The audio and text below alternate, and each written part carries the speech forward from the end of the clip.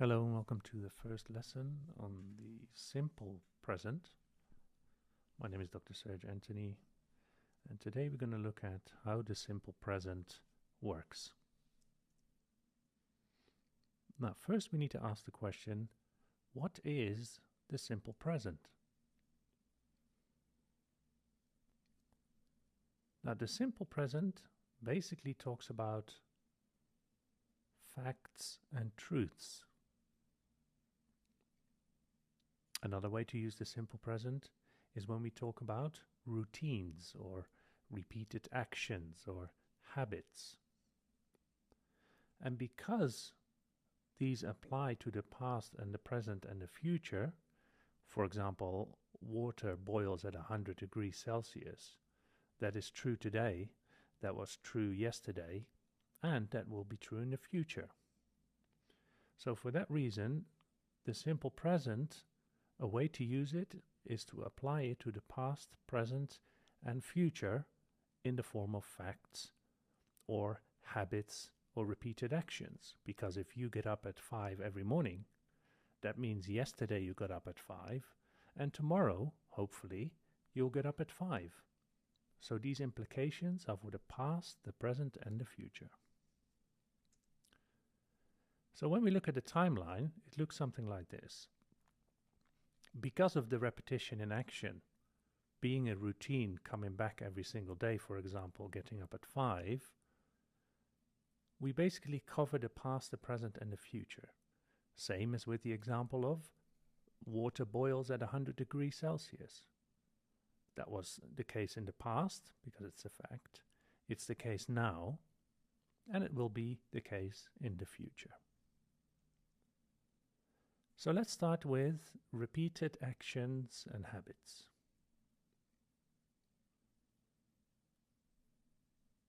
I'll give you an example.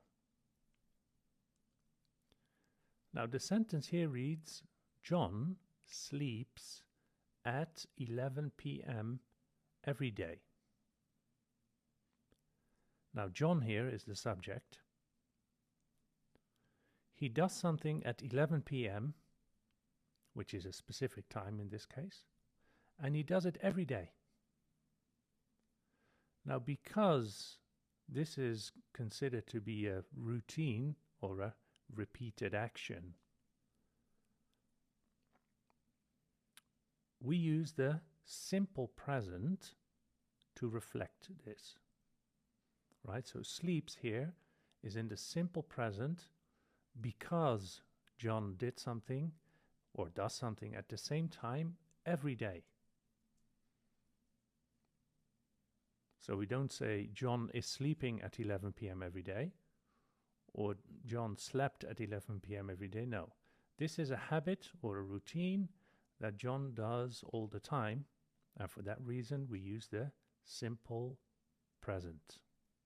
Now, I'll give you another example. I travel to Chicago on Mondays. Now, what this means is every Monday.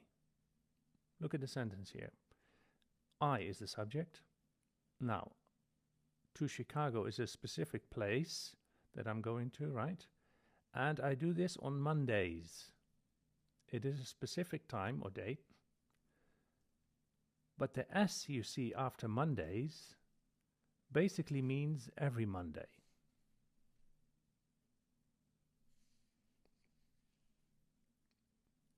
Let me get a color. So this here means every Monday.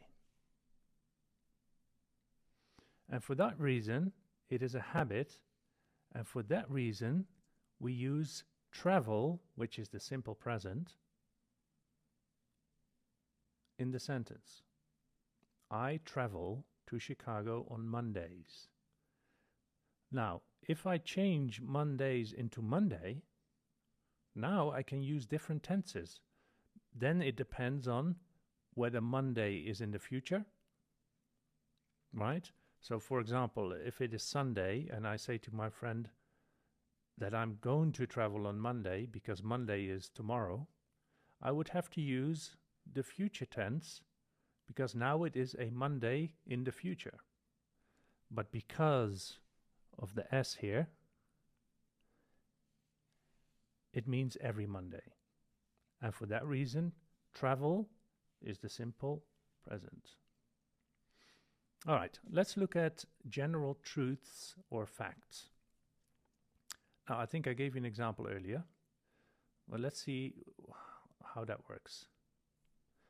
Now, in the earlier example, I talked about water boiling at 100 degrees, but facts don't necessarily have to be scientific facts. They could even be facts that, according to you, are facts. They might be true, or they might not be true. But the fact is, no pun intended, the fact is, if you believe it's a fact, you will use the simple present in your sentence. Like here the sentence reads, roses are flowers. Now, roses is the subject, flowers is the complement of the verb are. Well, it's the subject complement, and the verb are is the linking verb that connects it to. But this can be considered a fact, right? A rose is not a vehicle, for example. It is definitely a flower. A specific type of flower, that's fine. But we cannot disagree on the fact that roses are flowers. So, in this case, roses is plural. And for that reason, my verb is are and not is, right? And it's in the simple present because it is a fact. Not necessarily a scientific fact, but it is a truth, right? Or a fact. Roses are flowers. Now, if I wanted to change the subject and, for example, say rose, then I would have to add a rose, and then are would become is. A rose is a flower, like this, right? So then it is singular.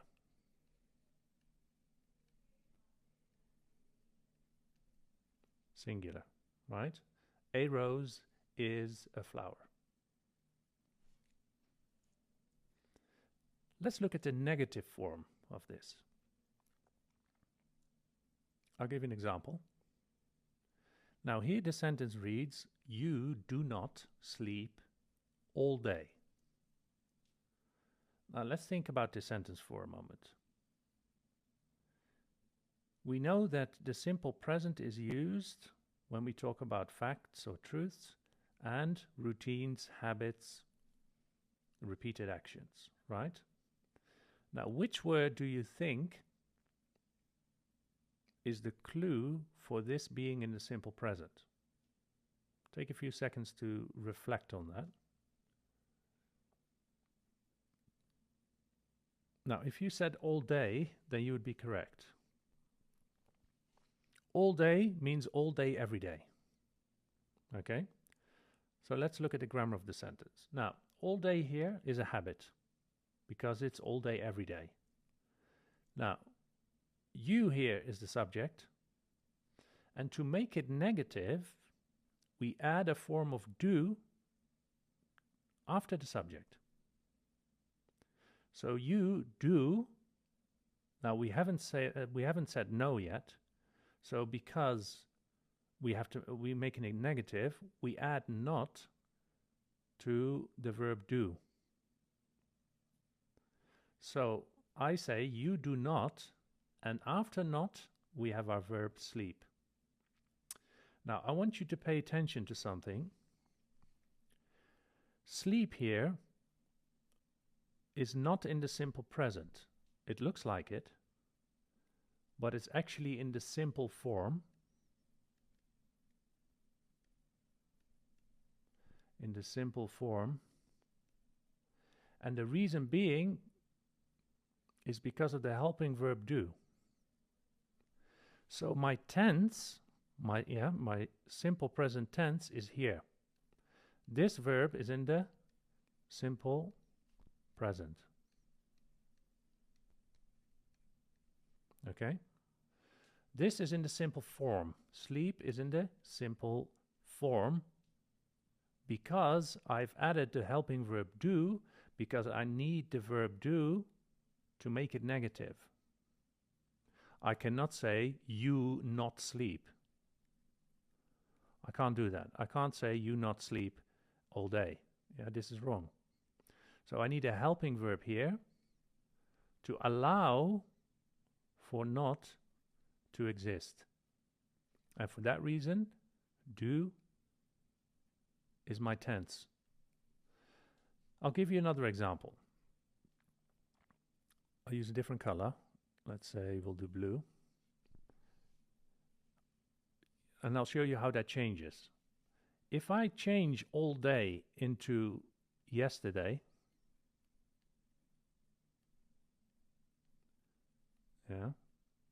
yesterday. Now I need to use the past tense because I'm talking about something I did yesterday. So in this case, I would then have to say, you did not sleep yesterday. And as you can see now, sleep is in the simple form, meaning it doesn't have a tense. Yeah, and it stays that way. It stays the same, irrespective of it being in the past or in the present. And the reason being, because I changed, because of yesterday, I had to change my helping verb do into did to make it past. So this will be now the simple past. And sleep, as you can see, stays the same.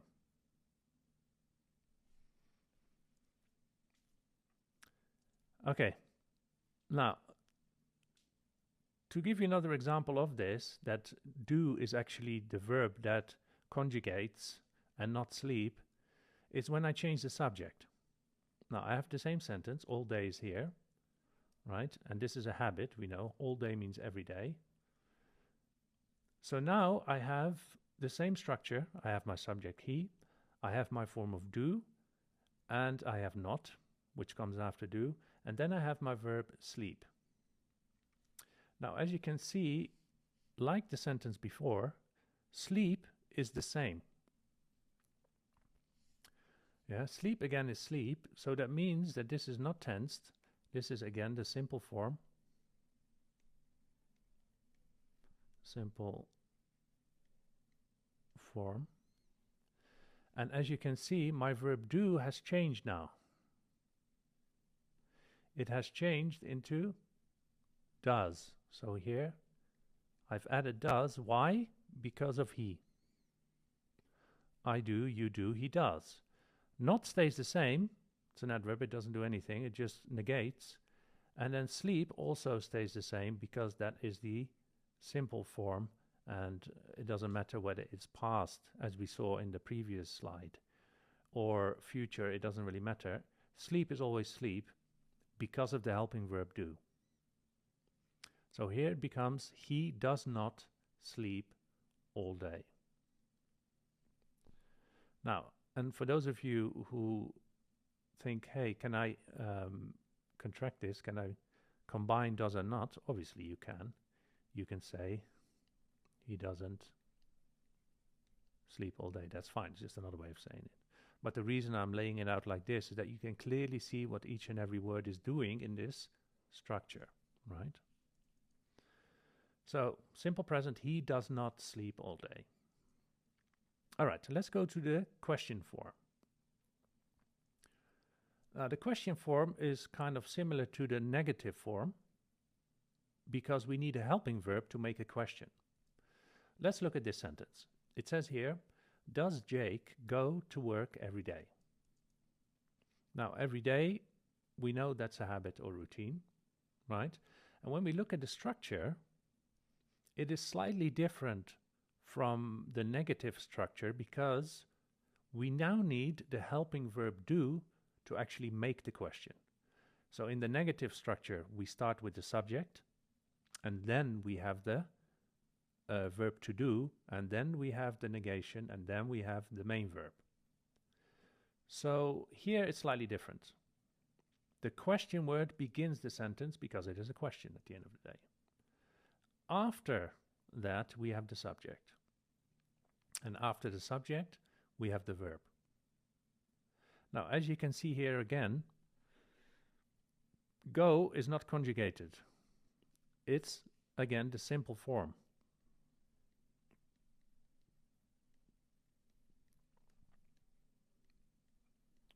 Right? Again, it's a simple form. And for the same reason as in the negative. We have do here, we need do to make the question first of all, so that's one job. Right? And the second one is, it causes the main verb to be in the simple form. Does Jake go? So we don't say, does Jake goes? The reason being, because the verb do has to agree with the subject Jake, same as in the negative. So I can show you a difference here. If I change Jake into you, now my helping verb do changes into do.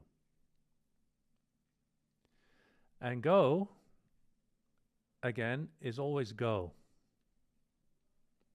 Do you go to work every day, you see? So go stays the same because it is in the simple form. And my tense is in the helping verb do.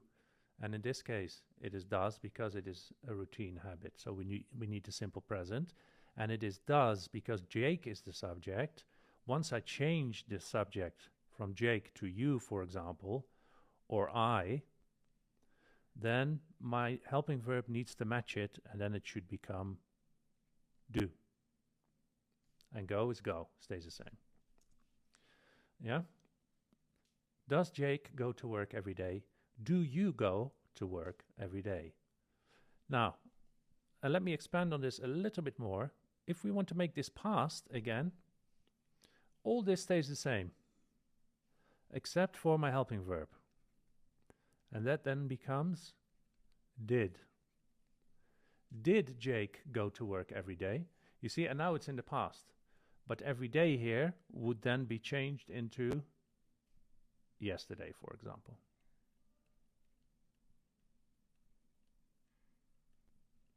Right? Did Jake go to work yesterday? Right? So your clue always for your tense must be in your sentence somewhere.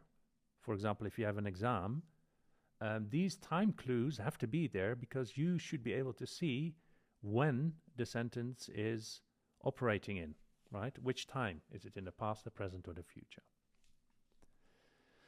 Okay, let's do an exercise. Now, the verb that we need to use is to argue. Yeah? This is the verb that we need to integrate into the sentence right up there. Take a few moments and try to figure out which form of the verb argue is in there and why. So pause the video and we'll get back in a minute. All right, welcome back. Now let's look at the subject. Sorry, let's look at the subject. The subject is the manager and his neighbor. So this is plural, right? So this is plural. My key word really here is always. Always indicates a habit. Yeah? Always means every time. Right? Every time. So that's a habit. And with each other is a prepositional phrase that adds more. So the form of argue would actually be argue. Yeah? Why? Because it is a habit or a routine. So here's my plural subject, the manager and his neighbor. We call it a compound subject. Now the habit is always. So argue is in the simple present. And it is argue because our subject is plural. It's a compound subject.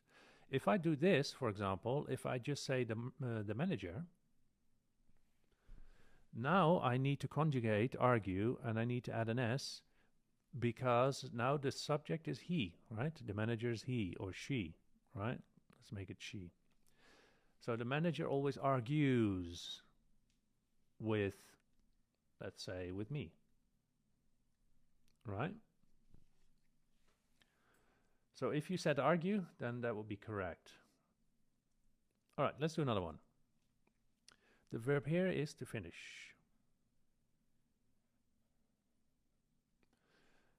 All right, now you have to look at the sentence now in a different way, because first of all, we have two gaps and only one verb. So that means there's something going on. And that is definitely the case because I can see a question mark here. So take a minute and try to answer this exercise using the clues given. We have multiple clues. Look, we have Sundays, right? We have a question mark. So go ahead and pause the video, and then we'll get back in a minute. All right, welcome back. Now, if you said, does she finish her work? Then you would be correct. The reason being, we have two things going on here. We have at 6 p.m., which is a specific time. We have on Sundays, and we know that the S on Sundays means every Sunday. So on Sundays literally is my clue for it being a habit, right? The second clue I have is the question mark. Now we know for the simple present, because it's a habit on Sundays, and then for it to be a question, we need to add the helping verb do. And the helping verb do is the question word that actually makes the question. And that question word has to match its subject. And the subject here is she, and for that reason, the form of do is does. Yeah, it's in the simple present because of Sundays, right? And it being a question we needed in the first place. And then does is do is conjugated into does because of the subject she. Now finish now is again, as you know, in the simple form because of the previous situation, right? This is in the simple form. Why? Because we added the helping verb do to make the question, and therefore our main verb is in the simple form. So it doesn't matter who my subject is, whether it's she, they, we, it's always finish, whether it's in the past or in the present. Finish is always finish. The only thing that changes according to the subject in the tense is the helping verb do. Now, what does she finish? Her work. That's fine. So here we have a clear sentence in the simple present in question form. All right, next one. As you could have expected, there is not in this sentence. We need to use the verb to eat. So take a minute to answer this exercise. Pause the video. All right, welcome back. Now, if you said they do not eat a lot at parties, then you would be correct. Now, let's talk about parties first. Because it says here at parties, that means every party, right? It means every party. So it is a habit. When we go to the subject, it is they, and not as the negation. So in between, we need a form of do. Now, the reason do is do and not does is now because the subject is before it and we need to match it. If I change it into he, then I would have to add es. He does not eat. Yeah? Now, for those of you who want to contract it, that's fine. You can say they don't, right? Or he doesn't. Then eat is always eat because of what we discussed before, right? In negatives and in questions, we need a helping verb to first of all make the question, and in the negative to allow for not to follow it. So the helping verb do changes according to the tense and to the subject. And that's the end of this exercise. What I would like you to do now, I would like you to download the assignment, complete it, and we will go over the answers either in, I'll add an answer key to it. I'll add an answer key to it so you can check your answers after you've completed the assignment. And then I'll see you in the next lesson. Thank you. Hello and welcome to the first lesson on the simple present. My name is Dr. Serge Anthony, and today we're going to look at how the simple present works. Now, first we need to ask the question, what is the simple present? Now, the simple present basically talks about facts and truths. Another way to use the simple present is when we talk about routines or repeated actions or habits. And because these apply to the past and the present and the future, for example, water boils at 100 degrees Celsius. That is true today, that was true yesterday, and that will be true in the future. So for that reason, the simple present, a way to use it is to apply it to the past, present, and future in the form of facts or habits or repeated actions. Because if you get up at 5 every morning, that means yesterday you got up at 5, and tomorrow, hopefully, you'll get up at 5. So these implications are for the past, the present, and the future. So when we look at the timeline, it looks something like this.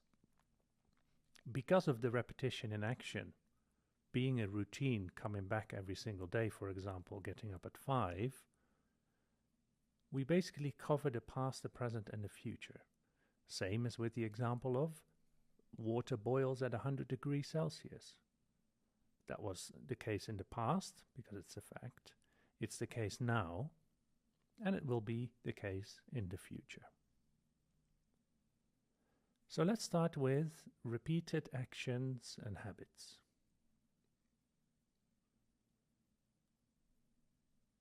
I'll give you an example.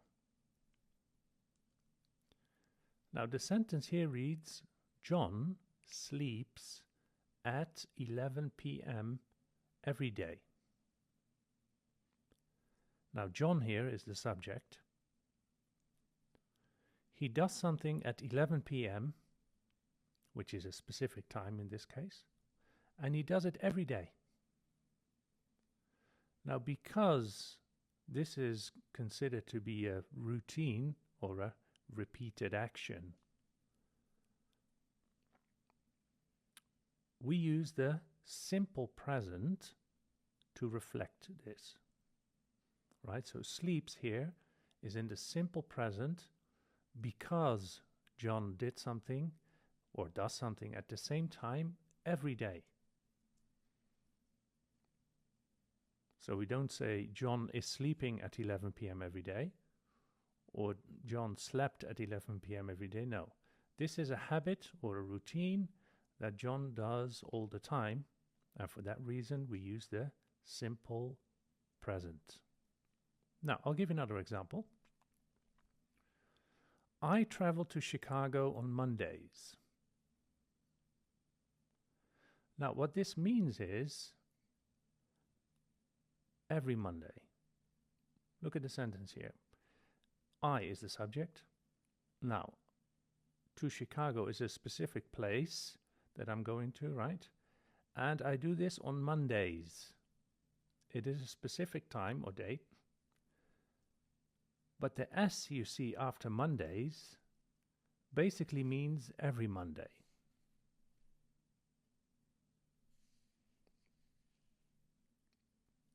Let me get a color. So this here means every Monday. And for that reason, it is a habit. And for that reason, we use travel, which is the simple present, in the sentence. I travel to Chicago on Mondays. Now, if I change Mondays into Monday, now I can use different tenses. Then it depends on whether Monday is in the future, right? So, for example, if it is Sunday and I say to my friend that I'm going to travel on Monday because Monday is tomorrow, I would have to use the future tense because now it is a Monday in the future. But because of the S here, it means every Monday. And for that reason, travel is the simple present. All right, let's look at general truths or facts. Now, I think I gave you an example earlier. Well, let's see how that works. Now, in the earlier example, I talked about water boiling at 100 degrees, but facts don't necessarily have to be scientific facts. They could even be facts that, according to you, are facts. They might be true, they might not be true. But the fact is, no pun intended, the fact is, if you believe it's a fact, you will use the simple present in your sentence. Like here the sentence reads, roses are flowers. Now, roses is the subject, flowers is the complement of the verb are. Well, it's the subject complement, and the verb are is the linking verb that connects it to. But this can be considered a fact, right? A rose is not a vehicle, for example. It is definitely a flower. A specific type of flower, that's fine. But we cannot disagree on the fact that roses are flowers. So, in this case, roses is plural. And for that reason, my verb is are and not is, right? And it's in the simple present because it is a fact. Not necessarily a scientific fact, but it is a truth, right? Or a fact. Roses are flowers. Now, if I wanted to change the subject and, for example, say rose, then I would have to add a rose, and then are would become is. A rose is a flower, like this, right? So then it is singular.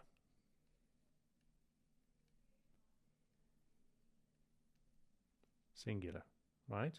A rose is a flower. Let's look at the negative form of this. I'll give you an example. Now here the sentence reads, you do not sleep all day. Now let's think about this sentence for a moment.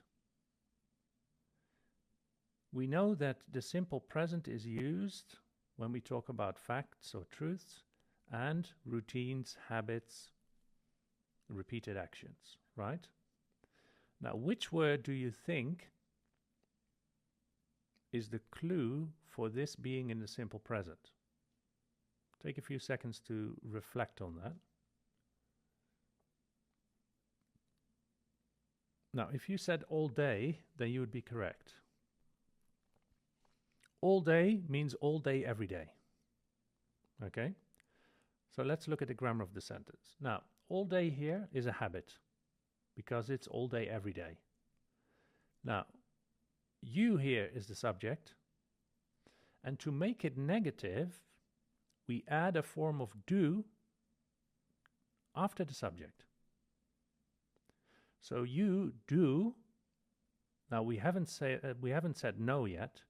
So because we make it negative, we add not to the verb do. So I say you do not, and after not we have our verb sleep. Now I want you to pay attention to something. Sleep here is not in the simple present. It looks like it, but it's actually in the simple form. In the simple form. And the reason being is because of the helping verb do. So my tense, my simple present tense is here. This verb is in the simple present. Okay? This is in the simple form. Sleep is in the simple form because I've added the helping verb do, because I need the verb do to make it negative. I cannot say you not sleep. I can't do that. I can't say you not sleep all day. Yeah, this is wrong. So I need a helping verb here to allow for not to exist. And for that reason, do is my tense. I'll give you another example. I'll use a different color. Let's say we'll do blue. And I'll show you how that changes. If I change all day into yesterday,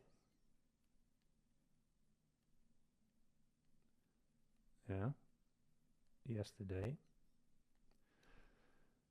Now I need to use the past tense because I'm talking about something I did yesterday. So in this case, I would then have to say, you did not sleep yesterday.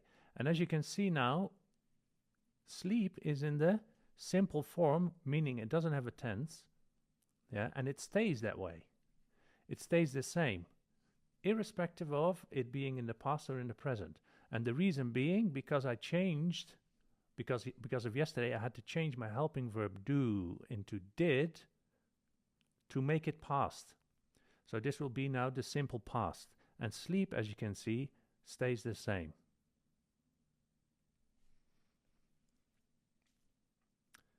Okay, now, to give you another example of this, that do is actually the verb that conjugates and not sleep, is when I change the subject.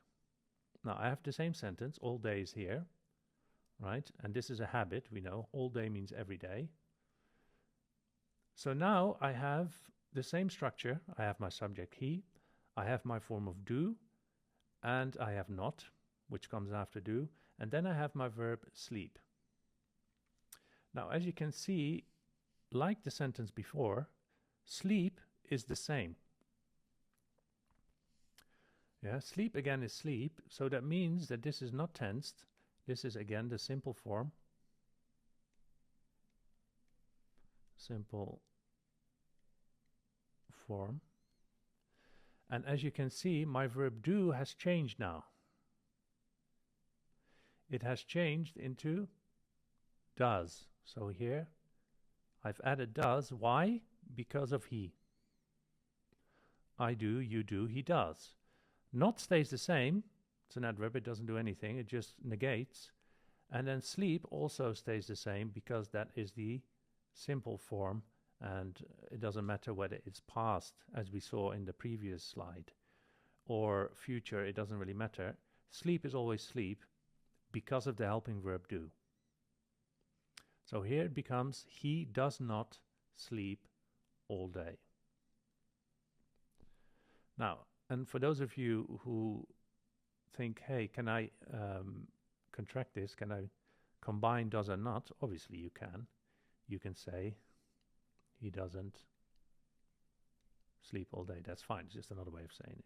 But the reason I'm laying it out like this is that you can clearly see what each and every word is doing in this structure, right? So, simple present, he does not sleep all day. All right, let's go to the question form. The question form is kind of similar to the negative form because we need a helping verb to make a question. Let's look at this sentence. It says here, does Jake go to work every day? Now, every day we know that's a habit or routine, right? And when we look at the structure, it is slightly different from the negative structure because we now need the helping verb do to actually make the question. So in the negative structure, we start with the subject, and then we have the verb to do, and then we have the negation, and then we have the main verb. So here it's slightly different. The question word begins the sentence because it is a question at the end of the day. After that, we have the subject. And after the subject, we have the verb. Now, as you can see here again, go is not conjugated. It's, again, the simple form.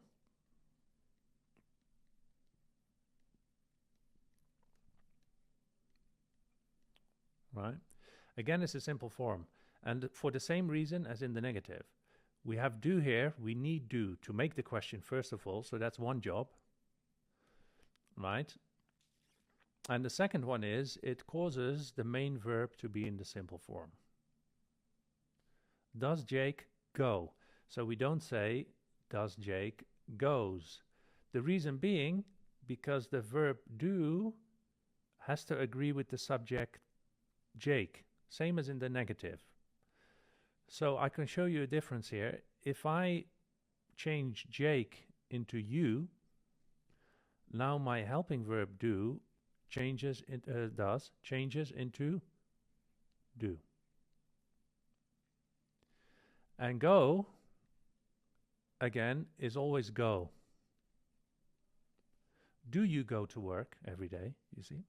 So go stays the same because it is in the simple form, and my tense is in the helping verb do, and in this case it is does because it is a routine habit. So we need the simple present, and it is does because Jake is the subject.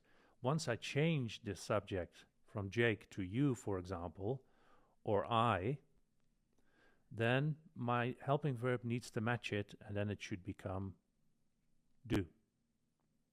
And go is go, stays the same. Yeah? Does Jake go to work every day? Do you go to work every day? Now, let me expand on this a little bit more. If we want to make this past again, all this stays the same, except for my helping verb. And that then becomes did. Did Jake go to work every day? You see, and now it's in the past. But every day here would then be changed into yesterday, for example.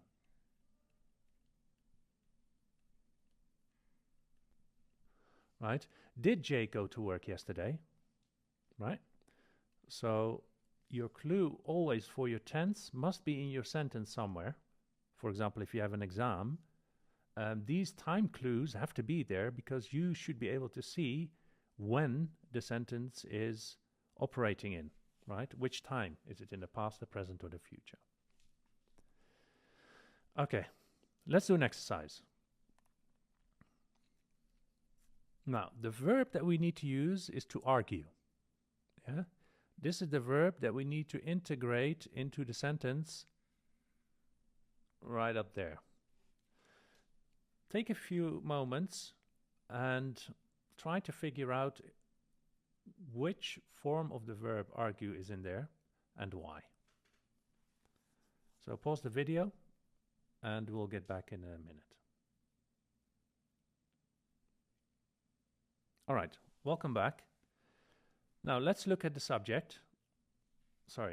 Let's look at the subject. The subject is the manager and his neighbor. So this is plural, right?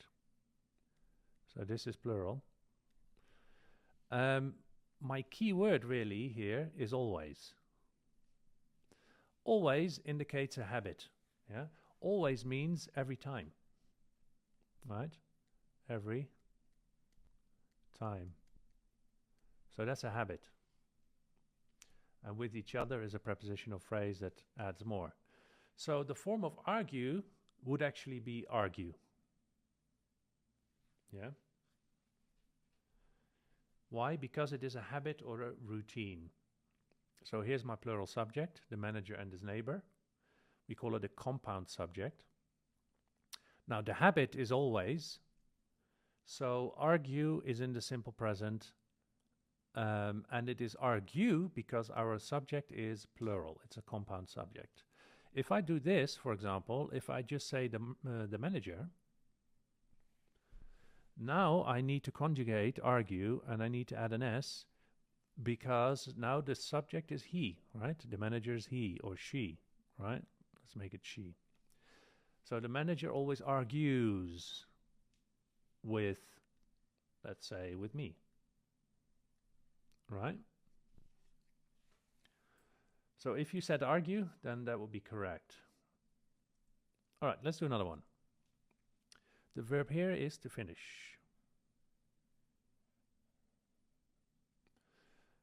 All right, now you have to look at the sentence now in a different way because first of all, we have two gaps and only one verb. So that means there's something going on. And that is definitely the case because I can see a question mark here.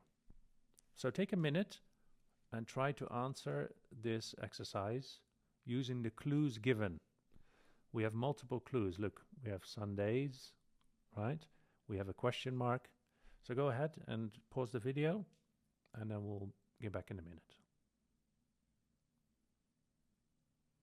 All right, welcome back. Now, if you said, does she finish her work? Then you would be correct. The reason being, we have two things going on here. We have at 6 p.m., which is a specific time. We have on Sundays, and we know that the S on Sundays means every Sunday. So on Sundays literally is my clue for it being a habit, right? The second clue I have is the question mark.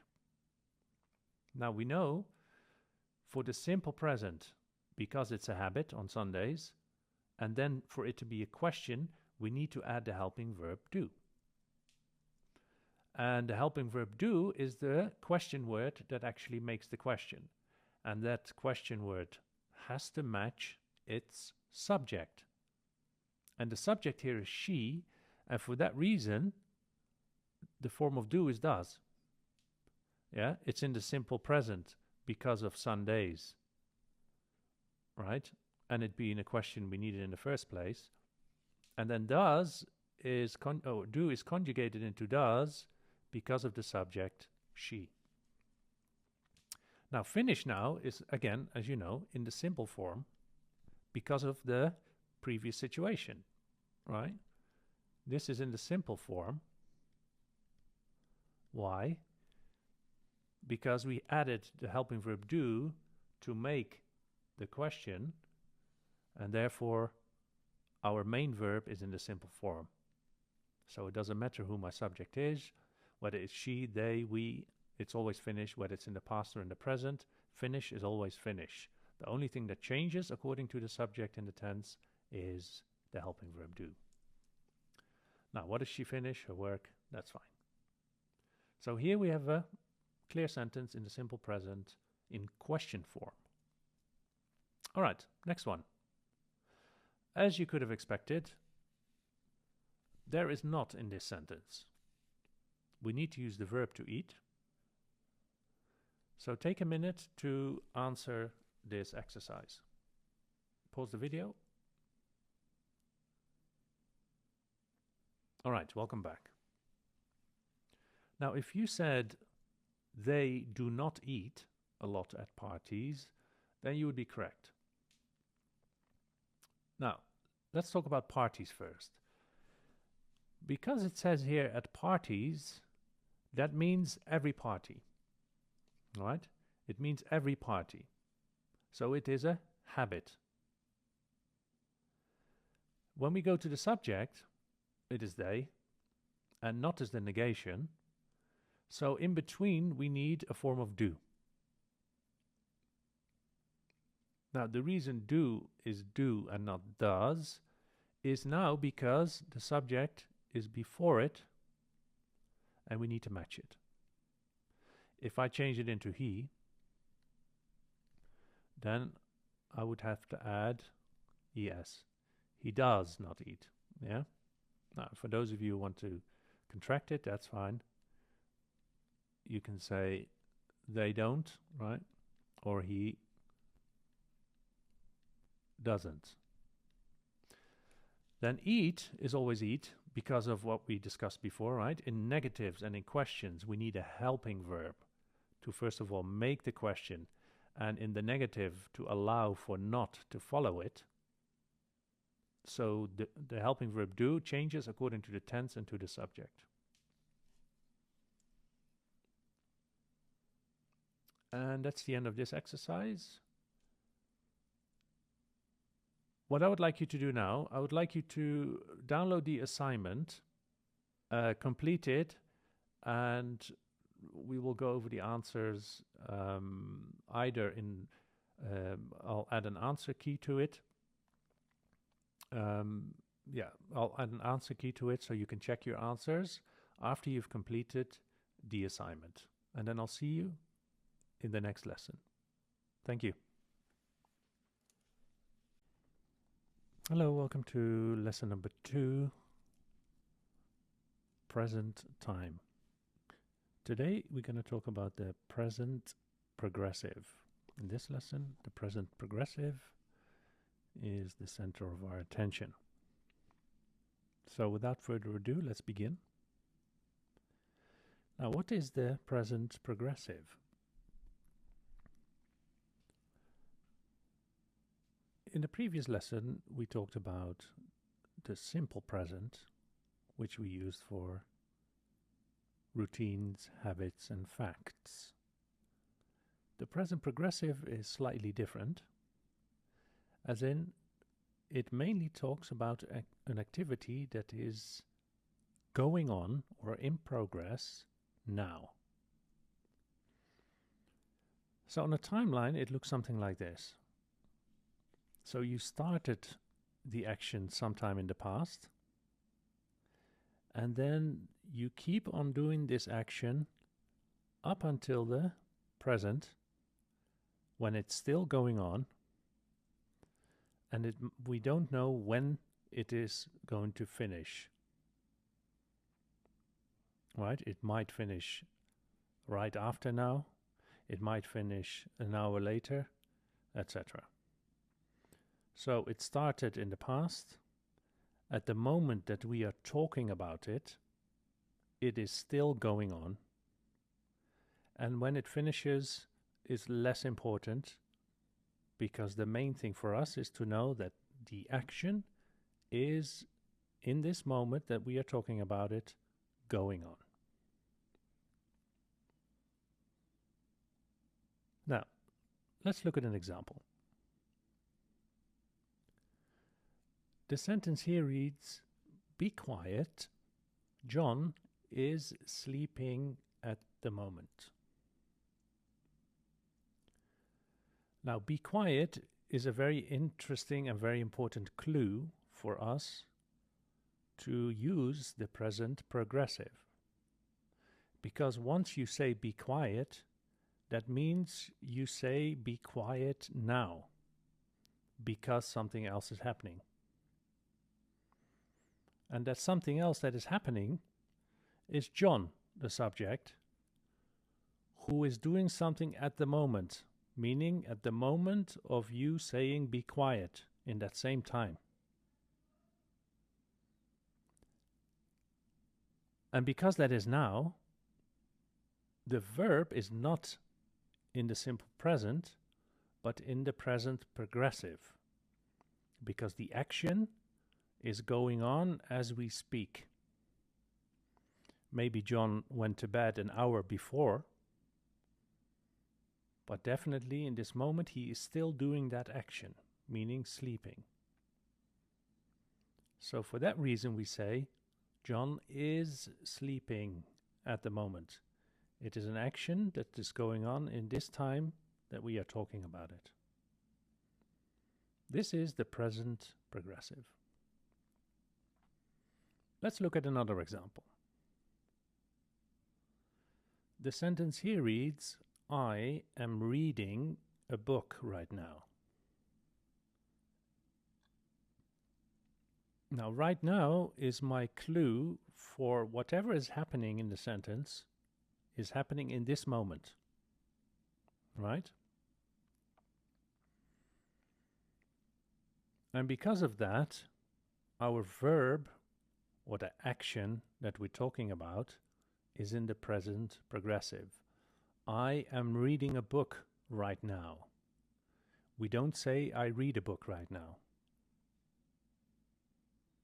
because I'm referring to the action of reading happening or going on in this moment in time.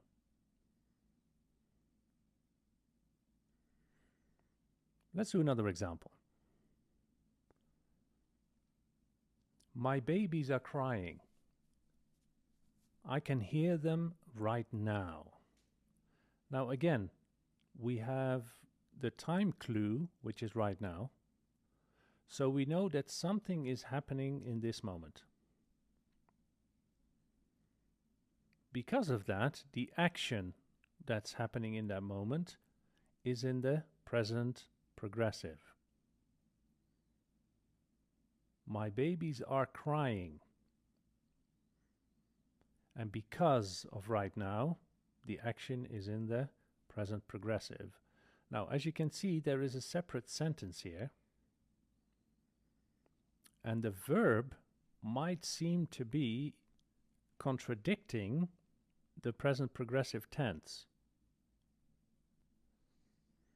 Because we say our time clue is right now, so our action is in the present progressive, right? This is correct, but in the new sentence, we have the verb here.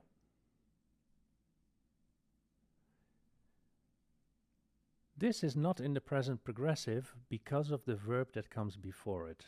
This is a helping verb. We also call an auxiliary verb. So this is a helping verb.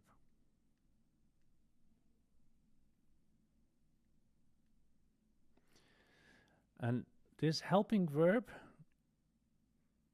makes the verb that follows it have no tense. It is in the simple form.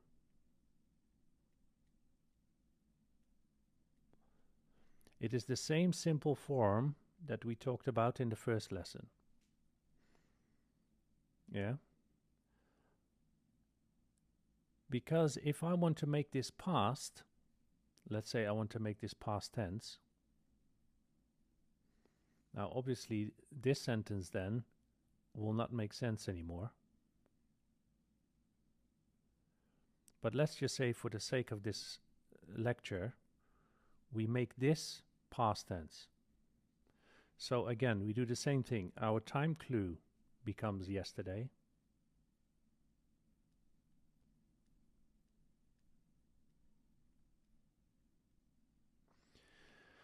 Yeah. So to check if this is in the simple form, to make this past, the only thing we do, like we did with do, we change it into, we change it into could.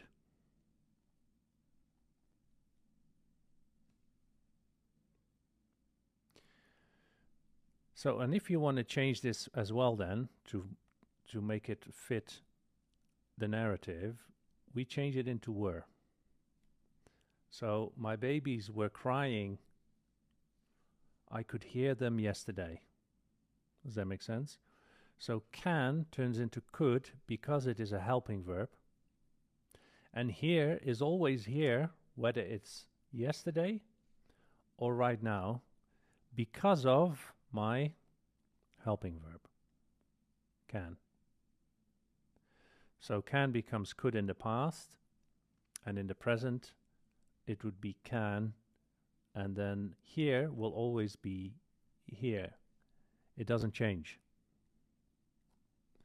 So this is how we can check whether this verb is actually tensed. It isn't. It's the simple form.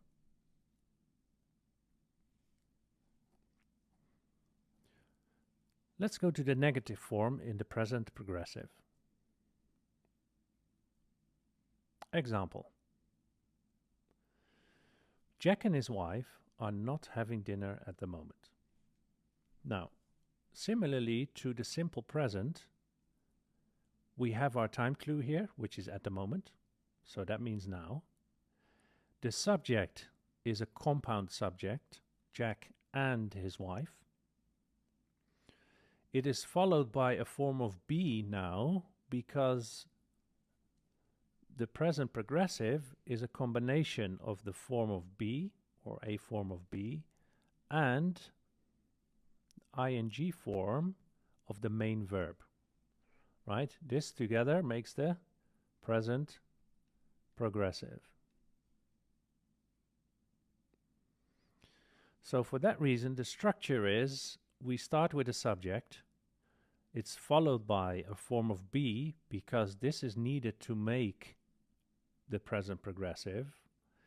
And after that, we say no. Yeah, not in this case. The same as in the present simple. For example, I do not like burgers. Instead of do, we have are now here as a helping verb. Not to make the negative, it is needed to make the present progressive. But it is still a helping verb. So for that reason, it is between the subject and not. After not, we have the main verb, which is now with ing, and the reason for that is because we have the helping verb are to make the present progressive tense. Now, this we can say is not the simple form. So this is not the simple form of the verb. Now, why is that? Because our helping verb is not to do, it is to be. And the reason the helping verb is here is not to make the sentence negative, it is to help create this tense. But as in structure, it looks the same. We have the subject, we have a helping verb, then we have not, and then we have the main verb.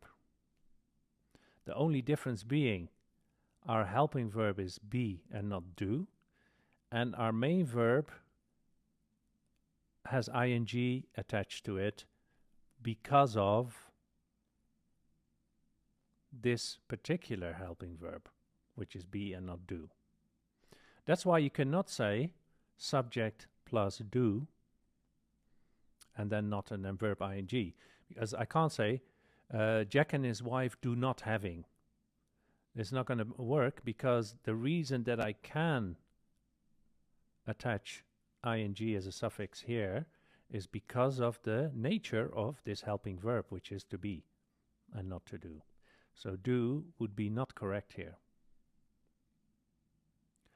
But other than that, it's the same as in the simple present. We have a subject, we have a helping verb, then we have not, and then we have the main verb. The only difference being the main verb looks a bit different. We add ing because our helping verb that would normally be do in the simple present is now be, and the reason it is here is to actually allow for the main verb to actually have an ing suffix, and therefore creating the present progressive. Let's go to the question form. Example. Now, the same thing applies here as we did in the simple present. Are Jack and his wife having dinner at the moment? Now, we have our time clue, which is at the moment, which means now. The only difference is that we have a question mark here. Are Jack and his wife having dinner at the moment? Question. So now we have to start with our helping verb because we have to make the question, right? So because the helping verb is to be, because it's there to make the present progressive, it also starts the sentence. So normally we would say in the simple present, do Jack and his wife have dinner? Right? And then the sentence would stop here. Now, because I have added at the moment, which is my time clue, that means the verb has to be progressive because it is happening right now. All right? So let's remove this. So for that reason, we have to use the present progressive, and the helping verb to make the progressive is to be, and at the same time it is making the question. So are here is doing two jobs. One, it is allowing for us to have the present progressive tense, and two, it is making the question. It's the question word of the sentence. So the subject now is plural. It's a compound subject, Jack and his wife. So for that reason, the form of be is are and not is. If I were to use is, then I would have to change my subject. For example, like this. Is Jack having dinner? Now that's fine. And as you can see, having is always the same because it's a present participle, right? And present participles are also used as gerunds. Yeah, we can use them as nouns, but the point being is that this does not change. It doesn't matter who the subject is. If the subject is I, having is having. I could say, am I having dinner? Right, at the moment, I could say that. Is he having dinner at the moment? Yeah, so it always stays the same. It's having, and the reason is because it is the present progressive, and the helping verb is be to make that possible. So for that reason, this present participle is always the same.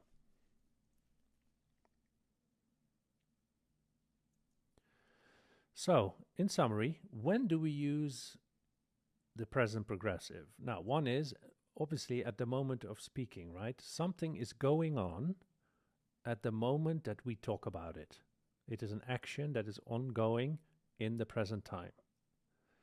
How do we create it? Well, we use a form of be as the helping verb, and then we add ing to the main verb. In the negative, we do pretty much the same as in the simple present. We start with a subject. It is followed by a helping verb, which is be instead of do. Then we say not. And then we have the main verb followed by ing. And in the question form, we start with the helping verb, which is be in this case, because of the tense, followed by the subject, then it's followed by the verb, with ing.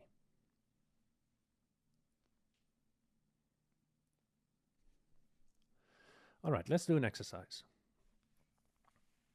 Now, the verb that we need to use is watch.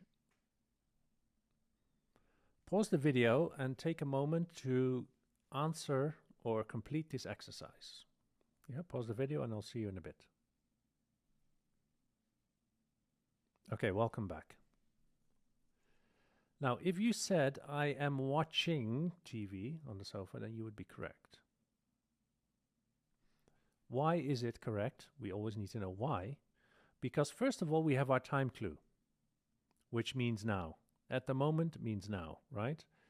So for that reason, whatever I'm doing in this moment is an action that is going on right now. So we need the present progressive. So it's always very important in your exams that you check for time clues. It could be in a separate sentence, like here, or it could be within the sentence. For example, I could do this. I could take this phrase and put it here. in the same sentence. I could say, I am watching TV on the sofa at the moment. I can put it in one sentence. So then it would still be a clue for my main verb being in the present progressive. Yeah. So in this case, I've used the sentence as a time clue for the sentence that's following it. Right?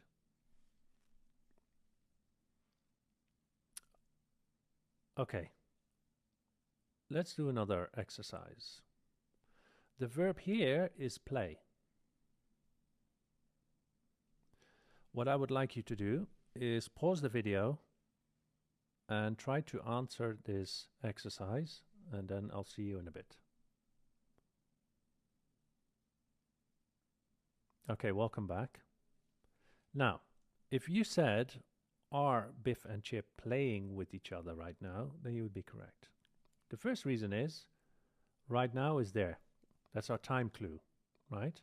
Now, we had two gaps, one here and one here. We have a question mark, so that means it is a question. And because right now means now, in the moment, in this moment, that means we need two verbs. So for that reason, there are two gaps. Because it is a question, we need to start with the helping verb. And because the subject is plural, it's a compound subject, it is a form of be, which is are and not is. Right? Now, if I change it, for example, let's say I remove Chip from the equation and I only have Biff, then my helping verb be would change into, my helping verb are would change into is. And playing stays the same. Yeah, and then each other would be different now, maybe with his toys. Right? His toys. Right now. Yeah? Is Biff playing with his toys right now? You see? So you can see that this doesn't change. Playing is always playing. The only thing that changes is the helping verb that we need for two reasons. One, to make the question, and second, to create the present progressive.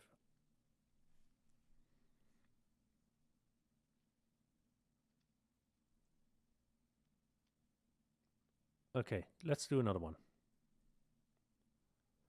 Now, the verb here is rain, but what we need to do instead of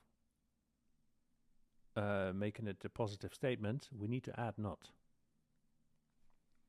So pause the video for a minute and work this one out, and I'll see you in a bit.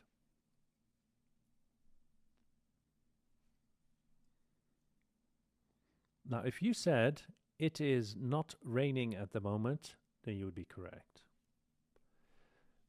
Why? Because first of all, we have our time clue, which is now. And the action must be therefore in the progressive tense. Now, it is a negative, so we do the same thing, right? We have the subject, we have the form of be, we have not, and then we have the verb plus ing. Yeah, subject is it. The form of be is, because our subject is third person singular. It is like she and he. Right? Not is always not. And then raining is always raining because of my helping verb. It is not raining at the moment. So as you can see, the time clues are very important, especially when you do exams. They have to be there in order for you to answer your question correctly. Let me give you an example. If I change this into ever, let's say you live in the desert and there is barely any rain. then it becomes a completely different story, because instead of at the moment, my time clue now says ever. And ever is actually a time clue for a routine. Something that never happens is a routine. It just routinely never happens, right? So for that, we won't need the progressive tense, so we can get rid of this. And our helping verb now cannot be a form of be, because the form of be is there to make the progressive tense.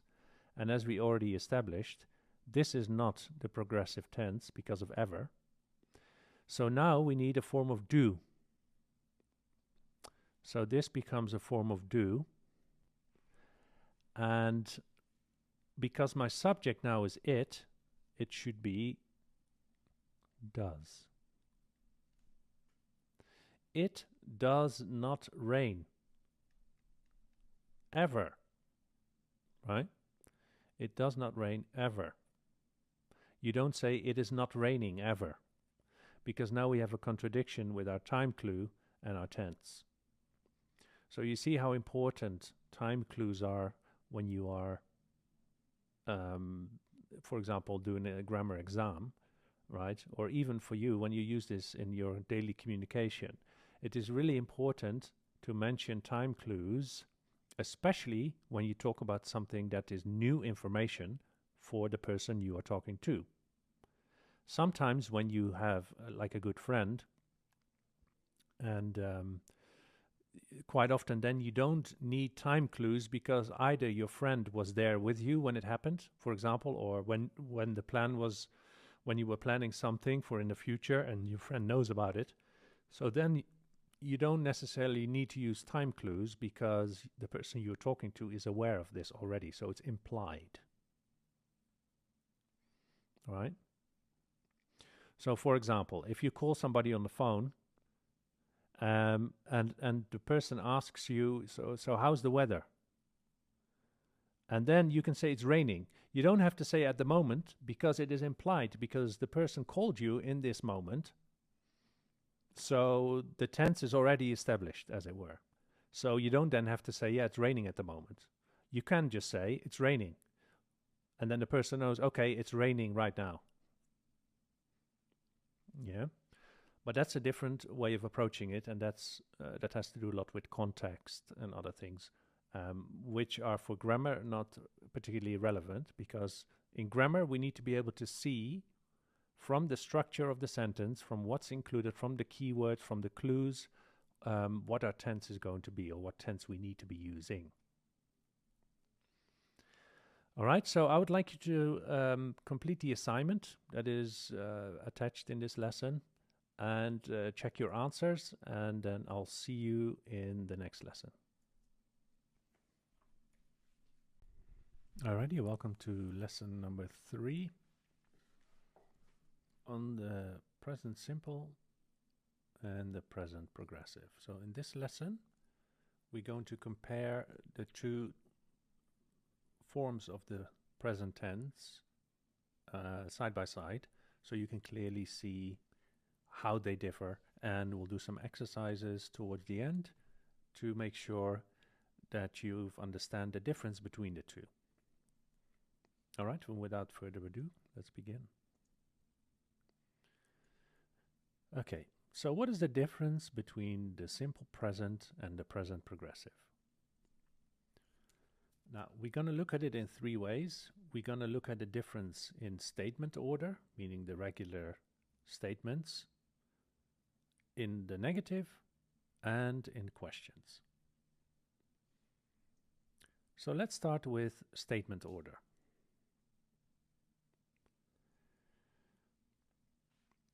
Now, on the left, we have the simple present. When we use the simple present in a regular sentence, the verb has no conjugation. It says, I sleep, you sleep, we sleep.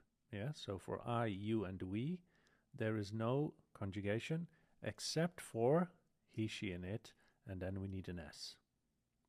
So this is the simple present. The simple present for I, you, and we, there is no conjugation. I sleep, you sleep, we sleep. And in the third person singular, she, he, and it, we add s, so it becomes she sleeps, he sleeps, it sleeps. Now, in the present progressive, we add a form of be, because that's the helping verb that allows the ing to be added to the main verb. And for the first person singular, that would mean am. I am sleeping. Then we have you, we, and they. You, either singular or plural, is are. You, as in me speaking to you as one person, would be are. You are late today for class, for example. But I could also talk to the whole class. If everybody's late, I would say the same thing. You are late for class. We are sleeping. They are sleeping. Yeah, so you, singular, plural. We and they are followed by the helping verb are, and then followed by the ing form of the main verb. For the third person singular, he, she, and it, or she, he, and it, the helping verb would be is, and not am, and not are, because it's the third person singular. He is, she is, it is sleeping. Now, as for the negative, as we saw in the previous lectures,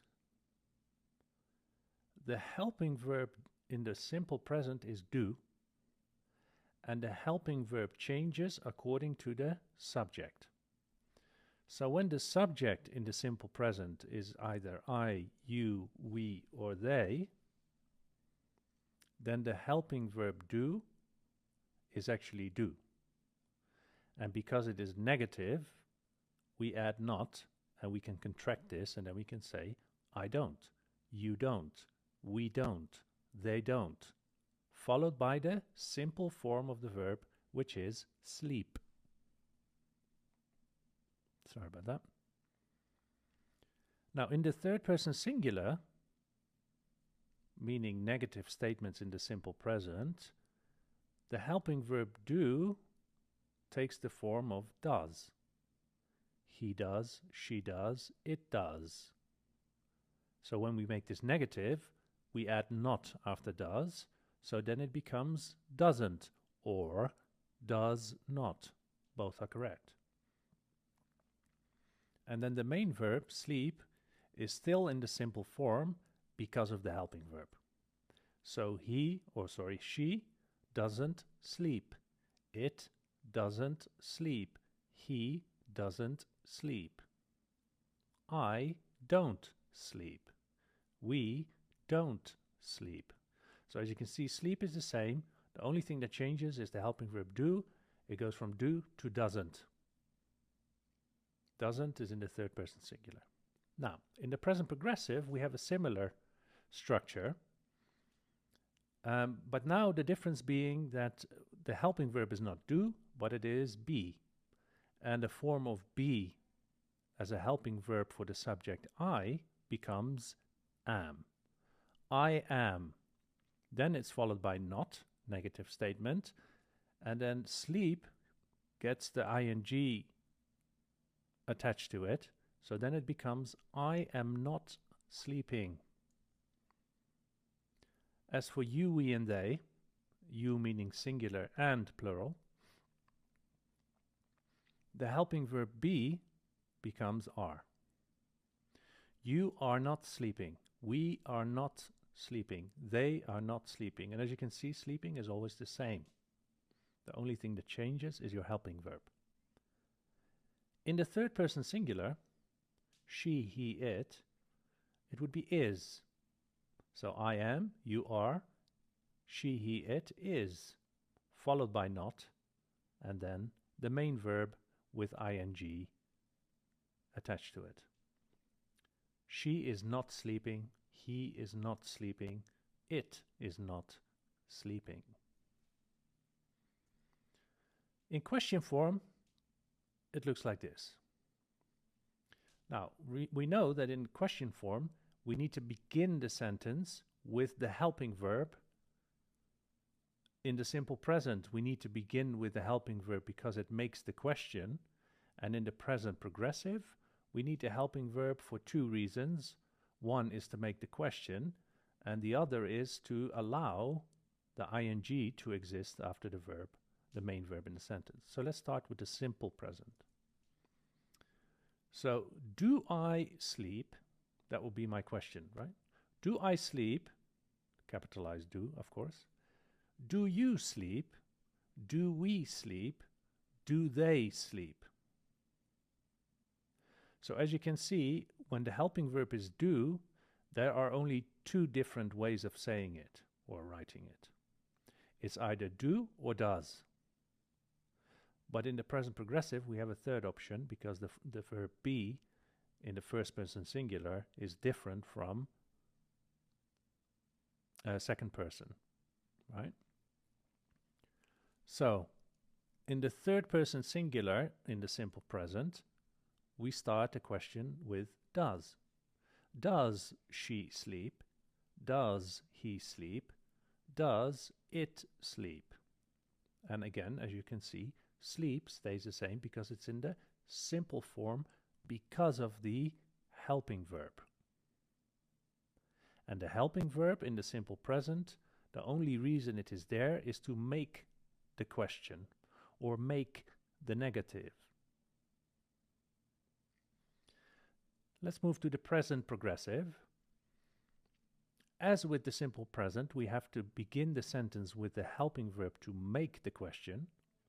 And because the helping verb is be, to make the present progressive, in the first person singular, it would be am. So we start a question by saying, am I sleeping? And in the second person, are you sleeping? Or are we sleeping? Are they sleeping? And in the third person singular, it becomes is. Is she sleeping? Is he sleeping? Is it sleeping? So the difference here is, in the negative and in the question form, is that we have an extra option for the progressive tense because our helping verb is be. And be takes three different forms. It's either am, is, or are. And in the simple present, we only have two. It's either do or it is does.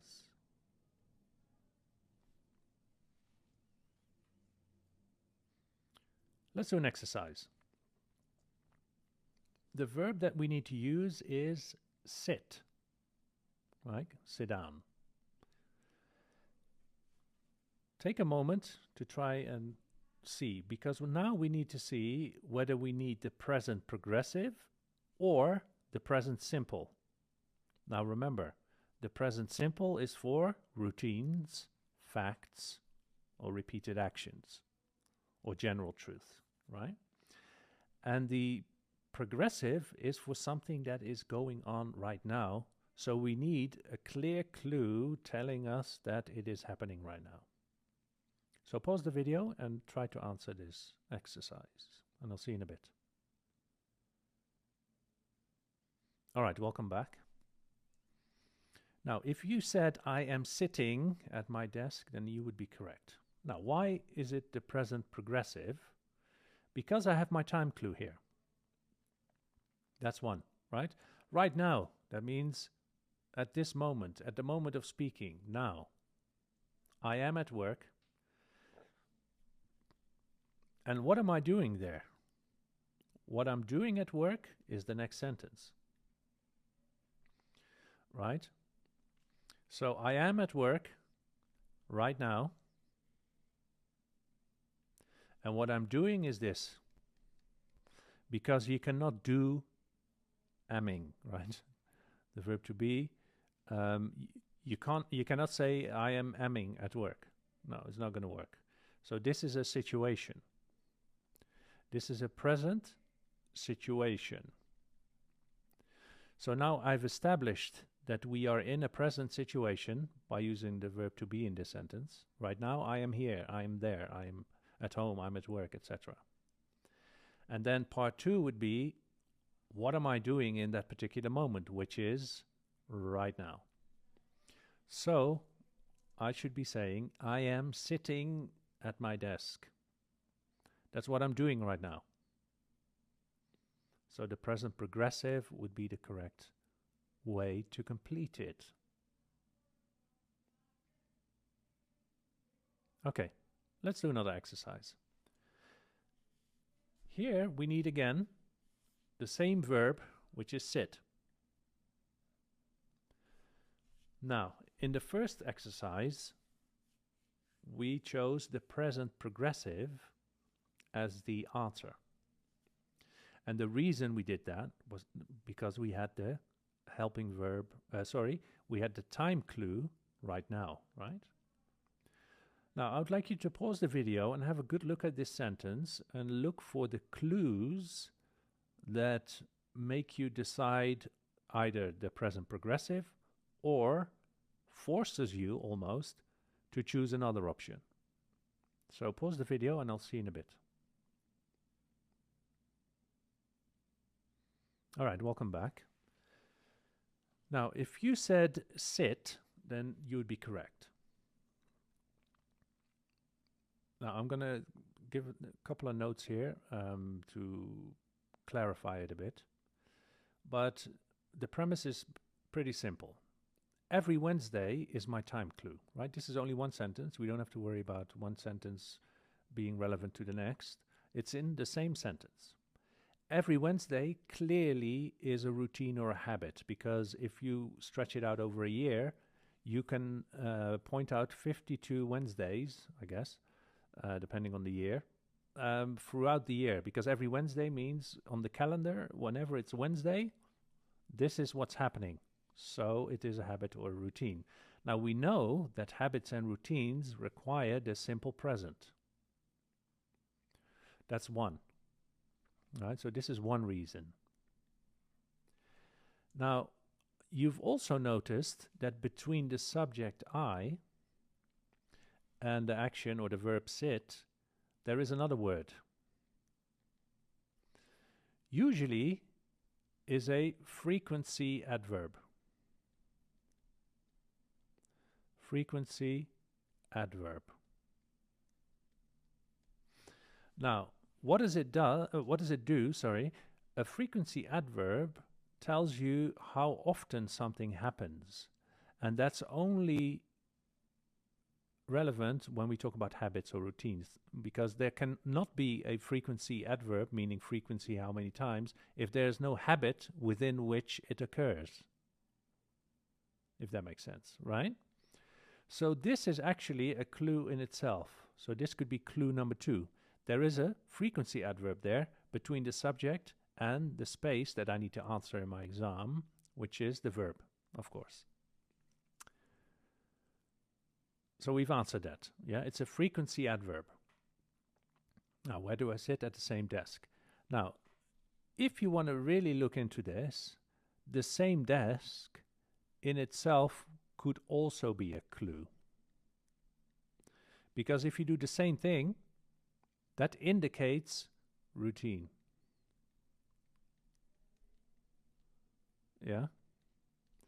And this is clarified by the phrase that follows it, every Wednesday.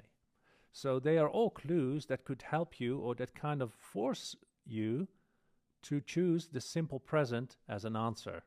It is almost impossible to use the present progressive here. 1, because I have a frequency adverb. 2, because every Wednesday is very clearly a habit or a routine. And the fact that I'm at the same place, that means every time I'm at the same place, so that's an overall clue for it still being the simple present. All right, let's do one more. No, actually, we'll do 2 more. Now we have a different verb. The verb here is speak.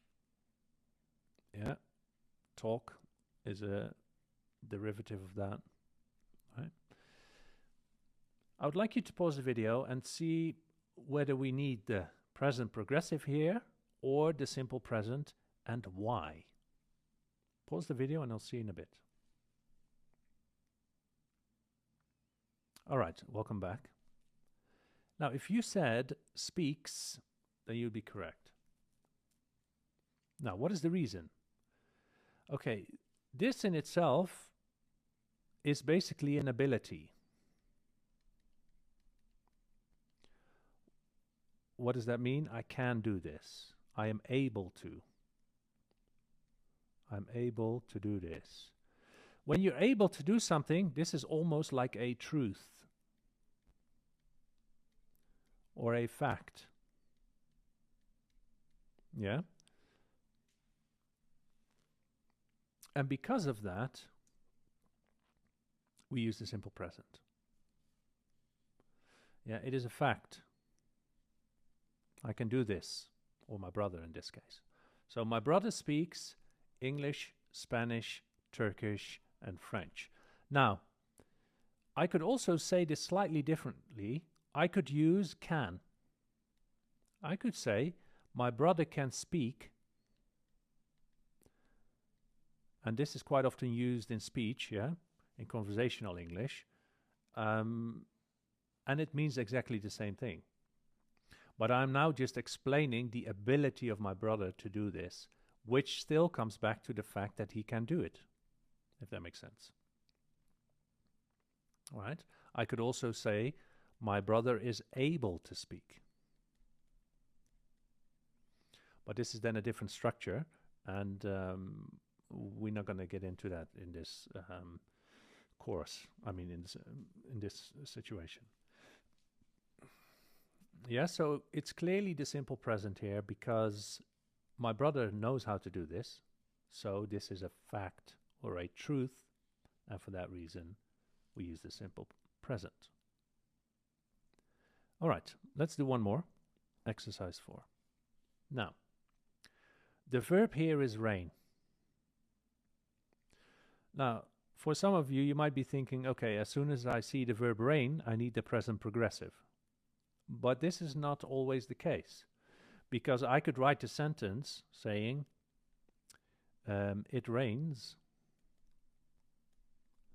on Wednesdays.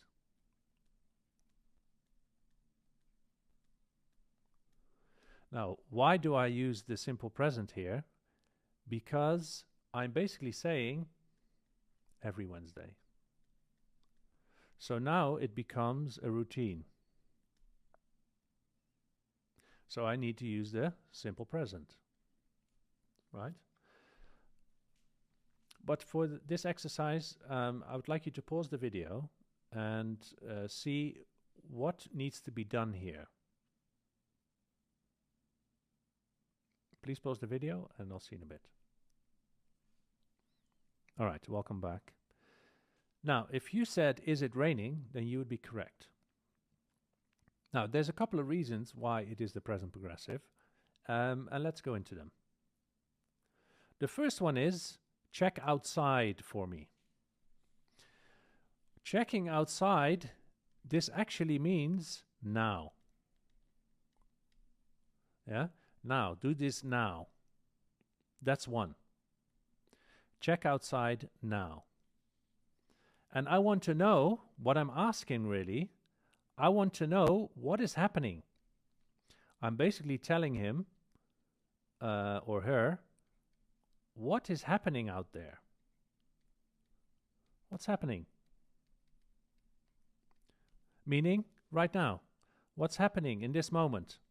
So whatever that person then sees when he's checking or she's checking outside is happening. And for that reason, it is the progressive tense. So when you're asking about something progressive, right, that's exactly how you do it. Because if you want to know what's going on, if you want to know what's going on, that means you want to know what's going on right now. What is the action that you can see once you check outside? So I could have said here, to make it slightly easier, I could have added now. Is it raining now? So then you would definitely have said, okay, wait a minute. Now is there, and there's two gaps.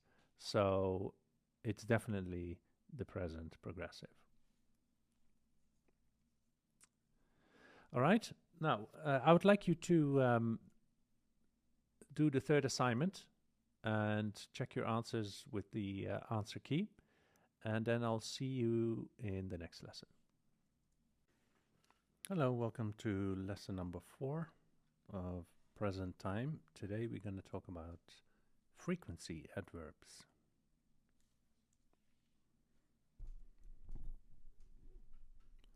Now, what is a frequency adverb? In the previous lessons we touched on them briefly, and today we're going to really get into them. And a frequency adverb is basically the answer to the question, how often? So if I have a sentence that reads, he wakes up late, then my frequency adverb is going to tell me how often he does that. Now, the adverbs that you see here are called positive frequency adverbs. So I could say, for example, he always wakes up late. Now that will be 100%, right? When I say he almost always wakes up late, then it's slightly less than 100%. For example, if we want to put it in terms of a week, right? If he always wakes up late, that means 7 days. Now, if he almost always wakes up late, then maybe 6 days out of 7 he wakes up late, etc. Now, don't see this as a black and white thing, right? Because don't see it like, okay, always is 100%, almost always is 95, usually is 90. It's not mathematics. In language, we quite often interchange them. For example, when you see generally here, for example, generally doesn't necessarily mean 50-50. Sometimes, depending on what you're trying to say, generally could be usually. So don't see it as black and white as, you know, this is 100, this then 95, 90, 85, 80, 75, etc. No.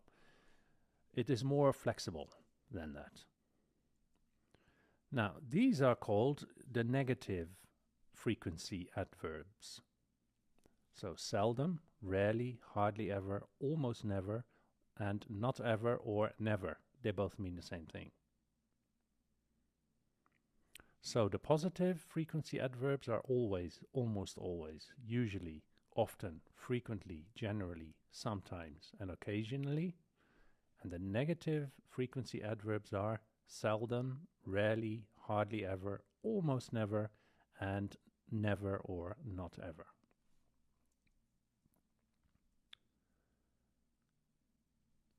Now, never definitely means 0, and always definitely means 100%. That is a given. And the rest in between is somewhat flexible. However, usually and sometimes are clearly different. Usually means more than sometimes, and definitely more than occasionally.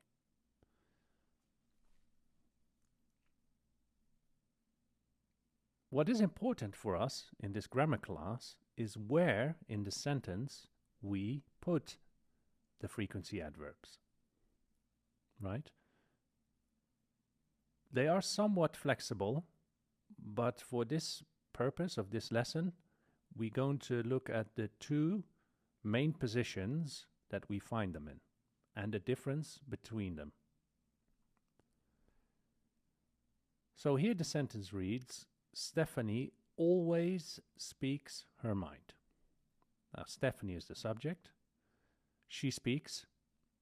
That's the verb. Her mind is a complement, basically. It's the object of speaks. What does she speak? Her mind. Now, as you have noticed, always is between the subject Stephanie and the verb speaks. That's why we call always, or all of these adverbs, adverbs.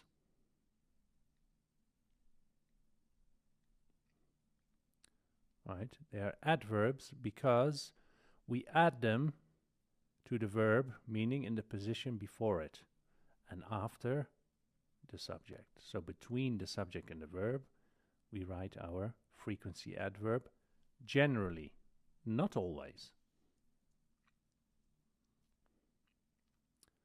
So the main position, generally, is between the subject and the verb. Yeah, most of the time, the position is between the subject and the verb. Now, there is an exception. When your main verb is a form of be, then the frequency adverb does not come in this position. It doesn't come between the subject and the verb.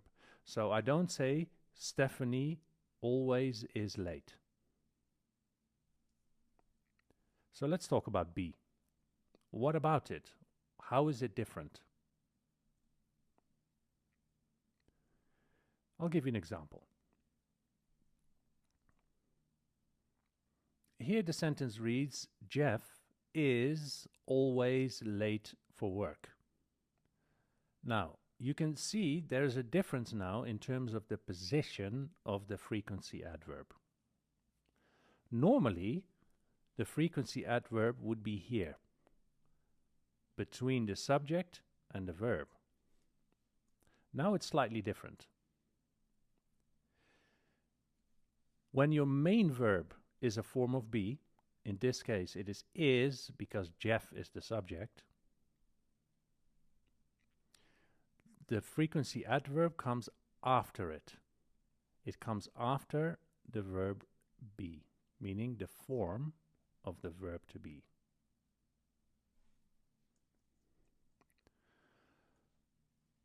Okay, let's look at the question form. What happens to the frequency adverb when we make questions using frequency adverbs? Let's look at this example. Here the sentence reads, does Stephanie always speak her mind? Now remember, we did this in our first lesson on the simple present. When we make a question in the simple present, we have to add a form of do, and that form of do becomes the first word in the sentence because it's there to make the question. Right? It helps to make the question. Now, as we also know, after the helping verb be, we have the subject and then the verb. But because we have a frequency adverb now specifying how often Stephanie does this, the speaking, in between we put the frequency adverb. So it looks like this. We start with the helping verb, which is does. We know this because we need this to make the question in the simple present. So we know this. It is does because our subject is Stephanie. If I change the subject to you, then does becomes do. We know this, right? So does Stephanie, helping verb, subject, followed by the frequency adverb. So here now, instead of the main verb, we have the frequency adverb always. Now this could be any frequency adverb, any of the ones in the list we talked about earlier. So does Stephanie always, and then we have the main verb, speak. And again, speak is in the simple form, right? It's the simple form because of the helping verb, right? If I remove this and I make it a statement, another question, then the sentence would read, Stephanie always speaks her mind. But because we've made a question now, we use the helping verb to make the question, and the helping verb, same as before, takes the conjugation because the helping verb has to go with the subject. So the sentence here reads, does Stephanie always speak? And not speaks, because the S for speaks, sorry, is added to the helping verb do, and it becomes does.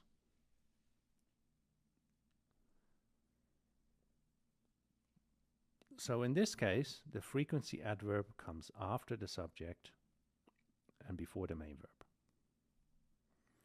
Now, what about the negative form? If we want to make a negative sentence using frequency adverbs. Let's look at an example. Brittany usually doesn't offer help.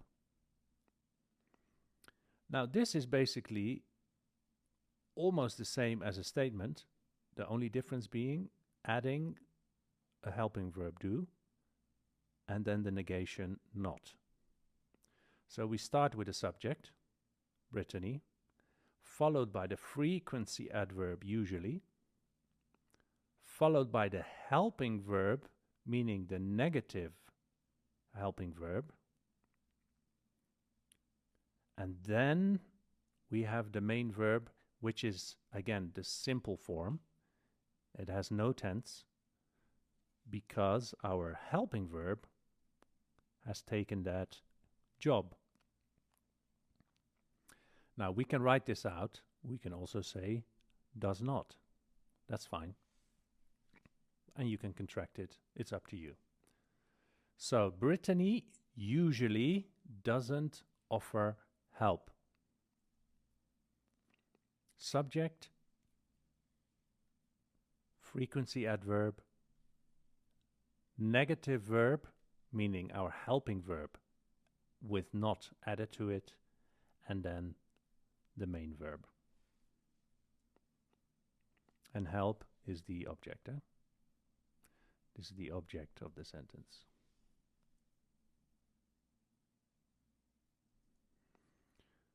So when we make a negative sentence, the frequency adverb comes before the negative verb, meaning the negative helping verb, and after the subject.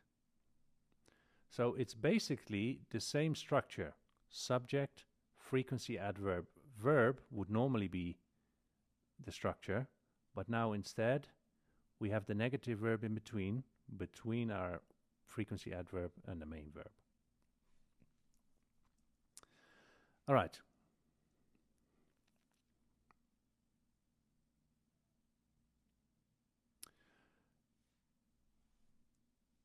There is an exception though, because let's go back quickly. Here we know subject, frequency adverb, negative verb, verb. But if your frequency adverb is always, then we need to make a slight change. So now we start as usual, with the subject, which is Brittany. And instead of the frequency adverb coming next, we put the negative helping verb first. And then we use the frequency adverb. So because the frequency adverb is always, and we use it in a negative sentence, we have to put it after the negative helping verb and not before it. So then it would read, Brittany doesn't always offer help. Yeah.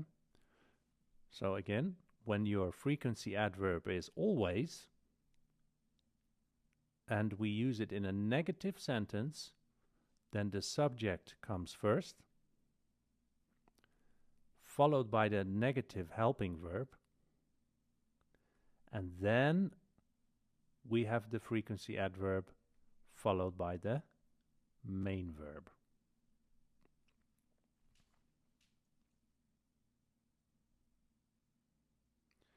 This also goes for ever. So if my frequency adverb is ever, then I need to do the same thing. Brittany doesn't ever offer help. So as you know from the list we showed, always is 100%, and not ever or never is 0. So to remember this, you can use the two extremes as your guide as to where the frequency adverb should come in the sentence. Brittany doesn't always offer help. Brittany doesn't ever offer help. Now let's have a look at the negative adverbs. Seldom, rarely, hardly ever, almost never, and not ever or never. Here the sentence reads, Stephanie never travels alone. Now, because your frequency adverb is negative, we don't need to use a form of do and then added with not to make it negative, because the frequency adverb in itself is negative. So then it follows the regular structure, really. Right? We have the subject, Stephanie, followed by the frequency adverb never, followed by the main verb. Stephanie never travels alone. See, so this extra step that we normally would do here, we don't need to do this because the adverb in itself is already negative. It is the same as saying -1 minus, multiplied by -1 is 1. A double negative becomes positive. So if I would say Stephanie doesn't never travel alone, that means she does. Yeah, because then we have this equation, and that's obviously not correct. So we don't need a negative verb. So what about ever? Ever is a very interesting frequency adverb. And I'll show you why that is. Let's look at this example. Do you ever get to work late? Ever is basically used to make a question about frequency. For example, if you read this question, do you ever get to work late? Well, the answer could be sometimes, generally, always, never. Any of the frequency adverbs could be the answer to this question.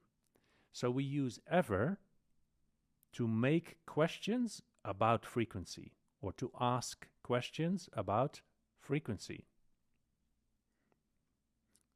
So you're expecting an answer including a frequency adverb telling you how often you get to work late. Now the structure is as follows. We start with a helping verb, do. Why? Because we're asking a question, right? And for that we need the helping verb do to make the question. Now it's do and not does, because the subject is you. If I change the subject to he or she, then this would be correct. Does she ever get to work late? But here, we're not doing this. because the subject is you. So for that reason, my helping verb is do. Do you, and now we use the frequency adverb. Do you ever? Followed by the main verb, get to work late. And again, the main verb get is in the simple form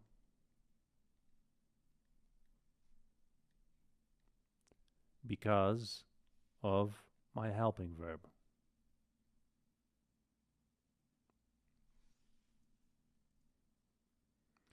So we use ever to ask frequency questions when we want to know how often somebody does something.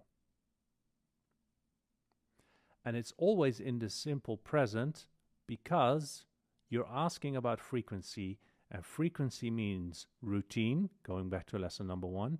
It means routine or habit. So for that reason, it is in the simple present. Now,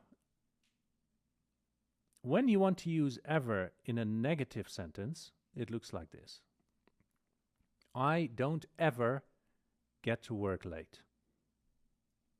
So we start with the subject, I, followed by the negative helping verb, followed by ever as a frequency adverb. And then we have the main verb. I don't ever get to work late.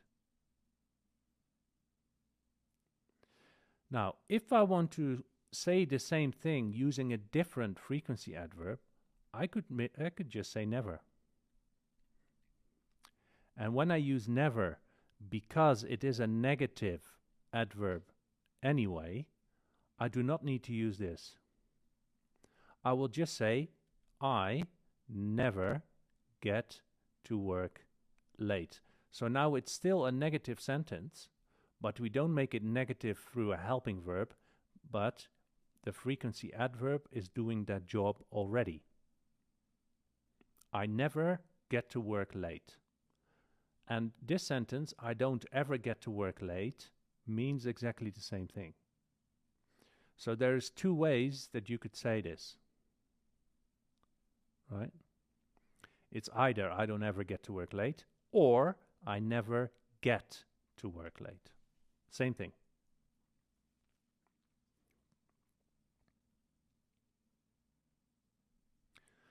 All right, what I would like you to do is complete the assignment that comes with this lesson and check your answers with the answer key provided, and then I'll see you in the next lesson. Hello and welcome to lesson number 5. In this lesson we're going to talk about non-action verbs. So let's begin. What is a non-action verb? Now, a non-action verb usually expresses a situation. It is not an action going on in the moment. I'll give you an example. Here the sentence reads, he knows his brother extremely well. Now the subject is he, the verb is knows, and his brother is the object, right? Now, knowing here is a non-action verb. It is not something you do physically or mentally. It is a situation. Yeah? It is almost like an ability. Yeah, and when you're able to do something, you're not doing it. You have the potential to do it, but you're not really doing it, right? So this is a non-action verb. And you can actually check this by, for example, asking yourself like a question like, okay, what is he doing? And then the answer is, He is knowing something. Yeah, it doesn't make sense because knowing is not something you do, it's a situation more than anything. Right?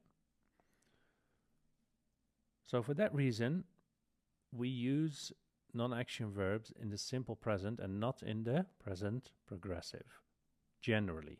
There are some exceptions where there's verbs that we can both use as an action verb and a non-action verb, but we can talk about this at a later stage. So he knows his brother very well is not an action he's doing, it is a situation.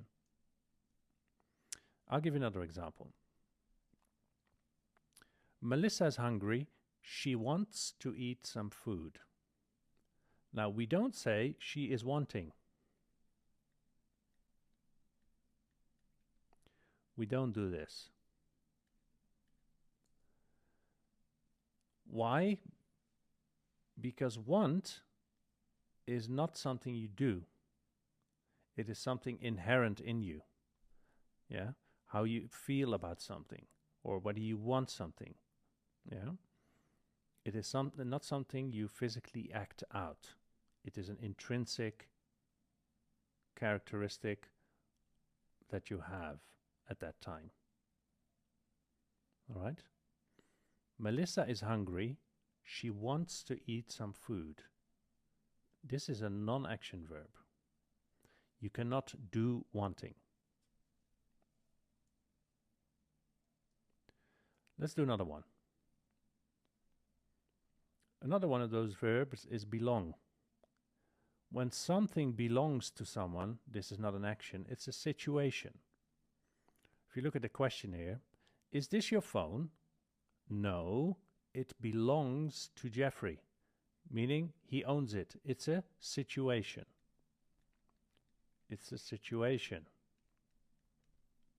It's not something you can film with the camera and you're doing that right now. No. It's a situation. It's almost like a fact, right? It belongs to Jeffrey. That's just how it is. So for that reason, we use the simple present. Is this your phone? No, it belongs to Jeffrey. We don't say it is belonging to Jeffrey because belong is not something you do. It's something you are.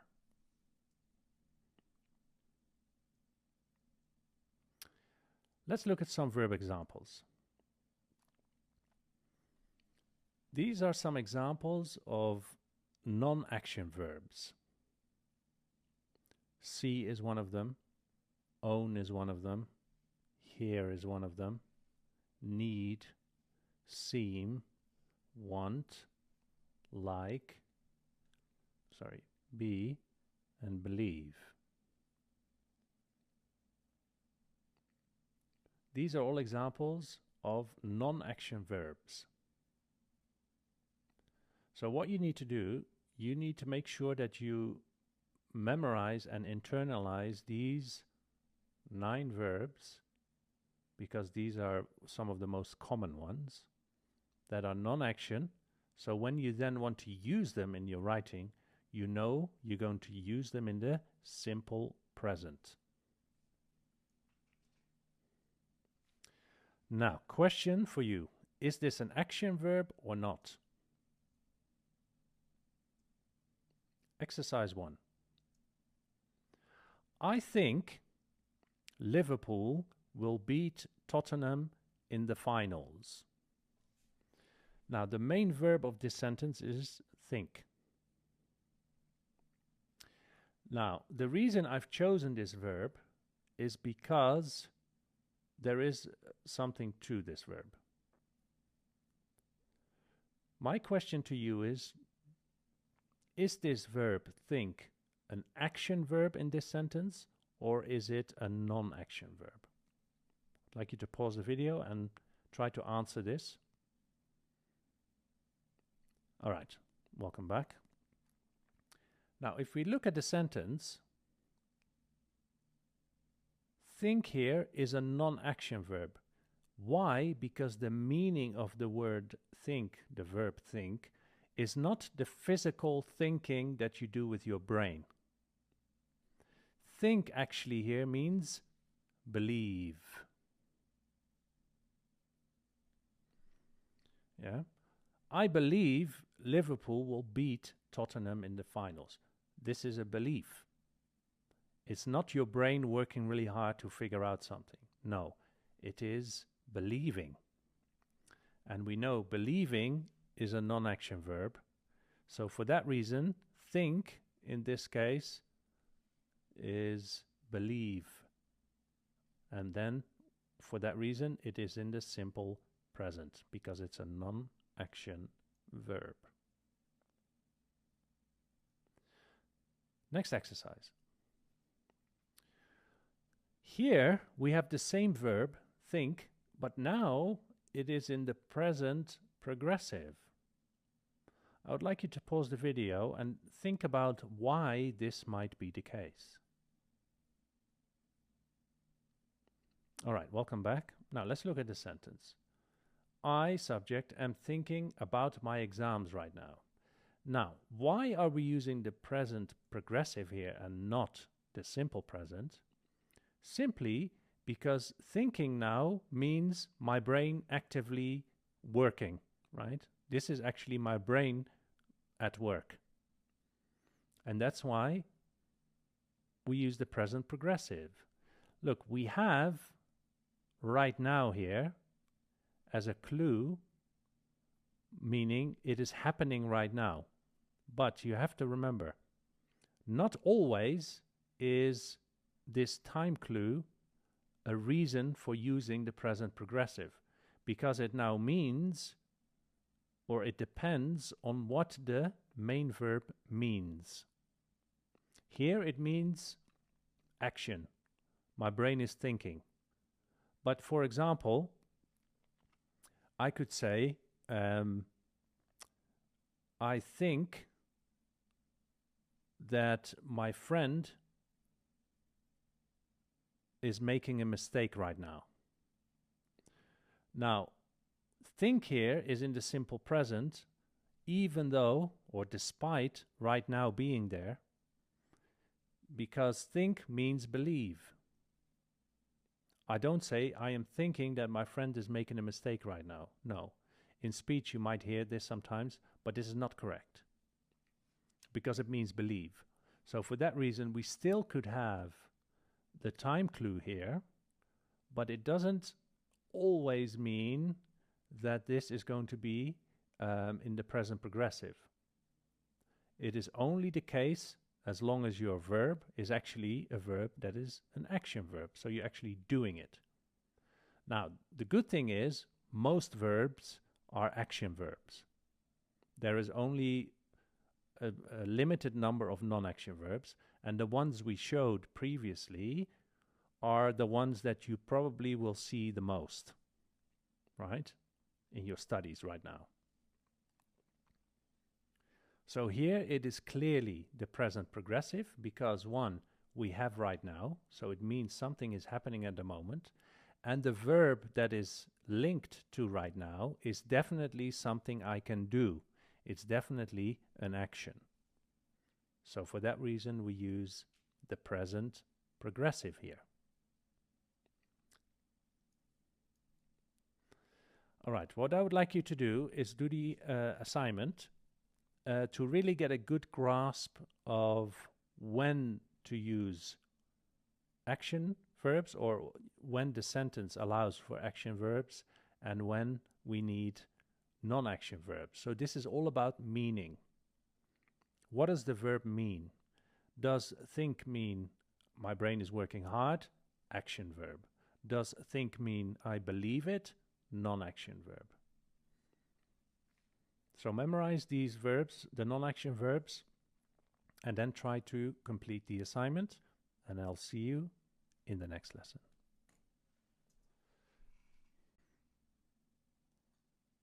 Hello and welcome to the next lesson on yes, no questions.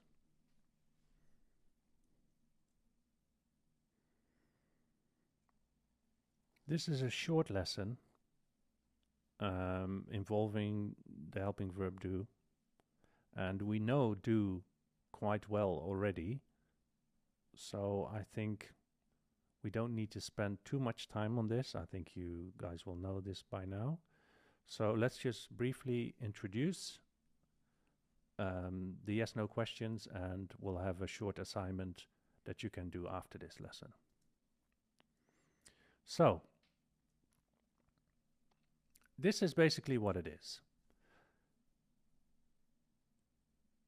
When you ask a yes/no question, you're giving the person you're asking it to only two options. Well, actually three, because it's either yes or no, and then it could be maybe or I don't know, depending on the question you're asking.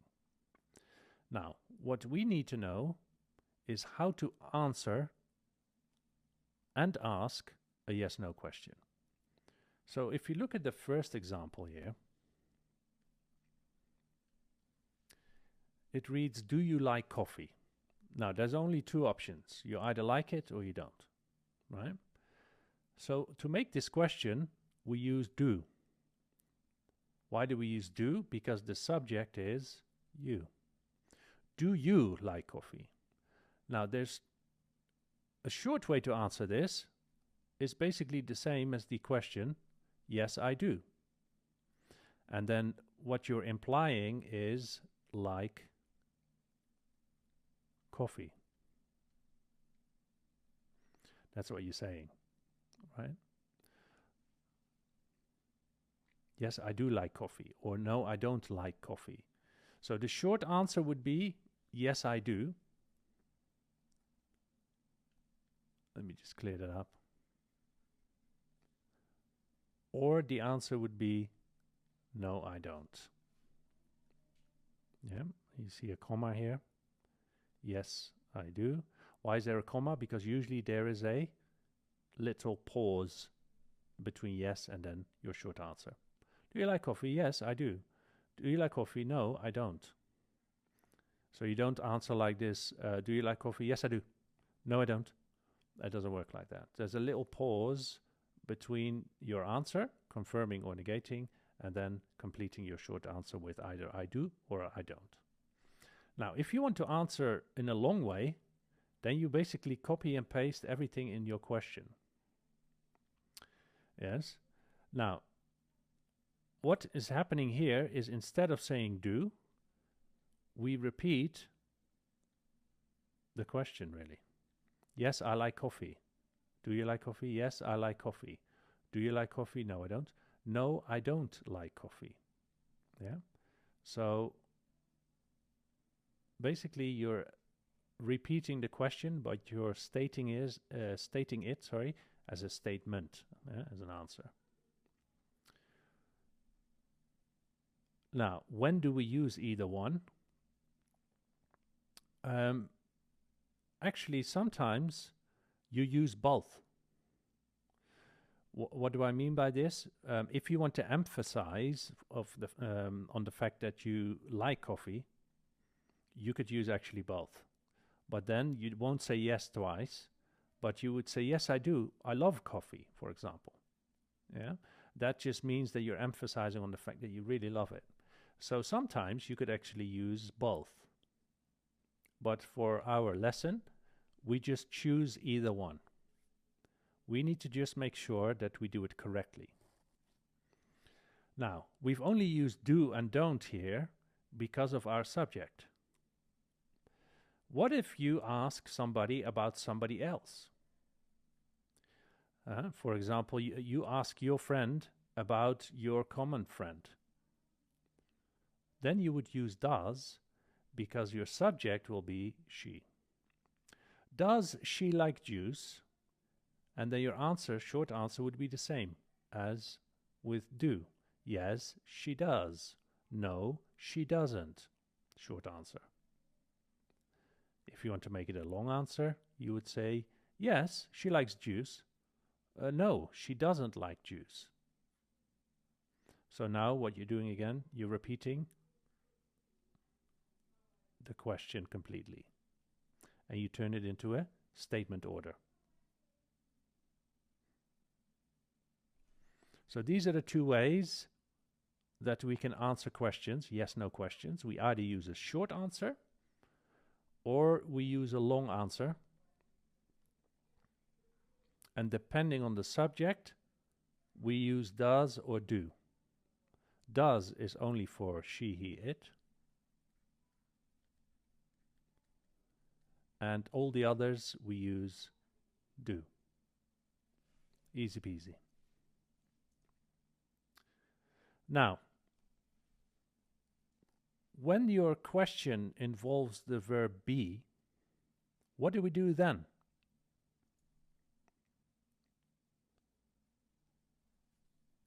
This is slightly longer, but it comes down to the same thing.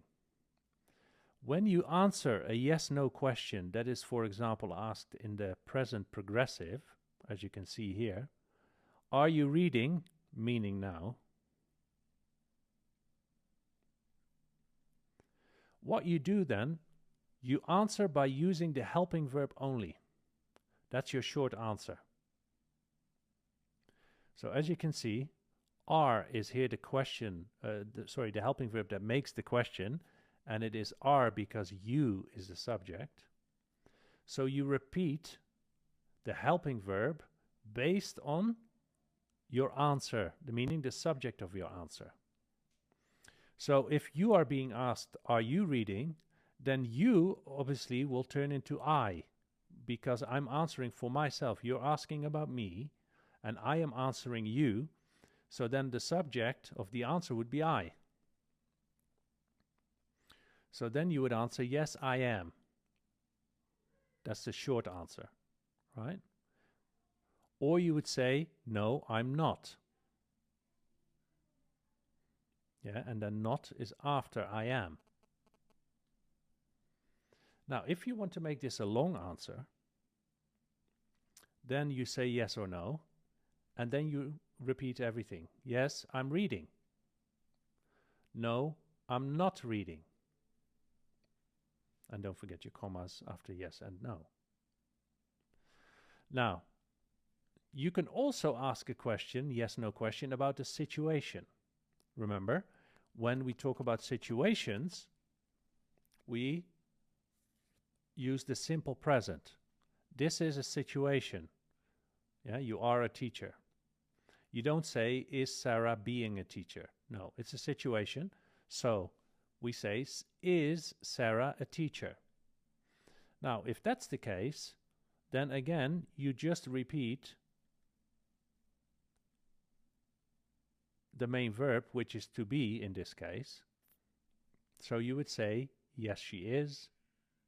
No, she isn't. Or you can even say, no, she's not.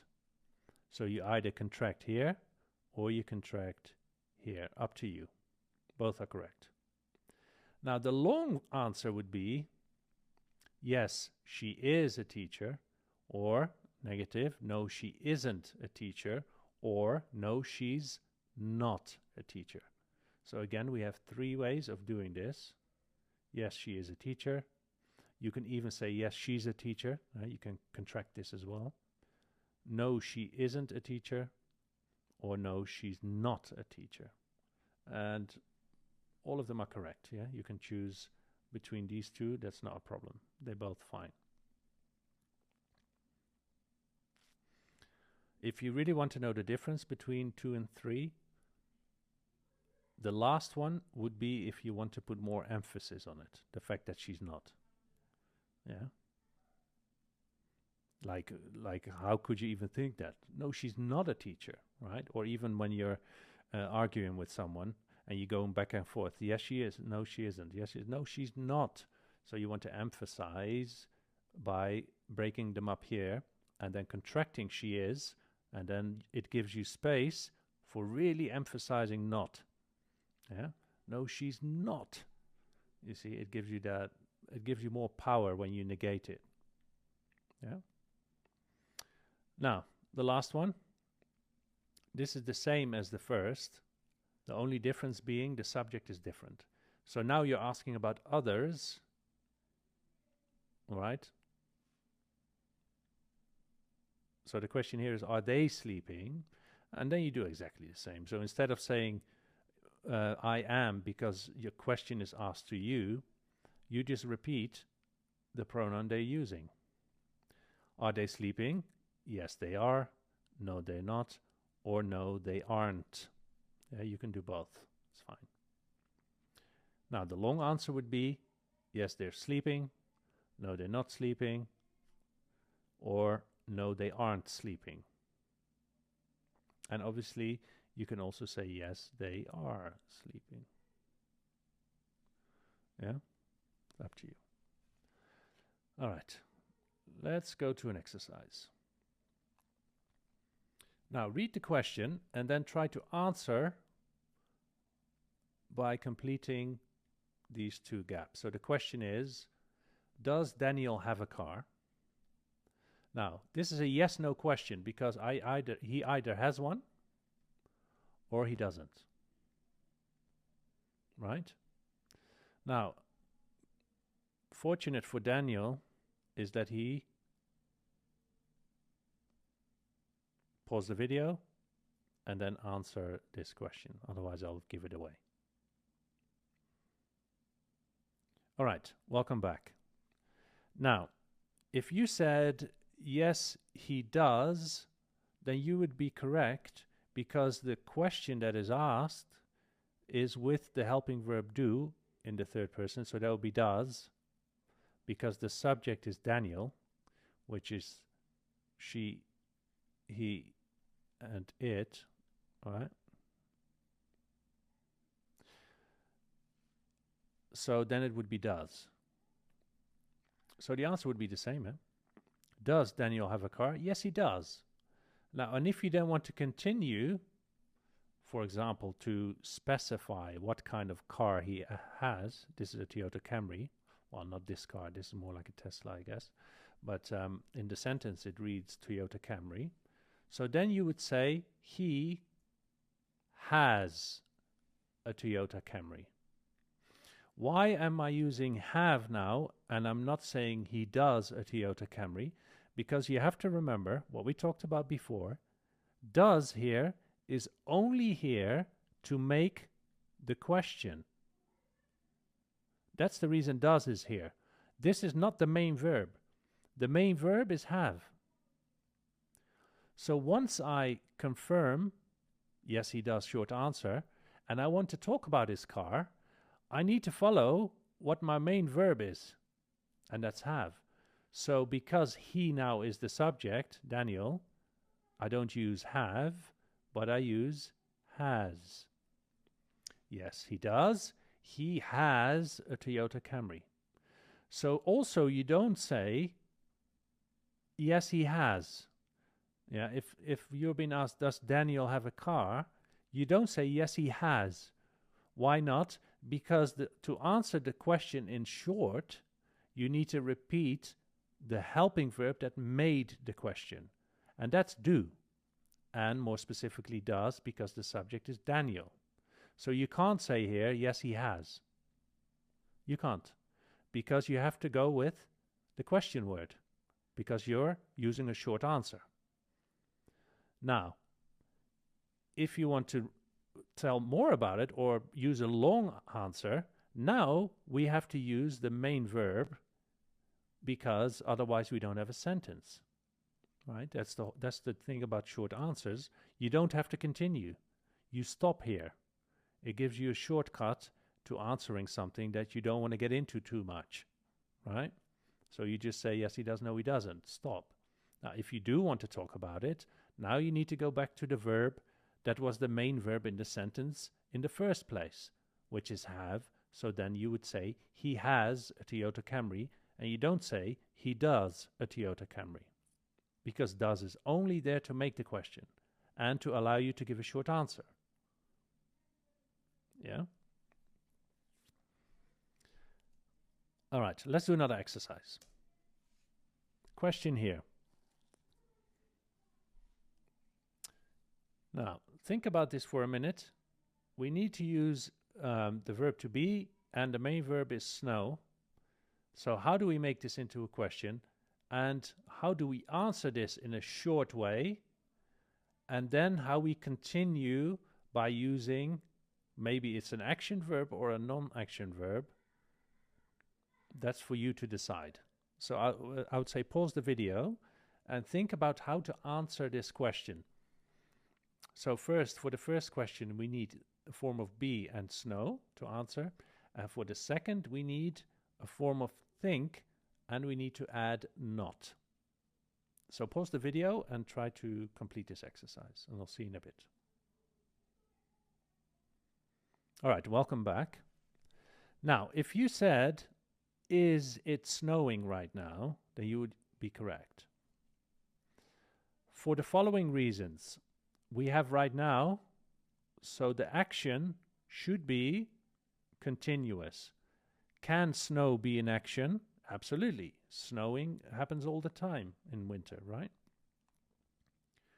So we definitely can use ing here. Now, it is a question, so we need the helping verb to be and not to do. Do is not the helping verb here for two reasons. One, right now, and two, the verb that we need to complete the sentence is a verb that is an action. Yeah, snowing can happen. Yeah, it is an ongoing thing, right? It's an action. Sorry, let me make this more straight. Yeah. So for that reason, we use is to make the question, and it is the subject, so therefore it is. And then snowing, we add ing to. Now the second sentence, if you said no it isn't, then you would be correct, because if my question is it, then the answer would be it isn't. It's my short answer, using a form of be. Right? So we don't use does here. We don't say no it doesn't.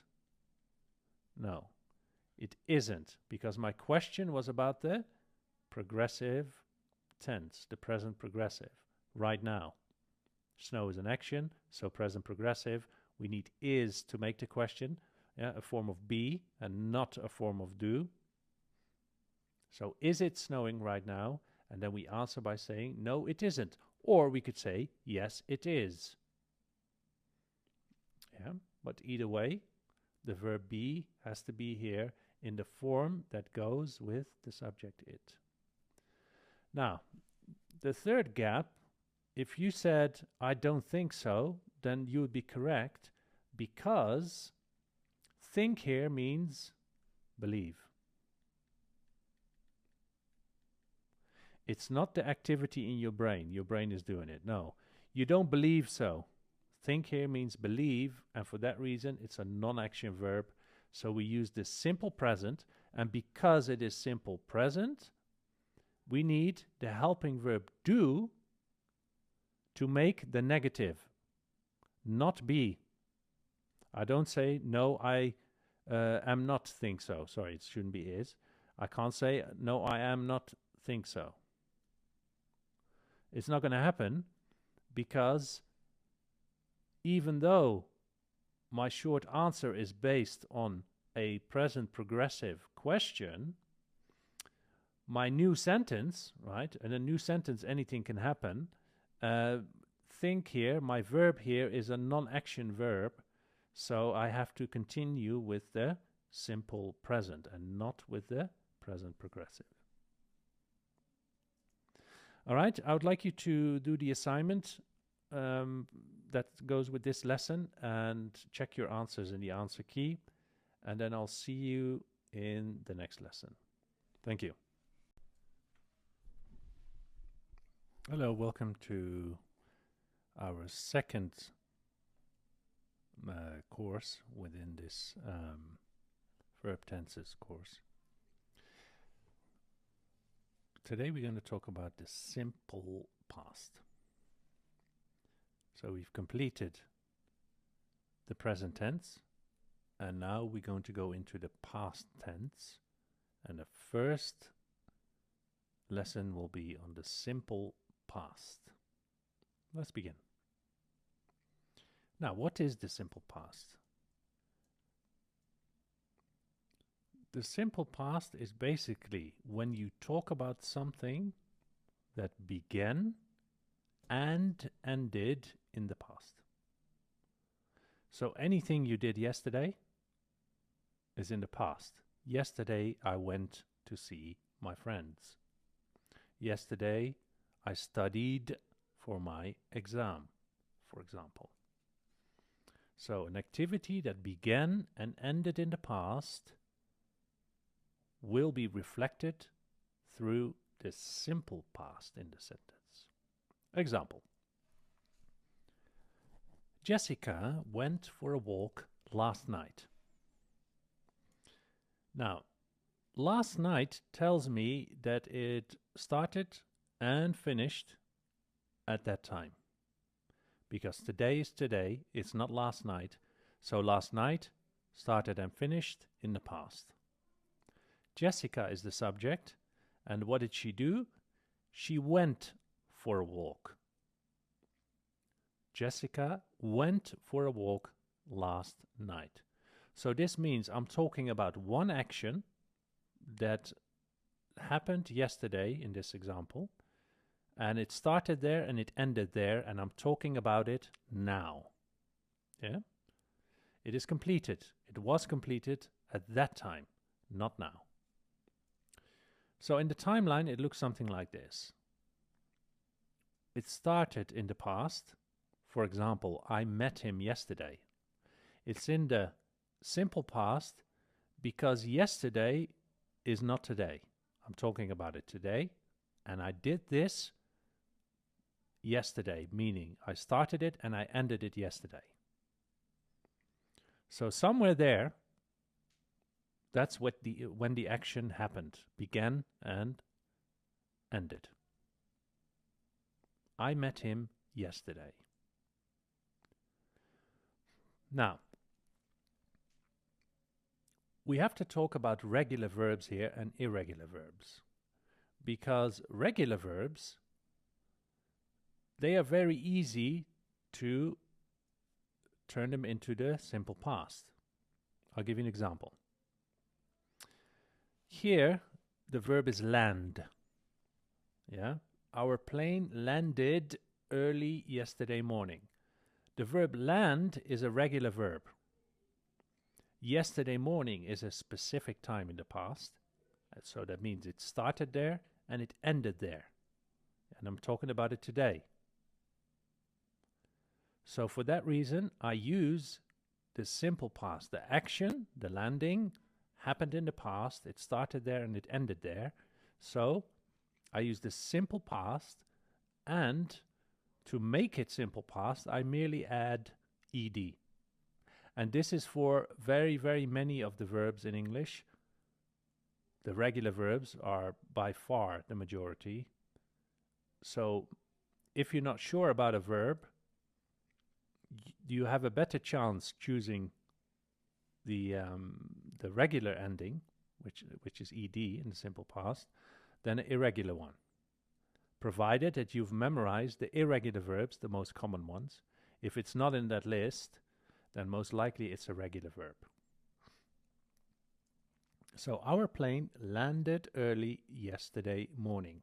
Landed, simple past, because of yesterday morning. So we use ed to make it simple past.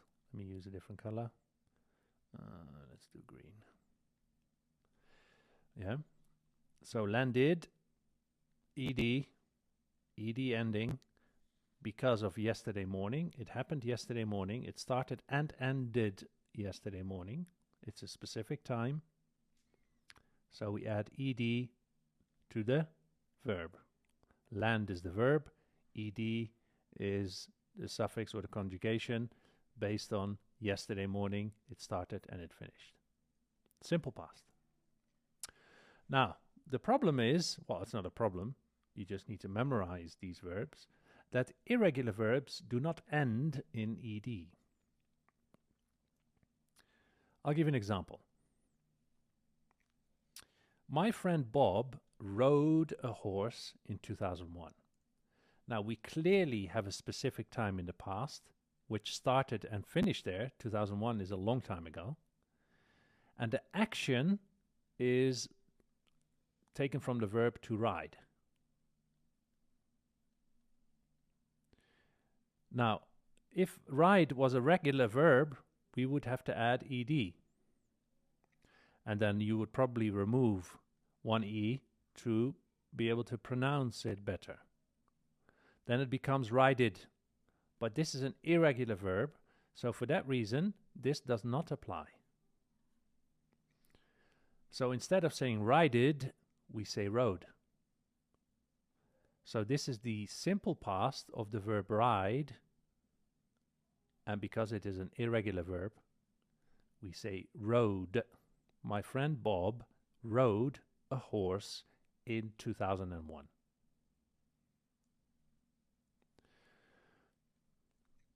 To be is an irregular verb.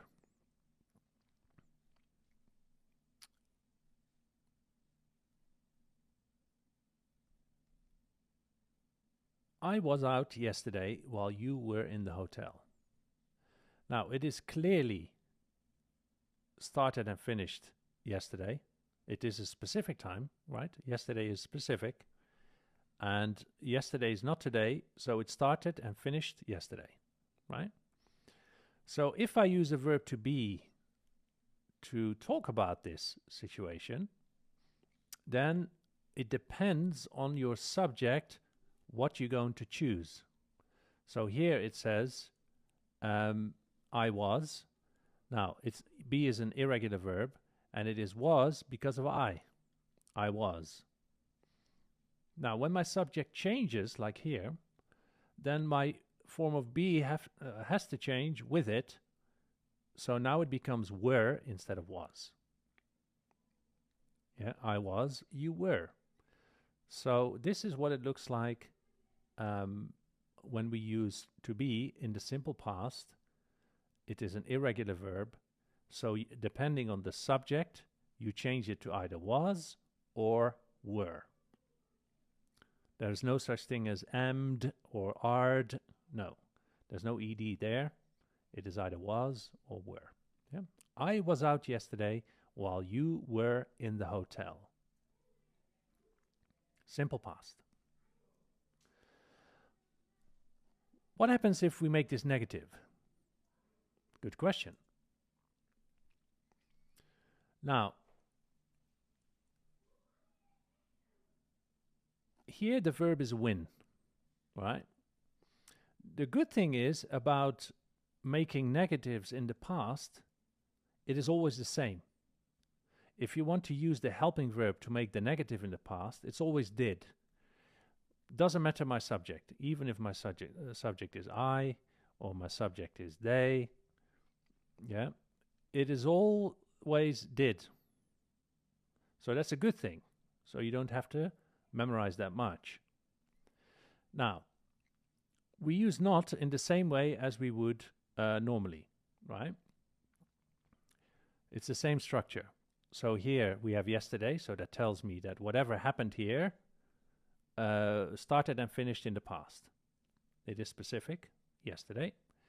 So we use did for the negative, and then win is always win because of the same reason that we used in the present tense. Yeah.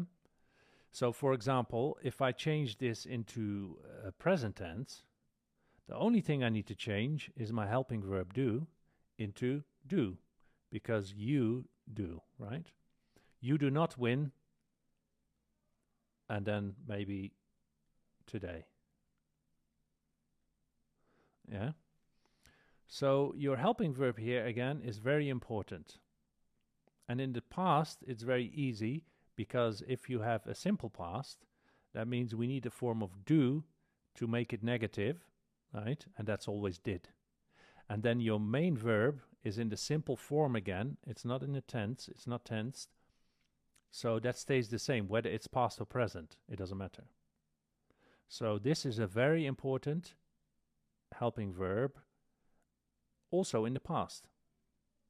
But now it's easier because you don't have to look at the subject, because in the present tense, you would be do, and he or she would be does. But here we don't have that problem. It's always did.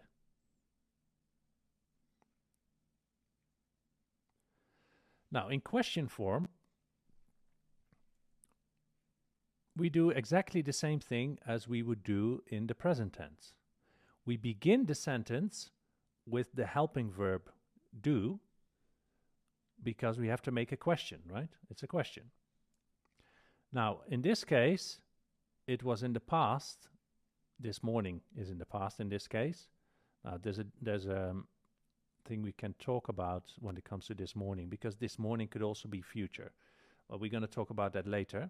But now, for now, because we are in the simple past lecture, this means this morning, earlier today, right? It is a specific time. It's earlier this morning, and it started there and it finished there, because now it is afternoon or whatever, right? Same day. So did now makes the simple past. Remember, your helping verb makes the question in this case, and it also takes the tense, right? Because this morning is past, I need a past form of do to show that it is in the past. And we cannot tell from the main verb, because the main verb is always in the simple form because of our helping verb. So if I change did into does, then go would still be go. Does he go to work this morning? Or does he go to work today? Right? So again, did is doing two jobs here. It takes the tense, right? And it makes the question. So that's why it's at the beginning of the sentence, because it makes the question. And it's in the past because this morning, in this case, is earlier this morning. It's in the past. So, did he go to work this morning? Now, if I change my subject, it doesn't matter. If I change the subject to I, it will still be the same. Did I go to work this morning? Or they? Did they go to work this morning? See, it doesn't change. Did is always did. So that's an easy way to remember. So, in summary, the past form of be is either was or were. Two options. When your verb is irregular, that means we don't use ed. We need to memorize the past forms of irregular verbs. Yeah, that's not a matter of rules, it's a matter of memorization. When we make negatives in the past, we always use did. And that's then followed by the negation, which is not, and that's then followed by the simple form, even if it's in the present. In the question form, we also begin with did, because it has to make the question, first of all, so it's in the first position, and followed by the subject, and then followed by the simple form. Did you go to school today? Earlier today. And here we need to add something here. We need a subject. So John did not go to school today, for example. Yeah. All right, so let's do the first exercise. This is question form. All right. Now we have some information here. And the information that we have is Elon Musk invented the Tesla in 2003. Now, when you look at this sentence, it is a question. So we want to ask about if this is really the case. I would like you to pause the video and then think about what we need to do to complete this question. So pause the video and I'll see you in a bit. All right, welcome back. Now, if you said, did Elon Musk invent the Tesla in 2003, then you would be correct. Now, why is that? Because first of all, we have a specific time in the past. 2003 is long gone. It started and it ended. right? Now, it is a question, so we need to make the question using a form of do, because it's the simple past, and it is always did, because did is the past form of do. There's no variance. So here we can see that it is simple past because of did. This is then followed by the subject, Elon Musk, and invent is in the simple form, whether it's Elon Musk or they, it doesn't matter whether it's singular or plural, first person, third person, second person, it doesn't matter. Invent is invent because it's the simple form. And why is it in the simple form? Because of did. And when it's present tense, I would say does, because Elon Musk is the subject, but still, invent stays the same because it's in the simple form. It doesn't have a tense, right?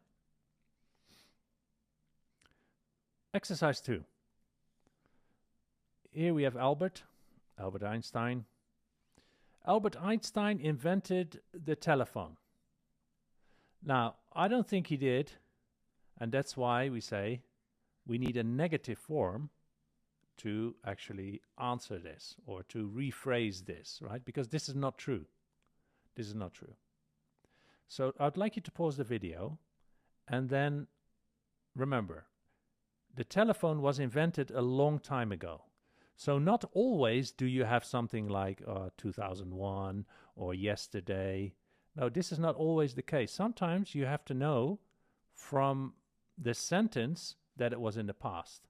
First of all, Albert Einstein is not with us anymore, so that's definitely in the past.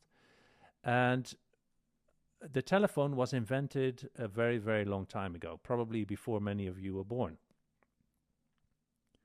So it is definitely the simple past. Yeah. Because of this, it is the simple past. So I'd like you to pause the video and then complete this sentence, and I'll see you in a bit. All right, welcome back. Now, if you said Albert Einstein did not invent the telephone, then you would be correct. Because did is in the past because the telephone was invented a long time ago. It was started and done in the past, right? Began and ended in the past. Now, so this happening, the inventing of the telephone, was started in the past and it finished there. So for that reason, we need did. Why do we need did here? Because it is a negative form. And the helping verb to make a simple tense negative, whether it's past or present, is do.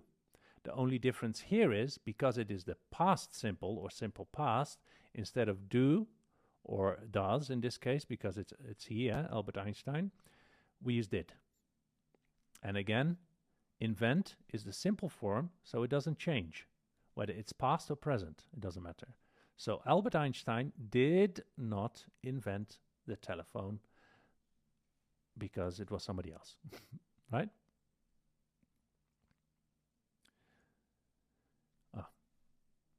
This is when the telephone actually was invented, and that was even before I was born, right? All right, I would like you to take what we've done today in this lecture and apply this to your assignment. This is the first assignment for our new group of lectures on the past tense, and this one is on the simple past, of course. And check your answers, and then I'll see you in the next lesson. Thank you. Alrighty, welcome back to lesson number 2 in the past time section. Today we're going to talk about the principal parts of a verb. Now basically what that means, we're going to talk about the different kinds of verbs and how they reflect in different forms. Let's start with the simple form. Now, we've been talking about the simple form from lesson 1, basically. And the simple form is basically the form you will find in the dictionary. So when you look for a verb, the word that you see is in the simple form, as in it has no ending. Yeah, there's nothing added to it. no conjugations, no nothing. So when you open a dictionary and you want to look for the verb try, you literally find try, as in the simple form. Yeah, so try would be in this simple form, exactly like this. Play, you would see like this. And then you would see variations of that verb further down the section where you're looking at. Yeah. So the simple form, we know it follows the helping verb do when we make a sentence negative or we make it into a question.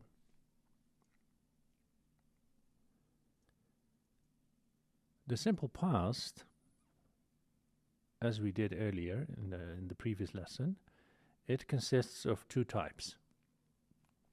It's either a regular verb, which ends in ed, or it is irregular. Right?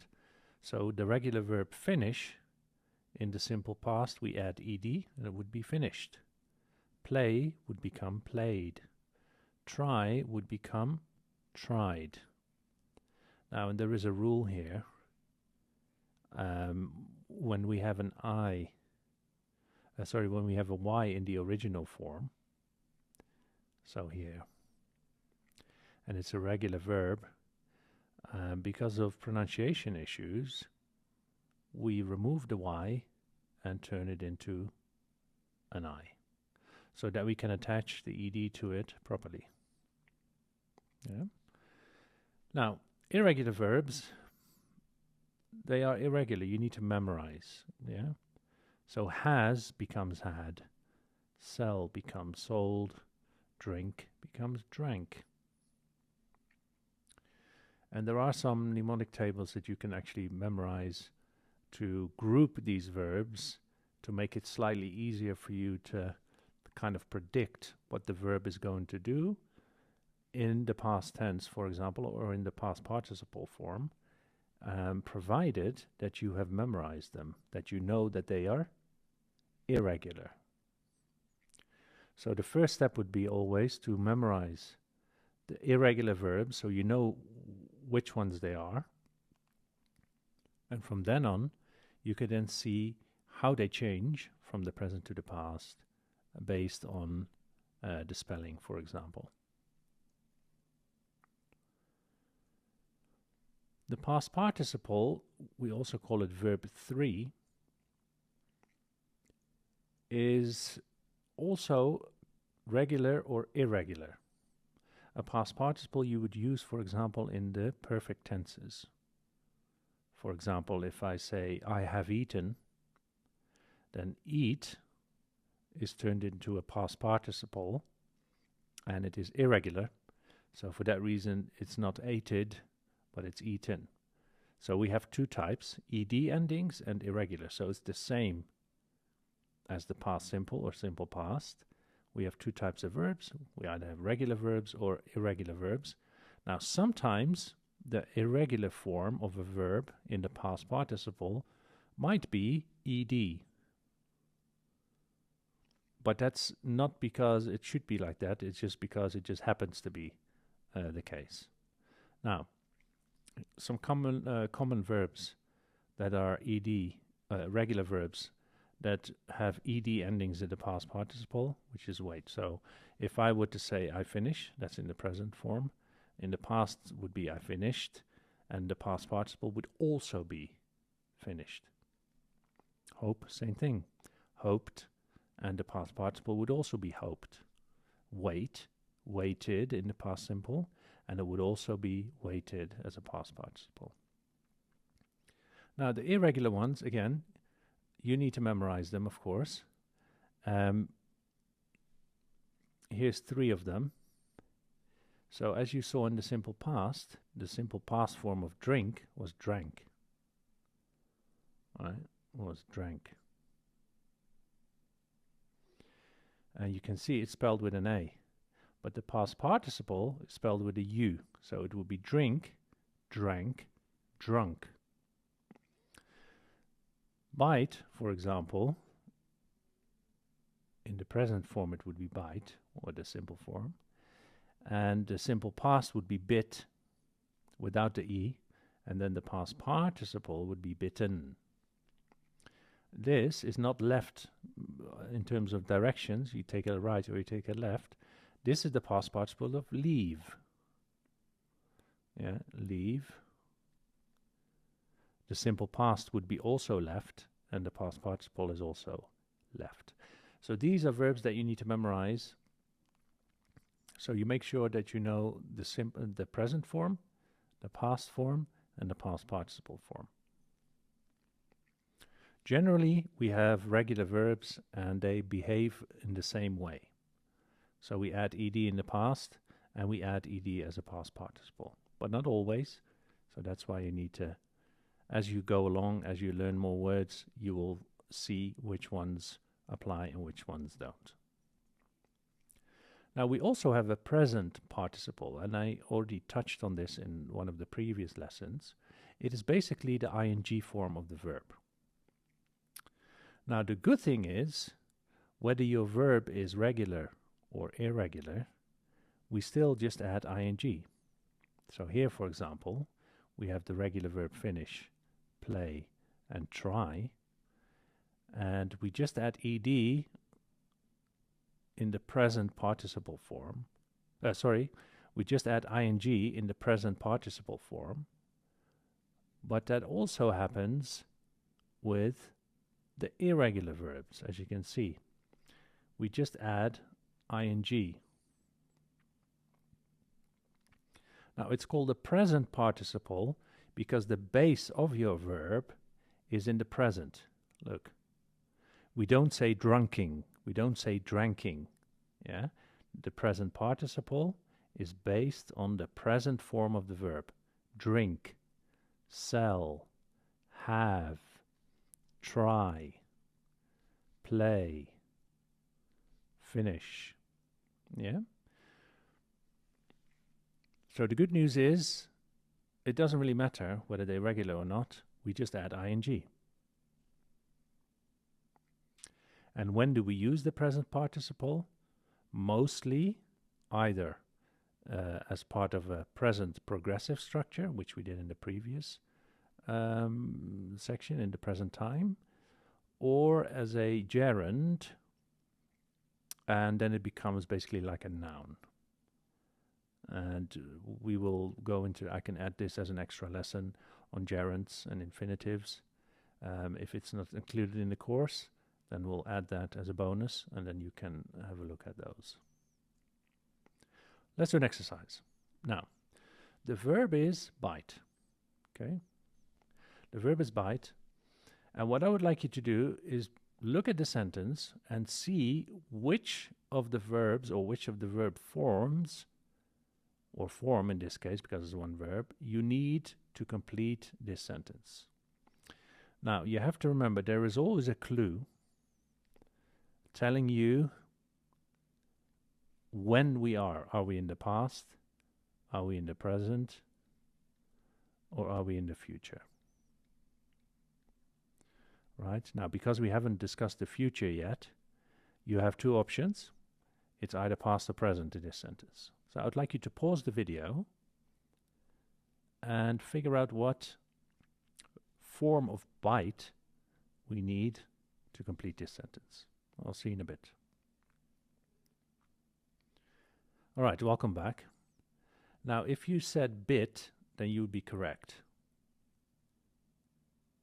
Now, why is it bit? Because ow here is a time clue in itself. That means something happened. And following this, I am making this statement based on this time. Because first the cat bit me, and after that I felt the pain, and then I started talking about it. So when I refer back to the action of biting, it is in the past. And it is bit and not bited because bite is an irregular verb. It's an irregular verb, so for that reason, we don't say bited, we say bit. So if you have memorized bite as an irregular verb, you would know that because this is in the simple past, because of my time clue here, I should use bit and not bitten.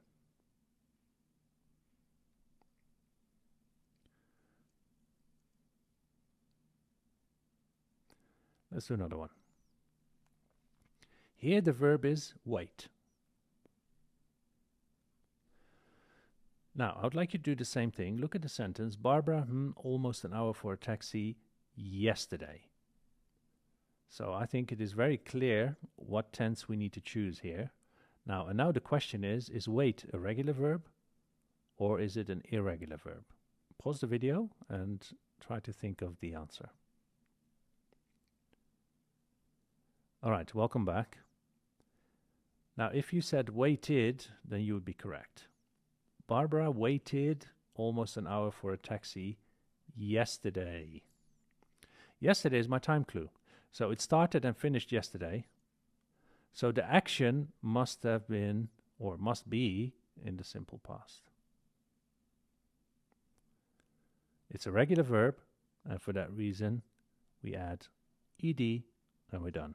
Barbara waited almost an hour for a taxi yesterday. Let's do another one. The verb here is drink, and from the examples we did, you would know whether this is regular or not. So now the only thing we need to establish is what tense it is. Is it in the present or in the past, right? So pause the video and especially read this sentence because your answer is literally in here. So pause the video and I'll see you in a bit. All right, welcome back. Now, if you said drank, then you'd be correct. Now, why is that? Because this morning is in the past. How do I know this morning is in the past? Because my verb here is was. I was so thirsty this morning. Yeah, and we stopped here just to make it easier to answer because your first sentence is a clue for your second. Because this morning is finished, I was so thirsty this morning, then whatever I did this morning. And this morning is finished, right? As in, we are now past that. So we're talking about that time when I actually did that, which was in the past, and it's in the simple past, and it is an irregular verb, right? Because we saw that in the examples earlier. So the past simple of drink would be drank. And drunk would be the past participle. But we haven't done this yet. We're going to do this in our lesson on the present perfect tense. So if you chose drank, then you're on the right, you're going in the right direction. So what I would like you to do, I would like you to do the assignment that comes with this lesson and really try to practice the differences between verb 1, 2, and 1 and 2 in this case. So whether it should be in the simple present or in the simple past. And then I'll see you in the next lesson. Thank you. All right, welcome to the third lesson in the past time. Today we're going to be talking about the simple past and the past progressive. How are they different? When do we use one over the other? And what does it look like? So, what's the difference? Right, that's the main question. Because up until now we've talked about the simple present, present progressive, and we've talked about the simple past. So, how is the past progressive different from the simple past? Now, we know that the simple past started and ended in the past, right? So when we talk about the simple past, for example, something that happened yesterday, we use the simple past to refer to that. Yesterday I went to see my friend, right? So it's definitely about an activity. But what is the difference, really? Well, we know the simple past that started and ended sometime in the past. Definitely before the moment of speaking. It could be 5 minutes ago, it could be 10 seconds ago. Well, it could also be last week, yesterday, last month, in 2001, etc. So then we use the simple past to reflect this. Yeah, so here's an example of the simple past. Jessica went for a walk last night. Now, we know it started last night, it finished last night, so the verb should be in the simple past. It's an irregular verb, go, went, gone. So Jessica went for a walk last night. That's what we've done so far, and that's what we know. Now, the past progressive is when two things are happening in the past, but they're happening at the same time. And then to show that that happened like this, we use the past progressive. So we have two actions happening in the past, and then we have to use the past progressive when it's an action that's actually going on. Because what you're basically doing, you are taking us back in time almost, and you are showing a video of that time. All right, so that's going on, that's an action, so you use the past progressive.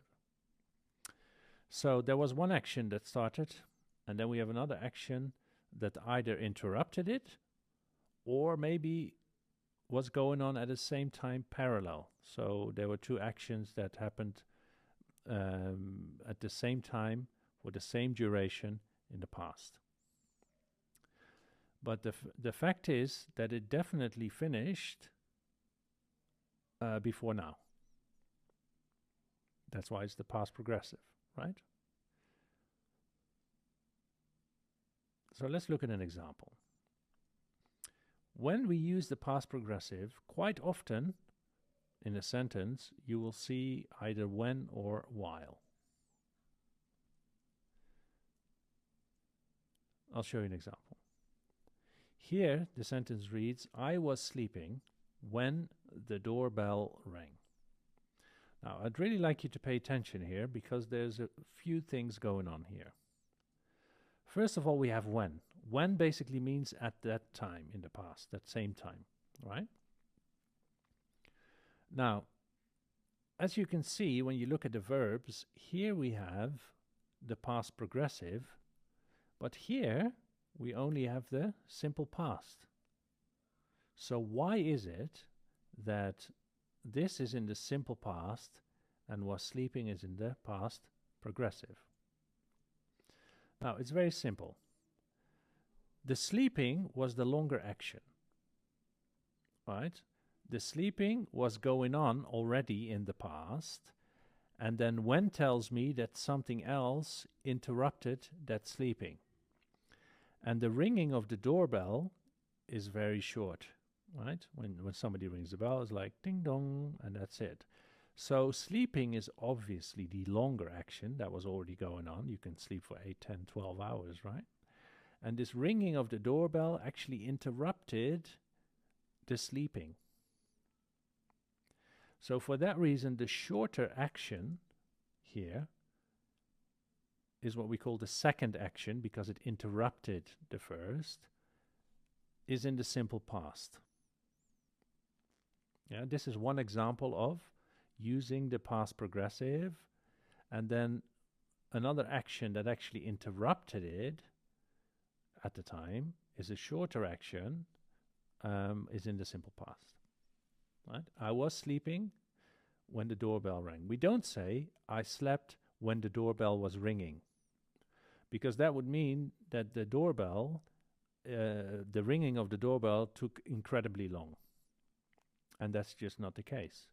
A doorbell rings very briefly, right? All right, let's show you a difference. Let me show you a different example.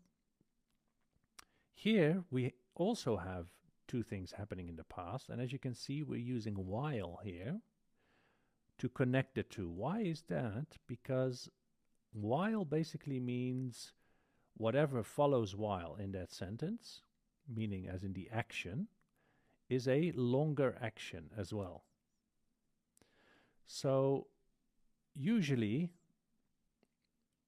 both of them will be in the past progressive, because while shows you that definitely this is a longer action, and because it's in the middle of the sentence, most likely what happened on the left side of while was equally long.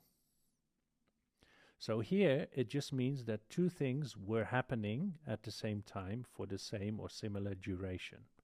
I was watching Netflix while Sarah was posting on Instagram. So we have two actions, longer actions going on in the past, happening at the same time, exactly at the same time. And for that reason, we use the past progressive in both situations. Now, if I want to change this, and let's say I want to use my previous clause that said the doorbell rang, then I would just do this. Instead of saying while, I would say when, and then I would use the simple past again, because the watching of the Netflix was already happening, and then the interruption was the doorbell ringing, right? So then you would say I was watching Netflix when the doorbell rang. But this action is just, you can be posting on Instagram for hours, right? It just depends on how much you love posting on Instagram. So this could easily happen throughout that time together at the same time, longer action. Yeah, so there's two ways we do it. Either we have a longer action in the past that was happening already, and then another action interrupted it, which is usually a short action, like a ringing of a doorbell, or somebody dropped something on the floor. Yeah, something like this. This would then be in the simple past. But when there's two actions that are equally or similar in length, we use both before and after while the present progressive. Now, the while generally means that what comes after it is a longer action. So when you see while in your exam and there is a gap after while, it is very, very likely that it is going to be the past progressive. However, if the verb is a non-action verb, then we don't use the progressive because of the fact that it's a non-action verb. All right, let's do an exercise. Now, we need to use be in the first gap, and we need to use invent in the second gap. Now, I would like you to pause the video and try to figure out which past form I need to use. Do I need to use the past progressive or the past simple, or maybe I use the past progressive here and here, or maybe I use the past simple here and here. That is up to you. Now, there are some clues. When is here, and the verb itself is a clue as well. Because remember, the verb to be is not an action verb, right? It's a situation. So pause the video and complete the exercise, and I'll see you in a bit. All right, welcome back. Now, if you said, I was 10 years old when Elon Musk invented the Tesla in 2003, then you'd be correct. Now, why is this the case? Let's go to the first one. 2003 is one of those dates that is a long time ago, and it started and ended already, so we don't have to worry about this. But we still could talk about something in the past progressive in 2003, but the problem here is, in the first gap, we have the verb to be, so which is very unlikely to be in ing form. And secondly, inventing doesn't take long. You can work for a long time on something, but once you've invented it, that's like a short, it's either invented or it isn't, right? And my clue here is this. It was in 2003, and this is what happened. So my verb to be has to be was because of my subject I. So I was 10 years old when Elon Musk invented the Tesla in 2003. Yeah, when means at that time. So this was a situation, I was 10, and for that reason, the second reason is it's a non-action verb. So for that reason, it's in the simple past. And invented is in the simple past because this is a short action. And even you can see it as kind of an interruption of me being 10 years old, because if you really think about it, you are 10 years old for 11 months and, I don't know, 30 days, right? So it is a period, really, a period within which this got invented. So inventing of it, if you want to look at it this way, it is kind of interrupted this period of 11 months and 30 days, right? So we have so many clues to help us. First of all, we have in 2003, something started and finished there. So whatever verb this is, started and finished in this year. So for that reason, we should anyway use the simple past because of what we've learned in the previous lessons. When is another clue, because when means at that time. If it was while, then it becomes problematic, because then it's very likely for our verb here to be in the past progressive. But that's not the case. So we have when, so that's the second. So the first clue is here. The second clue is here. And, well, if this is a gap, you won't know. But if you know that you need to use the verb to be, then that in itself is a clue, because to be is a non-action verb originally, right? So you have many clues to help you, or force you basically, to choose the simple past here instead of the past progressive in both gaps, right? All right, let's do another one. The first verb is steal, and the second one is sleep.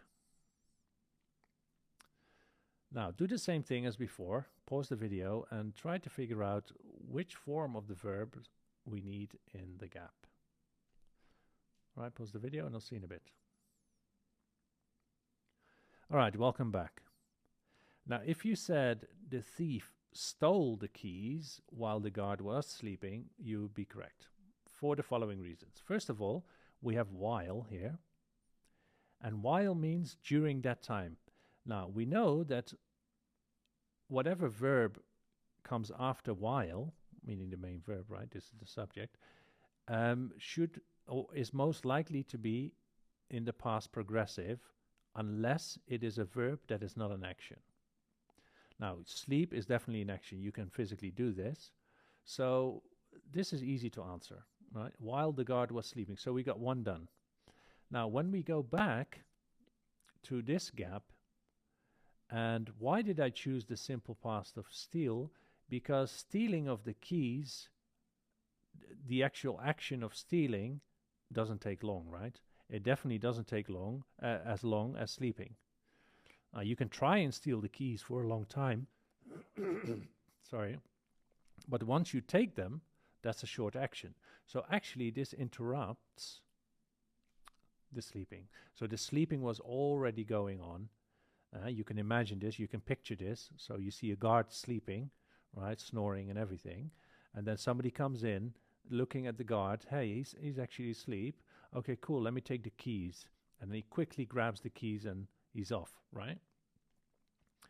So the sleeping was definitely the longer action already going on.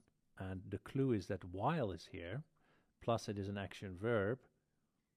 And then the stealing of the keys interrupted it, as in, it didn't wake him up, obviously, but interrupting in grammar the action of sleeping. There was a long action of sleeping, and then the short action of stealing just happened somewhere in between while the person was sleeping, the guard was sleeping. Yeah. All right, what I would like you to do is to do the assignment that goes with this, that comes with this lesson, and really practice the difference between the past simple or simple past and the past progressive. So we have different clues, right? So when while is connecting your two clauses, what comes after it in terms of the verb is very likely to be the past progressive, unless it is a non-action verb. When we have when connecting the two, then most likely to the left side, meaning the first clause in the sentence, is going to be the longer action, unless, again, it is a verb that is a non-action verb. And then what comes after it, after when, is also very likely to be in the simple past, because it is most likely a short action that interrupted either the previous situation on the left side or the action, the longer action that was already happening on the left side of when, right? All right, so thank you again, and I'll see you in the next lesson. Today we're going to go into the different kinds of time clauses that we use in the past tense. Let's begin. Now, what is a time clause? That is the first question. Basically, a time clause is a period of time that is based on an action or another event. Now, this might sound a bit dry, so let me explain. Here's an example. Now, here the sentence reads, I washed the dishes before I left home.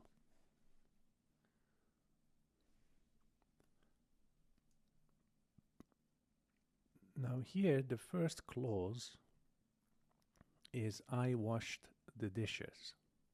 This is the independent clause, right? I could have put a full stop here.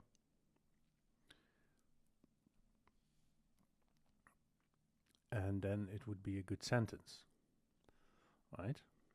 Maybe I would have added something like yesterday or something, right? But what we're doing now, instead of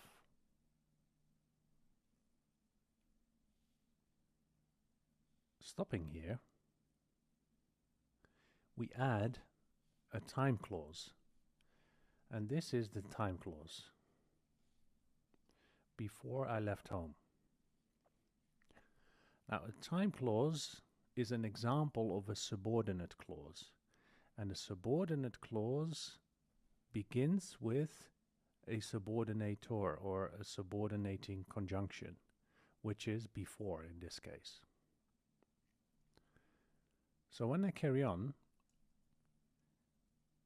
my time clause includes the second clause in the sentence, right? Normally we would separate the sentence here.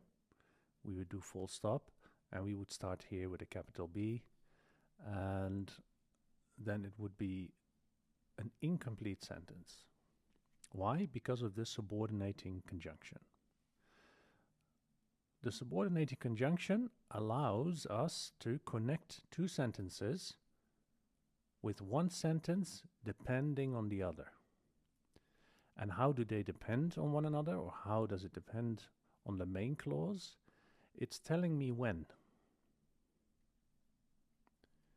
It's telling me when in relation to the other action. So this tells me that I wash the dishes first, right? And that's what before does. It tells me that this action happened first, and after I washed the dishes, I left home. You see? So I washed the dishes before I left home, meaning I washed the dishes first, and after that I left. So before I left home, because it answers or it gives us a time relevant context, it is called a time clause. Because if I don't mention anything and I stop here, then we would not know when this happened. So instead, we would normally in a simple sentence say, for example, I washed the dishes yesterday. Right? And this is then our time word. But I want to say more about the time. So for that reason, I use a complete clause with its own subject and its own verb. And then my subordinating conjunction tells me when this happened in relation to the other. Because if I change before into after, for example, I washed the dishes after I left home, that means I left home first, and after that I washed the dishes. So then the time relationship changes. So your subordinating conjunction in a time clause tells you exactly what the relationship is between the two clauses in terms of time. And that's what we're going to talk about in this lesson.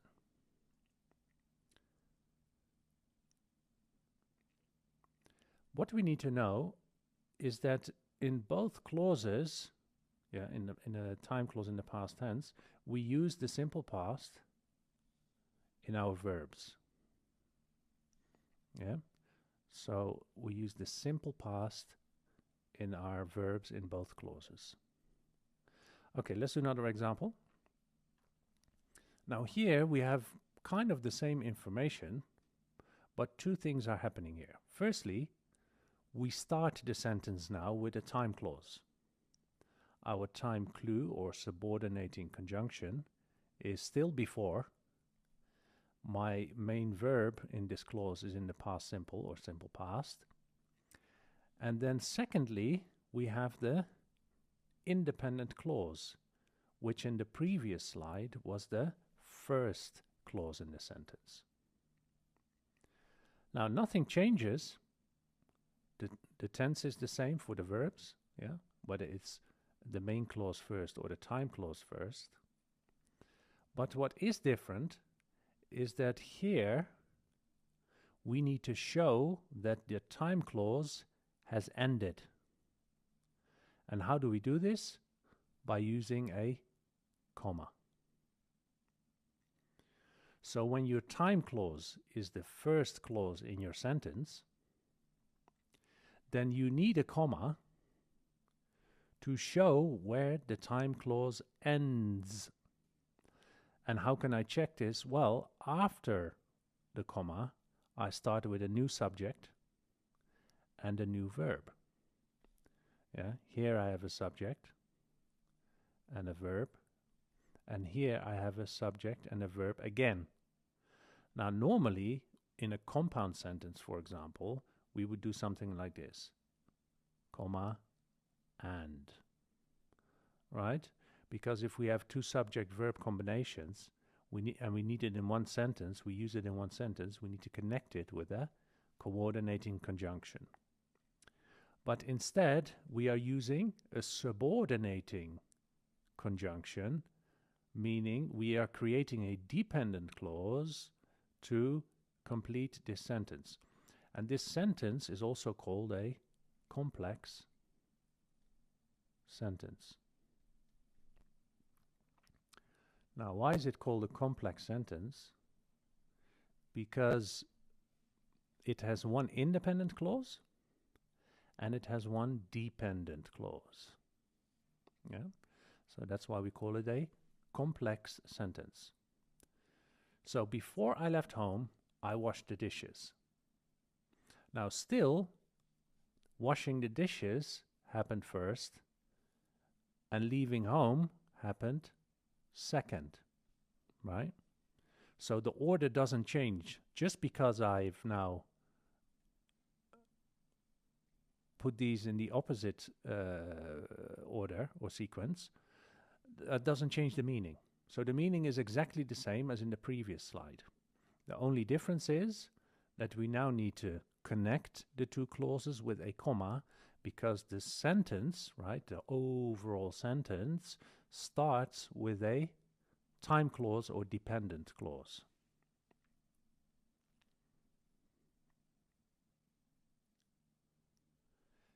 Now, let's look at the subordinating conjunctions that make the time clause. We have before, after, until, as soon as, while, and when, and there's others, but for now we only focus on these ones. So we have a subordinating conjunction followed by the subject before I go, and altogether they make up the time clause, right? Before I go, comma, or before I left home, sorry, I washed the dishes. So your time clause is of three things: a subordinating conjunction, the subject of your clause, and the verb of your clause. Yeah, these are the minimal or the minimum parts that have to be together in order for you to have a time clause. After I left, comma, I called a taxi. Yeah. So we're going to look at each and every one of these subordinated conjunctions, and we're going to use them in different sentences. Now, this might sound contradictory, but when you have before in your time clause, it actually means after. Now, what do I mean by that? When you look at this sentence, it says, before I left home, I washed the dishes, right? So it's the same sentence as before. Now, before means after here because the action that is inside the time clause happened second. The action that happened in the main clause happened first. First I washed the dishes, and after that I left home. Yeah. So before actually means after, because the before goes to the main clause, and after that the action inside the time clause is what I did. So first main clause, second time clause. That is for the subordinating conjunction before. Yeah. Don't forget your comma, because the sentence, right, this is the sentence, all the way up to here. The sentence begins with a subordinating conjunction, meaning with a subordinate clause, or, in other words, time clause. So for that reason, we have to use a comma to separate the two clauses. Now, if before means after, then after should mean before, right? Look at this sentence. It reads, after he finished, I called the cleaners. After he finished is clearly the time clause because it starts with a subordinator, a subordinated conjunction. And I called the cleaners is the main clause. Now, what happened first? The finishing, right? First I finished, and then I called the cleaners. So after here means that after what I did here, I did this.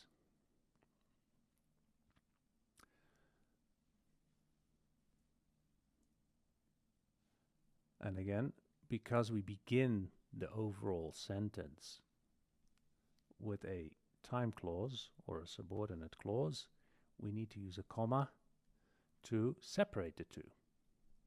Yeah, they are still one sentence, but we need a comma to show, hey, this is where the time clause ends and where the main clause begins.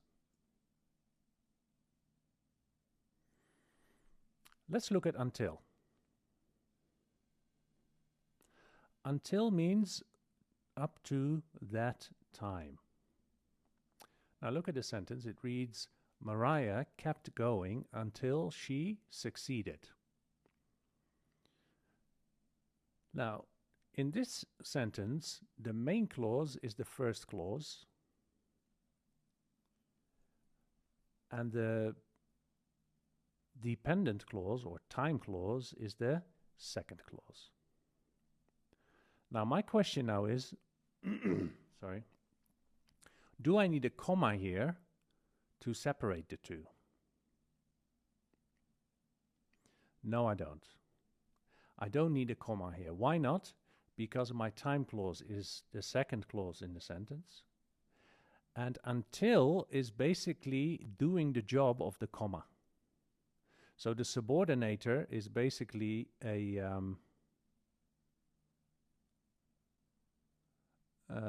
comma on steroids.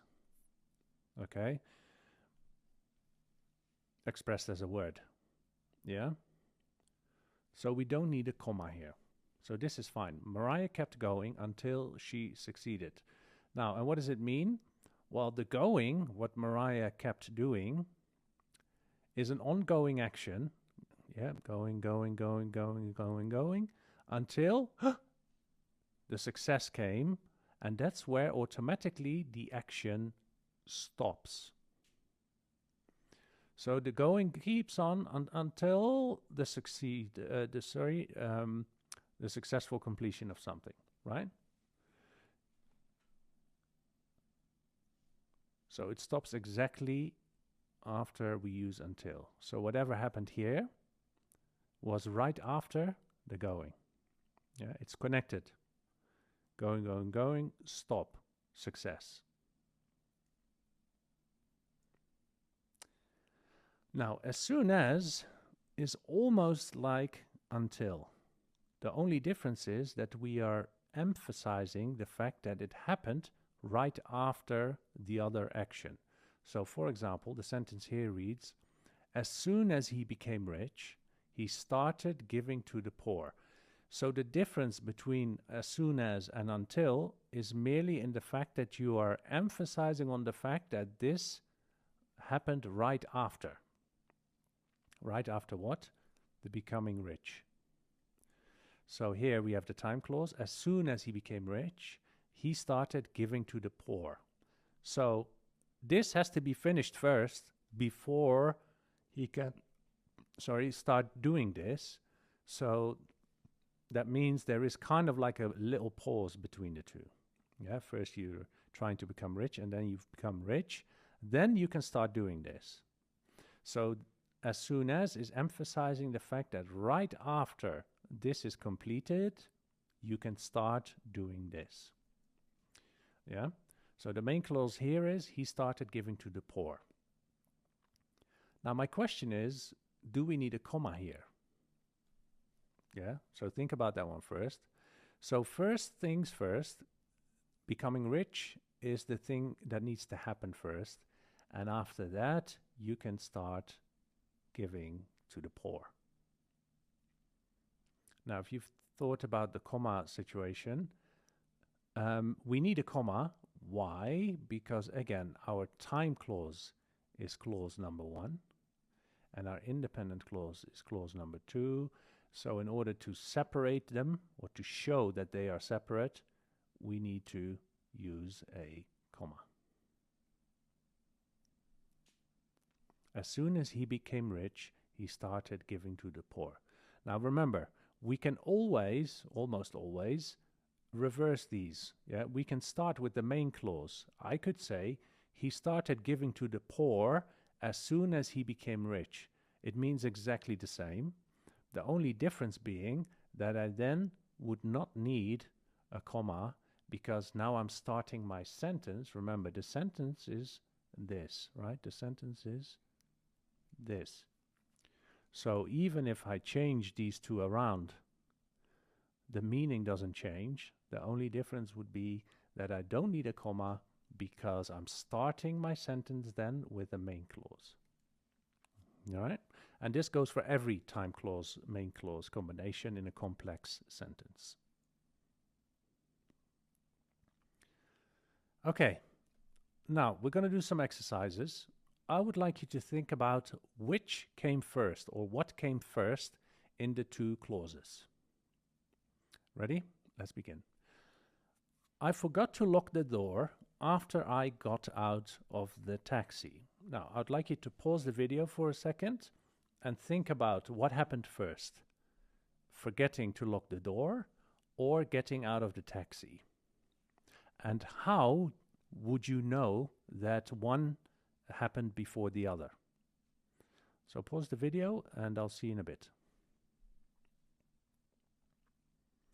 All right, welcome back. Now, the main clause is I forgot to lock the door. I could put a full stop here, but I don't. I decided to turn this into a complex sentence. So I add a subordinating conjunction, which is after, and then I create my time clause. Yeah? After I got out of the taxi. Now, what happened first was getting out of the taxi. Because remember, the subordinator before or after is about what happened in the other clause, in the main clause, right? So within this time clause, this is what happened first when I use after. Now, if I change after in before, then it is the other way around, right? So the second action is the forgetting of the locking of the door, right? So I forgot to lock the door after I got out of the taxi. So first I got out the taxi, ready to go, and then I realized, I forgot to lock the door. So this is the second thing that happened. Now, if you change the two clauses around, it doesn't change the meaning. If I say after I got out of the taxi, I forgot to lock the door, it still means that getting out of the taxi happened first and the forgetting happened second. So that doesn't make a difference. The only difference would be that you then would need a comma to connect the two because you're beginning the sentence with this clause, and that's a time clause, i.e. subordinate clause. So we need a comma to separate the two. All right, another one. He called his parents before he traveled to the US. Now, I would like you to pause the video and think about which of the two actions happened first, calling his parents or traveling to the US. All right, pause the video and I'll see you in a bit. All right, welcome back. Now, the main clause here is he called his parents. And the time clause starts here because I can see the subordinator here before. So this is my time clause, right? Now remember, in past time clauses, the verbs, they are in the simple past, yeah, in both clauses.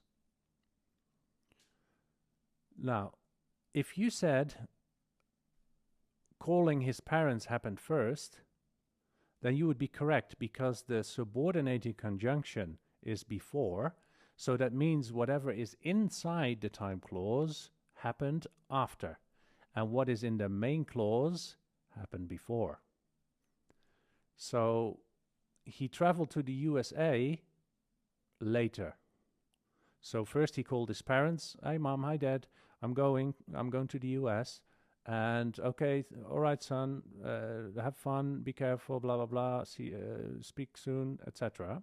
And then he hung up and went to the airport and got on a flight to the US.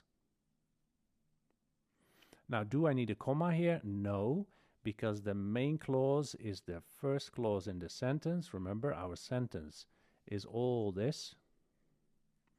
And the time clause is the second clause. So before is doing the job of the comma. Yeah? This is what separates the two. This is what allows the time clause to exist in the first place. Because if I remove my subordinator, then I have two independent clauses. I could capitalize this and I have another sentence. He traveled to the USA. Sentence. He called his parents.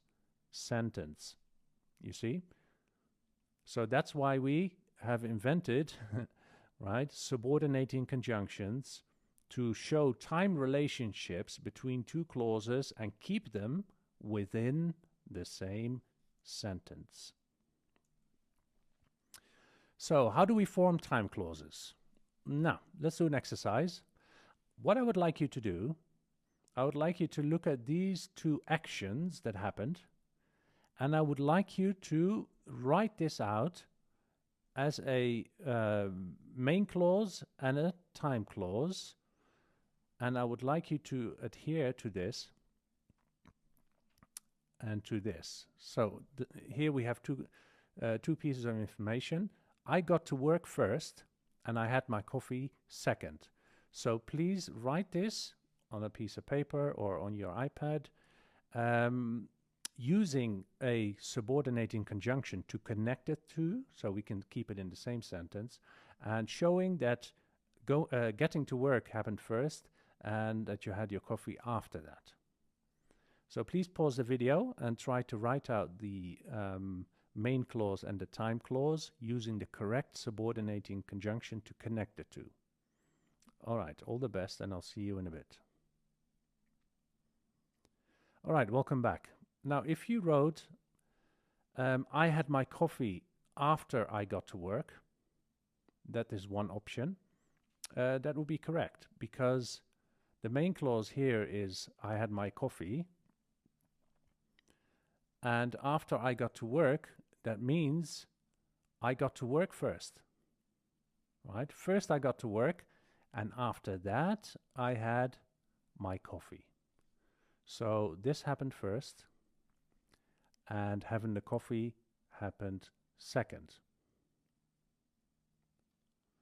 Now, if you want to use before, you can do this, but then what we need to do, we need to use before in this original main clause. So I could say, for example, before I had my coffee, comma, and then this is gone, I got to work. Yeah? So that still means that I got to work first and that I had my coffee second. The only difference now is that I've used the original main clause and I turned it into a time clause by adding the opposite subordinating conjunction, because I am now moving it to the other clause, so it should be the opposite, right? And then I keep the same meaning. So it still means the same thing. So when I say, before I had my coffee, I got to work, that still means that I got to work first and that I had my coffee second after that, right? Okay, let's do another one. Here, we're actually going to change the meaning now, as you can see. So now we have our coffee first, and we get to work after the coffee.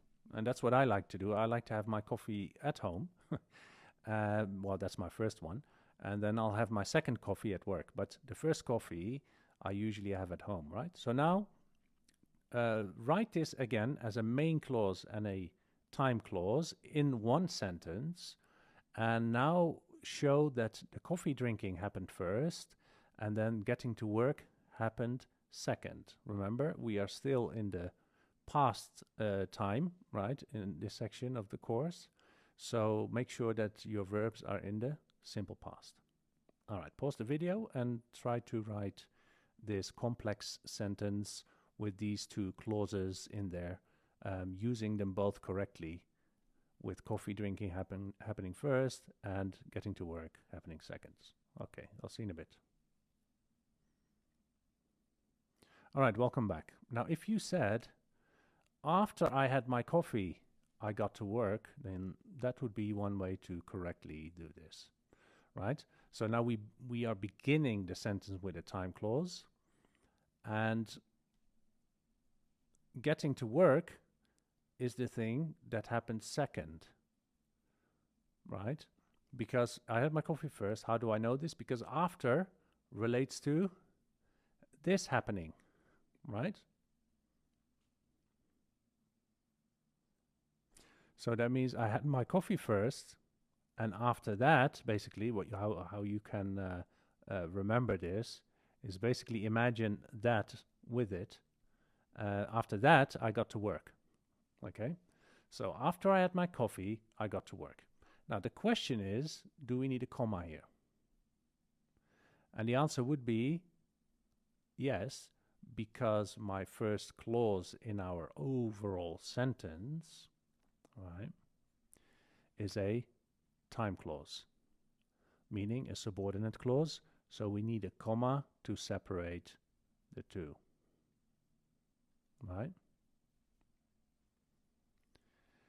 Okay, I would like you to do the independent assignment that is attached to this lesson. And there's plenty of practice in here where you can put um, dependent and independent clauses together in a time relationship using the subordinators, right, to create time clauses within the complex sentence. And the answer key is also provided. So all the best with that, and check your answer key after you have finished. And then I'll see you in the next lesson. Thank you. Welcome to lesson number 5 in the past time course. This is the final lesson involving the past time. And this lesson is about past habits. Now, we know habits, right? We did it in the first course on the present time, where we used habits and routines as a reason to use the simple present. Now this is pretty much the same. The only difference being is that these habits were in the past and you're not doing them anymore. And for that we use used to. Yeah. So let's get into it. So what is a past habit? Now, as I said earlier, it is something that you did in the past regularly, but now you don't do it anymore. It doesn't exist anymore. Yeah, so in the present, it is not there. For example, when I was young, when I was like 6 or 7 years old, I used to be scared of spiders. Now, why was I scared of spiders? Because I watched a movie called Arachnophobia. And in that movie, spiders used to creep up on people while they were sleeping and, you know, kill them and stuff and, you know, attack them, bite them, all that kind of stuff. So for almost a year or so, I was really scared of spiders, right? So I could then say, for example, when I was 7, I used to be scared of spiders, but not anymore. Now I just get my shoe and I just hit them with it, and that's that, right? So I'll give you an example. The sentence here reads, I used to like olives a lot. Now I hate them. Well, for me, it's actually the opposite. I used to hate olives, and now I actually like them a lot, right? Now, as you can see, this is a feeling in the past, right? When you like something or you don't like something. So how do we use used to? Used to is always the same, okay? So that never changes. So whether I say they,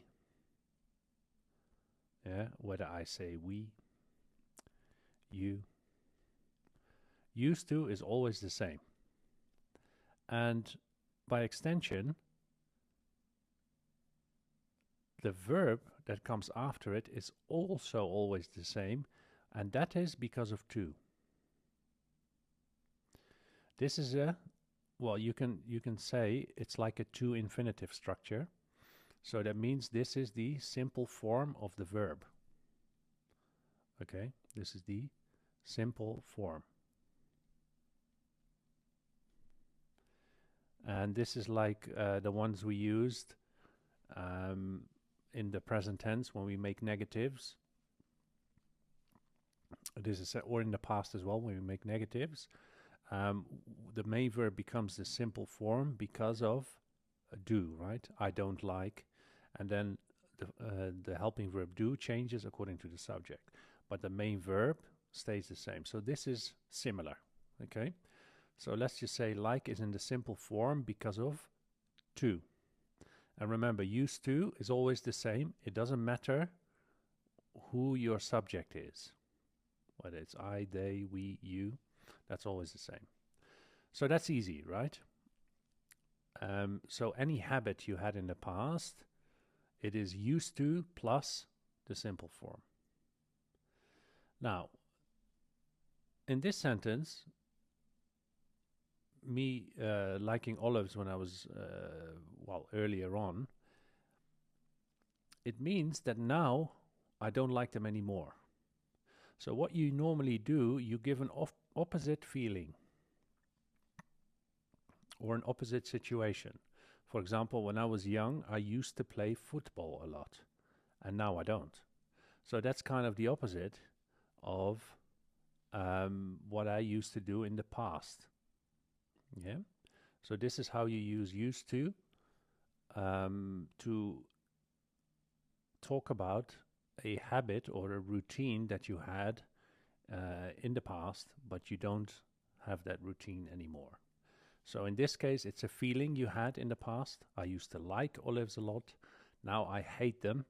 So, well, this is maybe a bit strong, but I could say now I don't like them, right? But the point being, it is not the same as it was before. Yeah, so this has stopped. The liking of the olives has stopped because that was something I used to like, in this case, in the past. So quite often you will see a second sentence explaining the situation now, because then you have something to compare, right?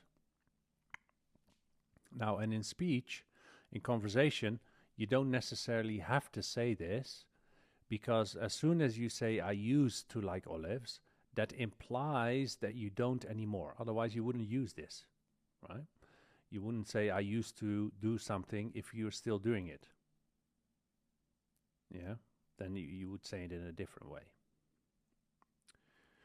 So in your exams, for example, the sentence including now is your key clue, right? Let's just say this is a gap. I olives a lot. Now, and my second sentence would then indicate the opposite feeling by saying now, because now is different from before, right? So that means there is a difference in time. And if you have a verb expressing something, in this case it's hate, then in your past routine that will be quite the opposite. Yeah, so look for the key clues when choosing used to, for example, as an answer. All right, example number 2. I used to play football, but not anymore. Right? Now, you don't necessarily have to use a comma here, because it is not necessarily a compound sentence, but you could use a comma here, for example, to indicate that you're pausing.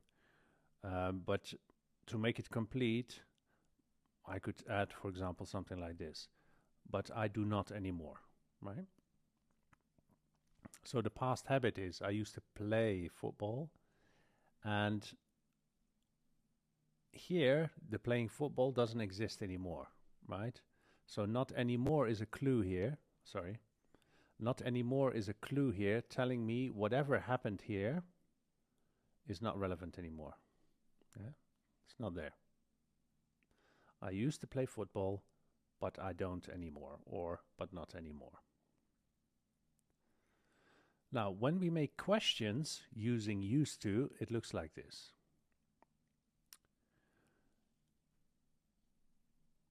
As you might have expected, we're going to use did and not do, because at the end of the day, we're talking about a past habit, yeah?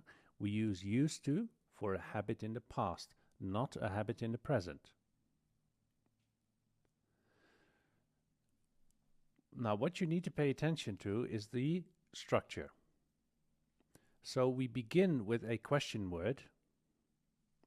Why? Because it is a question, right? So we need a helping verb do, because at the end of the day, it is a past habit.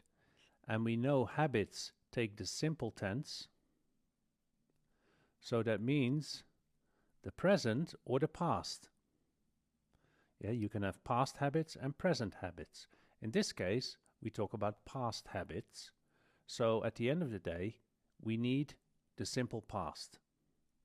So to make the question then, we need the past form of do, which is did. And that doesn't matter who the subject is. We know that now. The subject could be we, the subject could be I. As long as it's in the past, it's always did.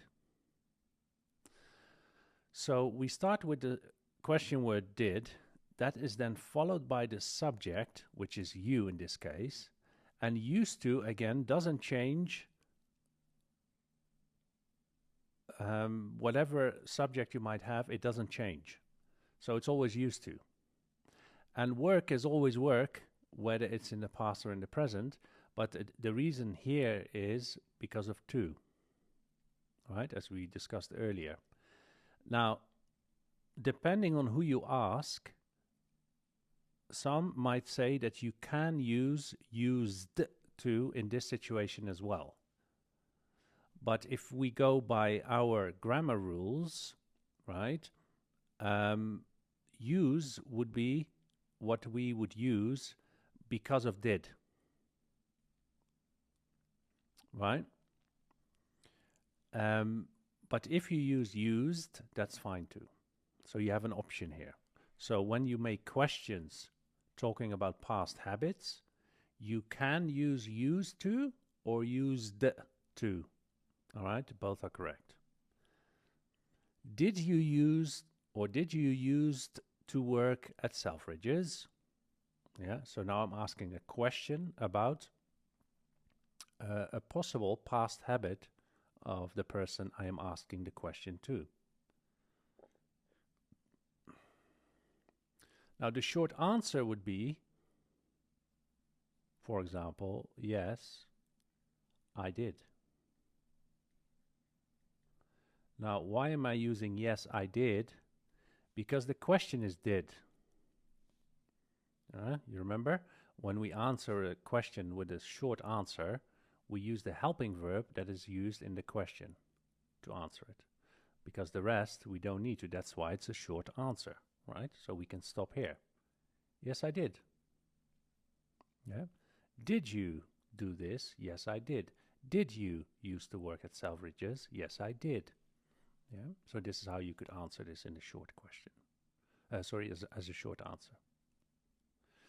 Now, in the negative, it's pretty similar as we've done before. So we start with the subject.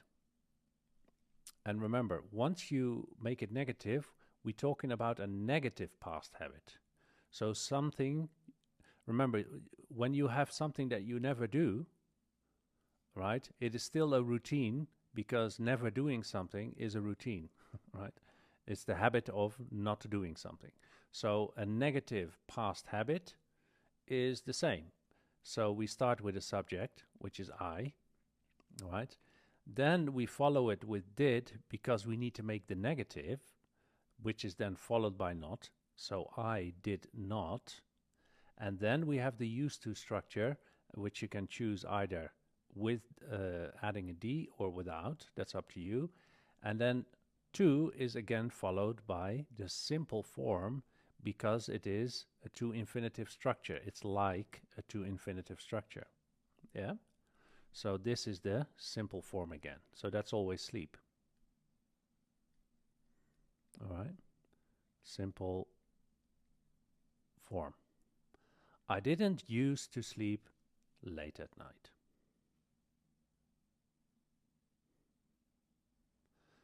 All right, in summary, so when you talk about past habits, you use used to and you add a verb. Now, the verb is in the simple form.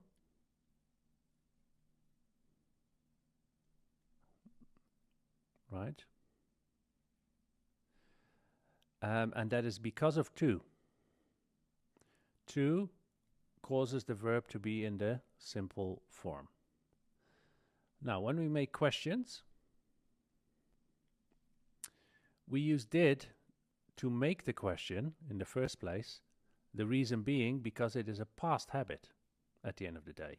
So we need the past form of do, which is did, followed by the subject, then the used to structure, and then the verb again would be in the simple form because of to. Yeah, not because of did, because of to. Yeah, so to is in charge of the verb here. Now, in the negative form, we again use did because at the end of the day, it's a past habit, and not is there to make it negative. And then again, we have the used to structure. Yeah, choose one to your liking. And then the verb again is in the simple form because it is following to, or because it follows to. Right? So we have to here, and for that reason, we have the verb in the simple form. Let's do an exercise. Now, we have a sentence here, and this is a big gap, right? Maybe a bit too big. What we need to do, we need to use a negative past habit to complete this. Now remember, I have left something out, otherwise it would have been too easy. So I would like you to pause the video and then try to complete it using the negative past habit form. All right, pause the video and I'll see you in a bit. All right, welcome back. Now, if you said she didn't used to call, right, because the verb is call, then you'd be correct. Now, we're talking about a negative past habit here. Why? Because that's what the exercise wants from us, right? So we need the past form of do, which is did, and because it's negative, we need to add not, which is added to did, didn't, and then we have the used to structure, and to is here, so for that reason, call is call. There's no cold, yeah, it's not happening because of to, right? She didn't use to call her friends when she needed help. Now, in your exam, for example, this would be there. Why would it be there? Because you need some kind of time clue to hold on to, and that's needed here. Needed is in the past. More specifically, it's in the simple past. Right? It's in the simple past. So most likely this is going to be in the simple past anyway. And then because of your different answer options you will have, you will see used to popping up anyway, right? So there'll be one answer saying used to or didn't used to, right?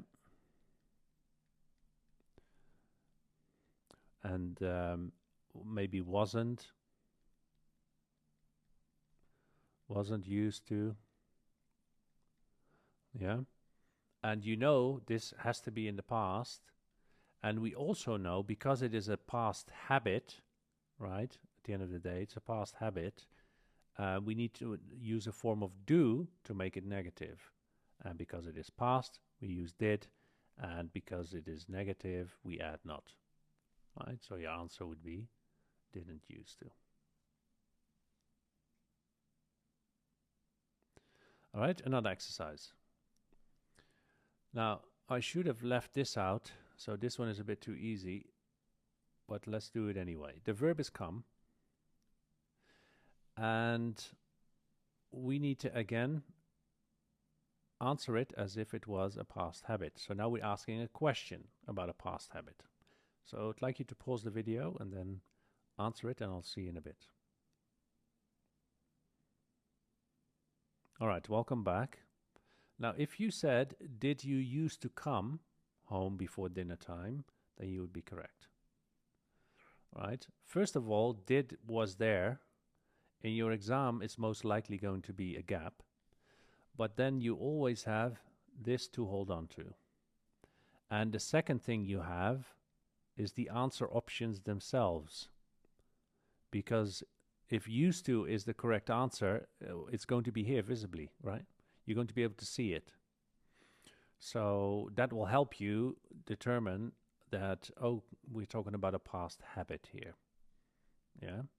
So again, did is the subject. Sorry, did is the question word that makes the question, right? And then the past habit is the coming. So I used to come. We start with the subject and then the used to structure and then the verb. Now the verb is always in the simple form, again, because of to. All right, and here you can choose. I would go for use to, but that doesn't mean that used to is wrong. You can also use that. So did you used to come home before dinner time, right?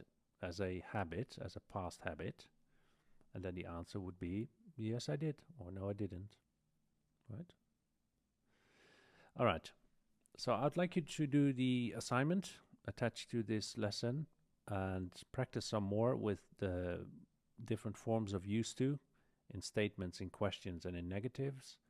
And you can check the answer key enclosed to make sure that you answered everything correctly. And then I'll see you in the next lesson, which is going to be about the future time. So we're going to go into the future. I'll see you there. Thank you. All right, welcome to the first lesson of the future time course.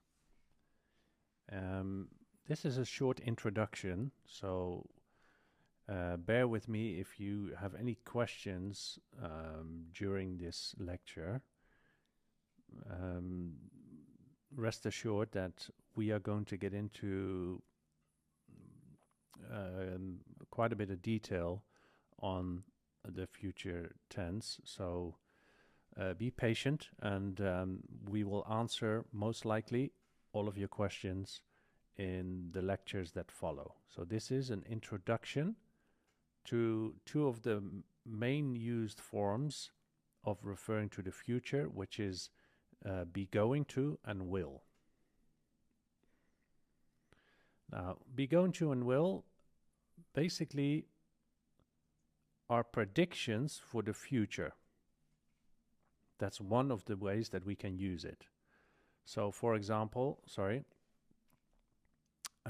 if I say, I will pick you up at 6, meaning, let's say it's now 3 o'clock, 3 p.m., right? And this is 6 p.m. So if I want to say here at 3 p.m. that I'm going to do something later in the future, so this is 3 hours later, then I would use will or going to. Now, sometimes we can use both, and there is times that we can only use will, and there's times when we can only use going to. But definitely they all refer to the future time. So again, as I said, both are used in the future time. Both going to and will are used to talk about something that you will do or are going to do in the future. Let's look at an example. Jessica is going to win the race tomorrow. Or we could say Jessica will win the race tomorrow. Yeah. This is called the simple future. All right. So when we use be going to or will, the reason we say be going to is because we use a form of be to complete the phrase going to. And the form of be depends very much on the subject, because at the end of the day, be is a helping verb. So when the subject changes or the tense changes, the form of be changes with it to match it, right? So be going to is the simple future and will is the simple future. Now, because in essence, the be going to and the will structure are helping verbs, like as a structure. So I don't want to go into too much detail, but let's just say because be going to starts with a helping verb, the whole structure does that. It is a helping verb. Now, why am I saying this? Because will is officially an auxiliary verb. Now, that's a really fancy word, but actually auxiliary means helping verb. Yeah, so they actually mean the same thing. And when we use auxiliary verbs, the verb that follows, meaning the main verb, yeah, is in the simple form. All right? It's in the simple form. Now, what does that mean for us? Let me use a different color because it's getting a bit monotonous now. No, let's use green. I like green. All right. Sorry, what was I? Yes, so the auxiliary verbs make the verb that follows take the simple form. So again, it doesn't matter who the subject is. So that means for this verb, right? For this verb, whether I say they, going to, or they will win. Win is always win. It doesn't change. All right? The only thing that changes is when you use the be going to structure, because then it has to change according to the subject. The helping verb be has to change according to the subject. So if I choose they instead of Jessica, then it would be they are going to win the race tomorrow. But if I use will, I don't need to think about any of this. I can just say they will win the race. Jessica will win the race. Yeah? Jessica is going to win the race tomorrow. Yeah, you see how that works? So you have to pay attention to that. So verb, the main verb, is in the simple form. Will is an auxiliary, and for that reason, my main verb is in the simple form, because what follows an auxiliary is in the simple form. So that could be will, it could be can, it could be could, yeah? It could be may, it could be might. Any of these auxiliaries, they make the verb that follows it be in the simple form. All right, now I know you're going to have some questions, but don't worry, we're going to address all of them in the videos following. Now, how do we know that we need the future tense? Yeah, how do we know that we need to use going to or will? Well, that's very simple. We always should have time indicators in our exams, for example, right? Because otherwise, if I make it yesterday, we change tomorrow to yesterday. Now, it's very difficult to use going to and will, because yesterday means past.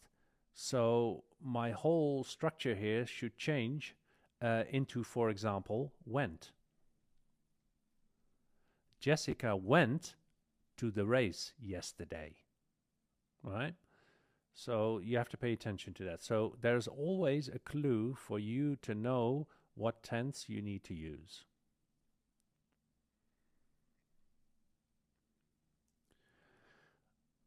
All right. So this is the same sentence. To clean it up a bit.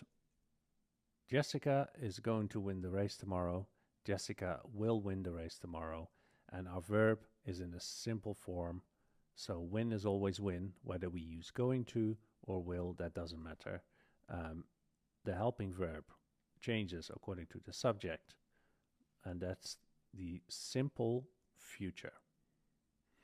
All right, let's talk about time indicators, because there is something tricky about time indicators, and this is a really good example of how it could be different.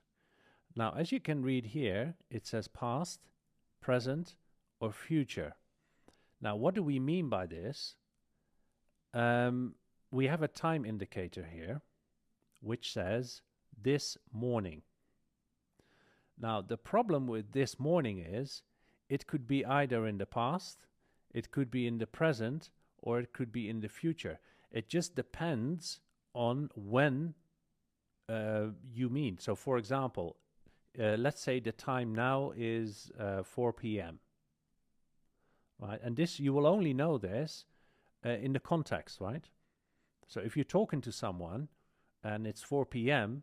and you're talking about this morning, that means you're talking about the morning in the past. So then you would say, I was in my office this morning. The reason being because the time that you are saying it, it's already afternoon. So this morning now becomes past. Now, it could also be that this morning, let's say, for example, let me use a different color. It could also be that it is now 10 a.m. It's now 10 a.m. Right? So the moment, the time of speaking is 10 a.m. Now, this morning means now, really. It means now. All right? So that means I would use am. So I could say, I am in my office this morning. That means it is morning now. And the duration of the morning, in the present time, that is going to be when I'm in my office. So now I would use am. I am in my office this morning. So for example, let's just say you're at work. It is 10 a.m. Your friend calls you and he asks you, hey, should we go out for for breakfast? And you say, for example, no, I can't because I am in my office this morning. So what does that mean? I have to be there and it is now morning, so I can't leave now. Right? That's what you're saying, really. Now, the third one is when it does refer to the future, and that would mean, for example, let's just say it is early morning. Let's use a different color. Let's say it is 6 a.m. or 5 a.m. Let's just say it's 5 a.m. Nice and early, right? Let's just say it's 5 a.m.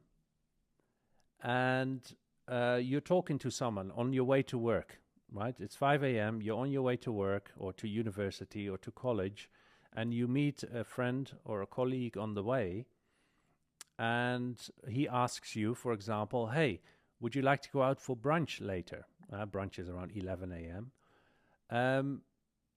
And then you could say, for example, sure, give me a call later because I will be in my office this morning. So what does that mean? It actually means later this morning. Because we already started the morning, right? It's 5 a.m. But the morning is a time period, right? Let's just say the morning, let's just say starts at 5 and it ends at 11:59, right? So this is a time period within which it depends where you are at the moment of speaking and when you are planning to do something. So if you're at the beginning of your morning and you want to meet with that person and it's still within that period, but towards the end of it, let's say around 11, that means that you can say, hey, I'll be in my office this morning. So just give me a ring there, right? Just call me there. So now it means future. Yeah, and this is very important. That's why I kept hammering on the time indicators or time clues that will always be in your sentences, for example, when you're doing exams, and those will tell you which you need to use. Yeah. So it is very important to be always aware of the time indicators because that will literally change the whole dynamic of your sentence. All right, I hope that made sense. Let's move on to the next point. Now, let's do an exercise. My question is this in the past, meaning the answer here, the verb that we need to use is be? Do we need to use the past or the present or the future tense? So I would like you to pause the video and take a minute to really look at this sentence and look at the time clues that are in there, and then figure out what your answer will be. So pause the video and I'll see you in a bit. All right, welcome back. Now, if you said was, then you'd be correct. Now, the reason that we chose that we have to choose was is because our first time indicator is this afternoon, right? This is the first time indicator. Now, potentially, this could be future, right? If I stop here, and yeah, well, if the moment of speaking is 10 a.m.,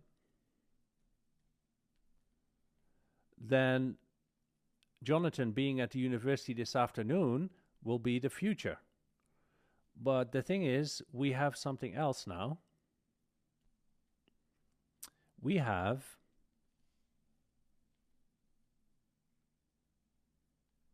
a new clause.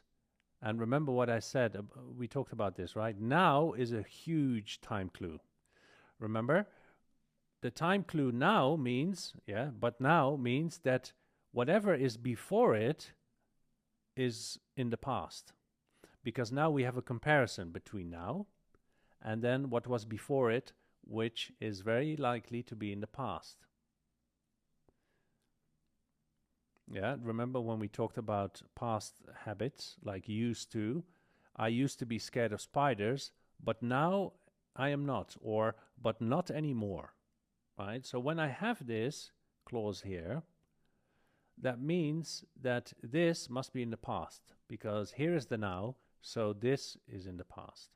So Jonathan was at the university this afternoon, but now, big clue, he is at home. So this is also a clue for you, because this is. So now plus is present, so this whole structure is in the present. So that means this is a comparison, so that must be in the past. And for that reason, it is was. Jonathan was at the university this afternoon, but now he's at home. So if I then ask you the question, what time of day would it be now? Most likely, this is evening, right? Most likely, the moment of speaking, meaning the now, is most likely in the evening, because the afternoon is finished. How do I know it's finished? Because but now tells me, followed by the present, this is the present tense, tells me that this was in the past. So we have only 3 parts of a day. We have the morning, the afternoon, and the evening. So it is very likely that if this was a video, for example, somebody was talking, there was a recording, and it was outside, that you would see a dark sky, and you would see the moon and a couple of stars, right?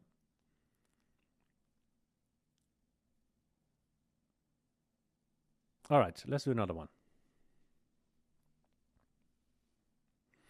Now, I would like you to do the same thing, pause the video, and really think about what this could be, right? Now, remember, we need to use the verb be again. Which form of be do we use here? Do we use the past form, the present form, or the future form, which is then going to, right? Going to be, or will be, right? So pause the video and try to answer it, and I'll see you in a bit.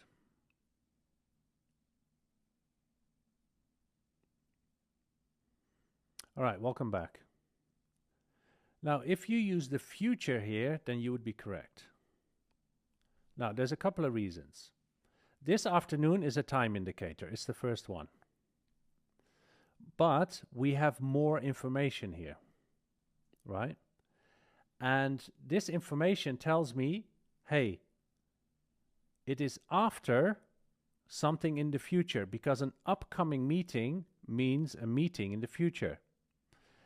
And this being at the university is going to be after the upcoming meeting. So the meeting is going to be first, right? As we know from the time clauses. And then being at the university is going to be second. So if that's the case, and the upcoming meeting obviously is in the future, it's upcoming, that means that being at the university is even after that. So that must be the future tense. All right? So it must be the future tense. Now, can I use going to? Absolutely. I could say Jonathan is going to be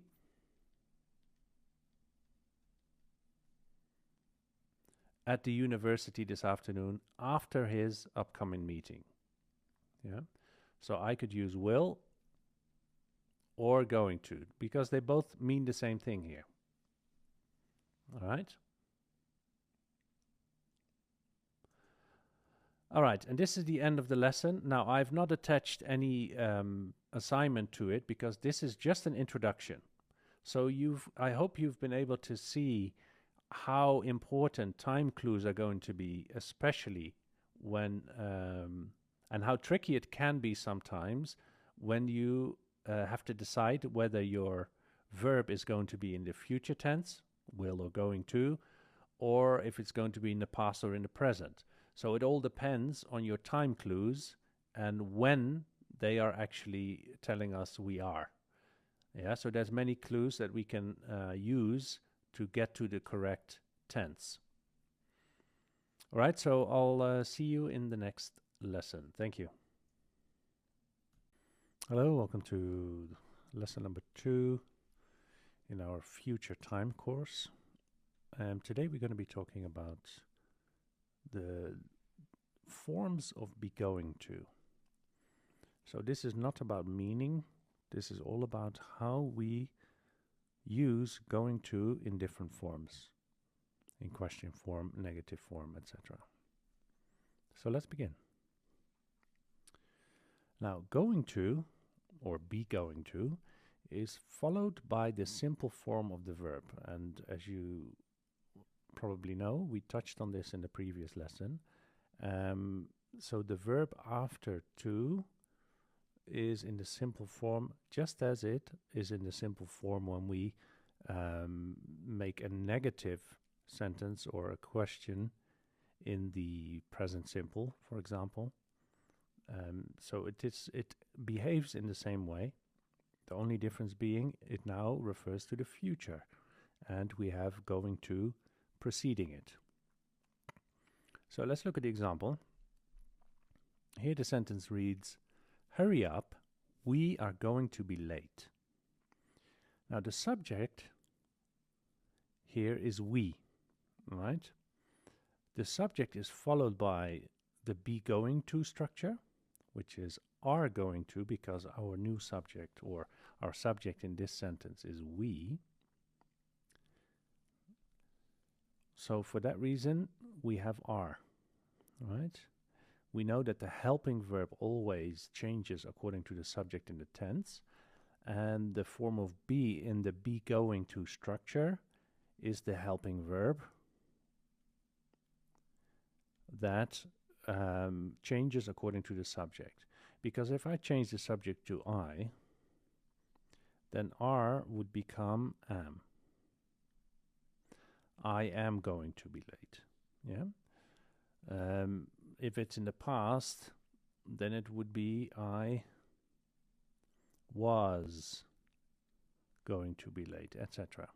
All right. So the form of be going to, the helping verb within the structure, changes according to the subject and the tense. Now, going to is then followed by the simple form of the verb. This is the main verb in the sentence. And the simple form of be, or the verb to be, is be. All right? So be is the simple form.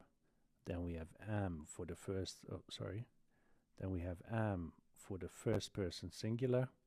Then we have are. And that's it. And then we have, is for the third person singular. All right. So, but because going to is followed by the simple form, be has to be be. Yeah. Now,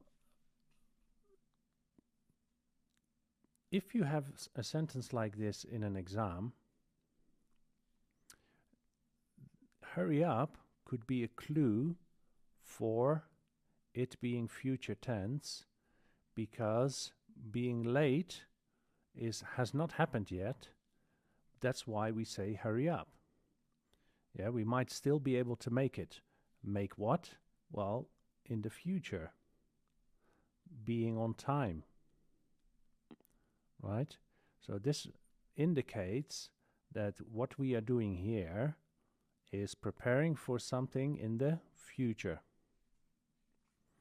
I could have, for example, said, let's use this color.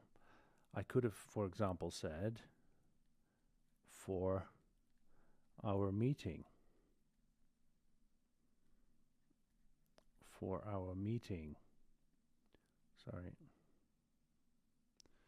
For our meeting tonight. Yeah. So this would have been easier to understand, because now we definitely have something in the future, which is tonight. So that would make more sense in an exam, for example, that you clearly have a future time clue to help you. All right, let's go to the next example. Now this one is more like we just explained, right? So Isabel is going to come to practice tomorrow. Now we have a clear time indicator. So we start with the subject, then we have a form of be going to. And as you can see now, because the subject is Isabel, Isabel is she, right? It's in the she, he, it bracket, which is third person singular. Therefore, is the form of be that we need, right? Is the form of be that we need. If I change Isabel to I, then it's going to be am, etc. So after my be going to structure, we have the simple form come. And as I explained in the previous lesson, we talked about this, right? To is really causing come to be in the simple form, because it is an unofficial to infinitive structure, right? So actually it should be like this, right? So this is structure number 1, and then this is structure number 2. So we have two similar structures, to come and to practice. Yeah? But this now is attached to going. So therefore it's part of the be going to structure. But really, effectively, it is this what belongs together, and therefore come is the simple form.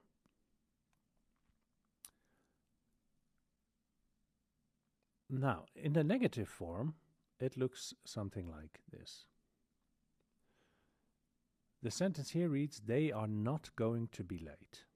Now, what we're doing here, we start with our subject, which is they, which is then followed by the form of be for the same reason that we did it in the previous lessons. This is the helping verb for the main verb, for the going to structure. So the helping verb should come first, and after that we say no, right? So we have subject, we have helping verb, and then we say not, right? So this is 1, 2, 3. And after not, we complete the going to structure, and then it follows, or it is followed by the simple form. Now I would like to make a little note here. If I were to say, for example, I am not sleeping.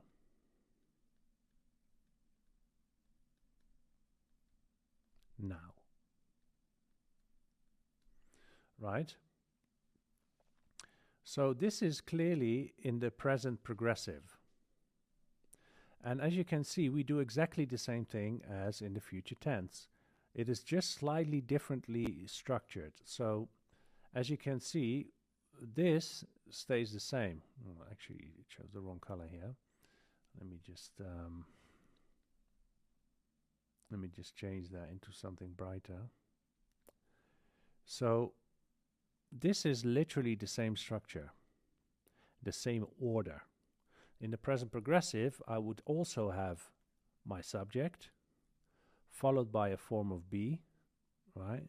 And then followed by not, which is exactly the same as in the going to structure, the be going to structure, because the form of be is the same, does the same job as the form of be would do in a progressive tense. Yes, I am not sleeping now. They are not going to be late. So the only difference is really my to in the be going to structure, which we then link to the simple form. And here we don't have this, because here we have added the ing to make it the present progressive. Sorry. Yeah, so it does pretty much the same thing. Now, when we make questions, you can imagine that it would be similar to the present progressive question, right? Because here we start with the form of be. Now, there's two reasons why we start with the form of be. First is to make the question. That's one.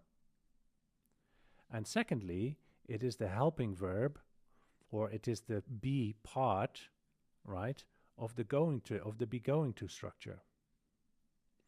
So it links these two. So in question form, we pull this helping verb forward, then it's followed by the subject, and then we add the going to structure. And going to is automatically followed by the simple form, again because of to, right? And then late is a complement, right? Well, it's actually complementing the verb. Now, let's say I make this present progressive. Let's say are you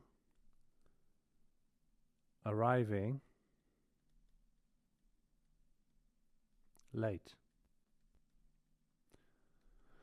Now you can see it is the same structure as here.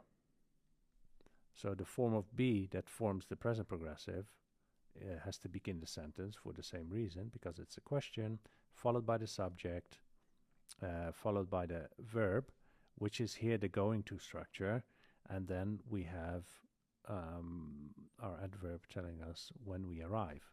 Yeah, so there is one step less than in the future tense. So going to is leading up to the main verb in the sentence, and the main verb in the sentence is in the simple form, because within the going to structure we have a to, and that induces the simple form for the main verb.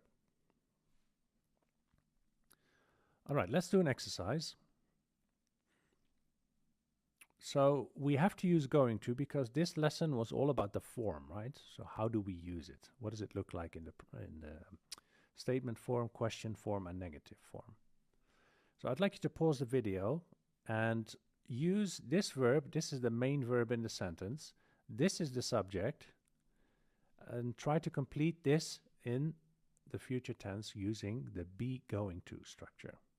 All right, pause the video and I'll see you in a bit. Welcome back. Now, if you said, are you going to do tomorrow, then you would be correct.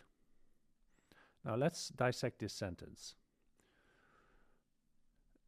Before we start, we have a WH word. Now, this is also a way to make a question more specific. Because if I say what, then you're asking for a particular thing that you're going to do. But I could also say where. Or I could also say why. All right? So, or maybe how, right? And it all is the same, because whatever you start your question with, the question word, this structure basically stays the same as if you were asking a question as we did before, right? The only difference being is the verb, the main verb in the sentence, because I could, for example, say, are you going to sleep tomorrow, for example? Now my sentence starts here, and I have my regular structure. I have my form of be to make the question, because the question is here, the question mark, right? And it's also the helping verb for my going to structure. So, are you going to sleep? That will be the sentence now. But now I want to be more specific, so I add a WH word, what in this case, because my verb, right, the verb that we need to use here is do. So you can't ask a question saying, are you going to do tomorrow? We need to know what it is. So it's necessary to add a WH word to make the question here, but that doesn't mean that the structure of the sentence changes. It's exactly the same. Yeah, I just showed you it. If we were to, let's just say, imagine that the main verb would be sleep, then I can start my sentence here, and then I could say, are you going to sleep, simple form because of to, tomorrow. All right? But in this case, our main verb is do, so we say, what are you going to do tomorrow? And this should be obviously lowercase. All right? What are you going to do tomorrow? That's the question, right? So the structure, in the be going to structure, stays the same, irrespective of using any of the WH words to make the question, because you want to be more specific. All right? So when the verb changes, you might need one of these to specify exactly what you are asking. Where are you going to go tomorrow? Why are you going to travel tomorrow? How are you going to travel tomorrow? By plane, by car, etc. Next exercise.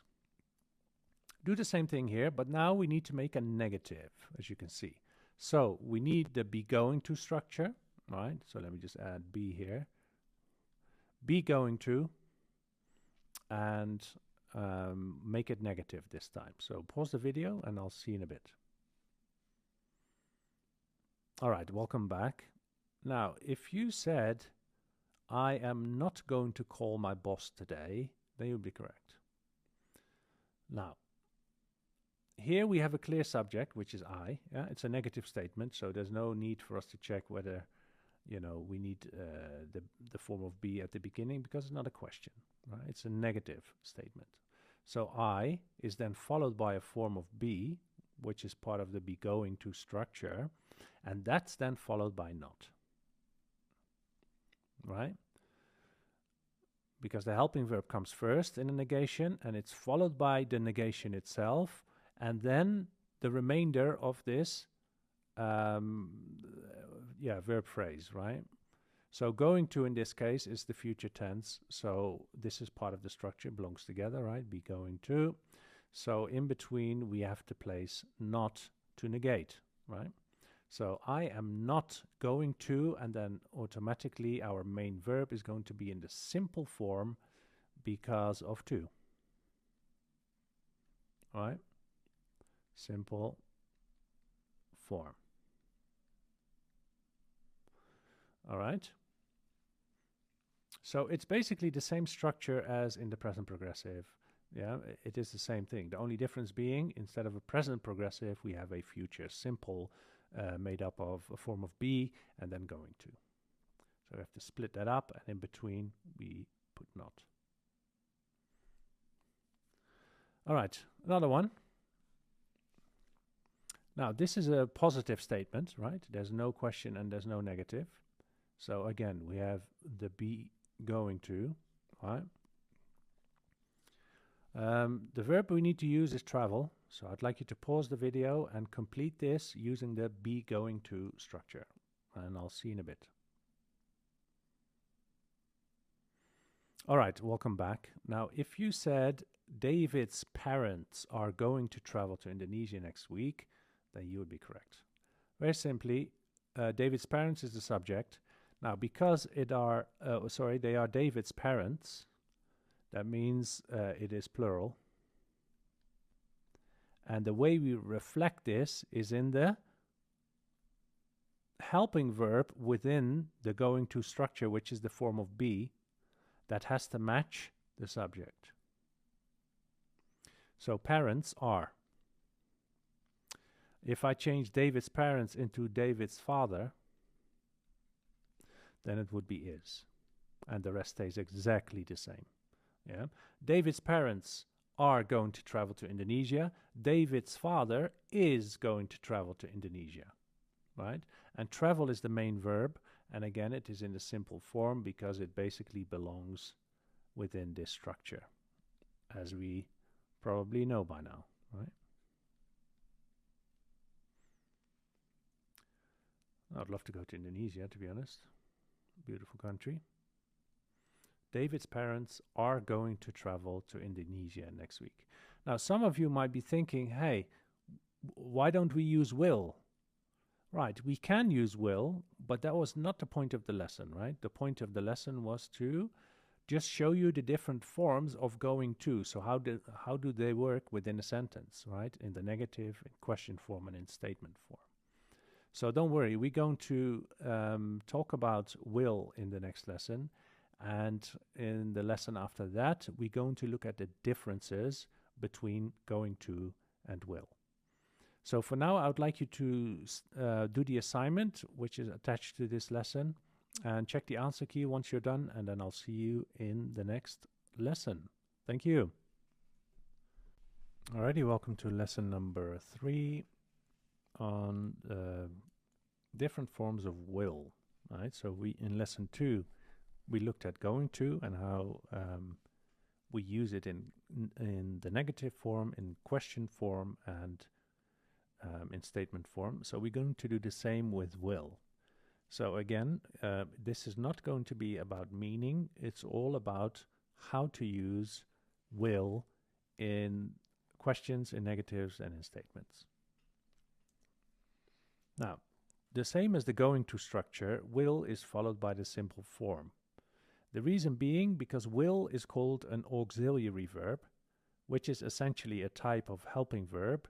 And for that reason, well, because it's an auxiliary verb, the verb after it should be in the simple form. Now, this is easier than the going to structure or the be going to structure because there's only one word. Will does everything, right? So we only need to focus on will, and that's then followed by the simple form of the main verb of the sentence. Now, here the sentence reads, the president and his ministers will be at the meeting tonight. All right, so we have a compound subject here, and will is following the subject. It follows the subject, and that's then followed by the simple form of the main verb. So don't think this is a helping verb. Be here is not a helping verb. It is the main verb in the sentence. All right, because I can change it, and I could say, for example, will go. And let's say we'll go to the meeting tonight, right? The president and his ministers will go to the meeting tonight. So you can see be here is the main verb in the sentence. All right. Oh, and whatever follows, we have a prepositional phrase, and tonight is important for us because, for example, if this had been a quiz or an exam, tonight is going to be very important because it tells us that it is in the future, right? We call this a time indicator. If I change this into yesterday,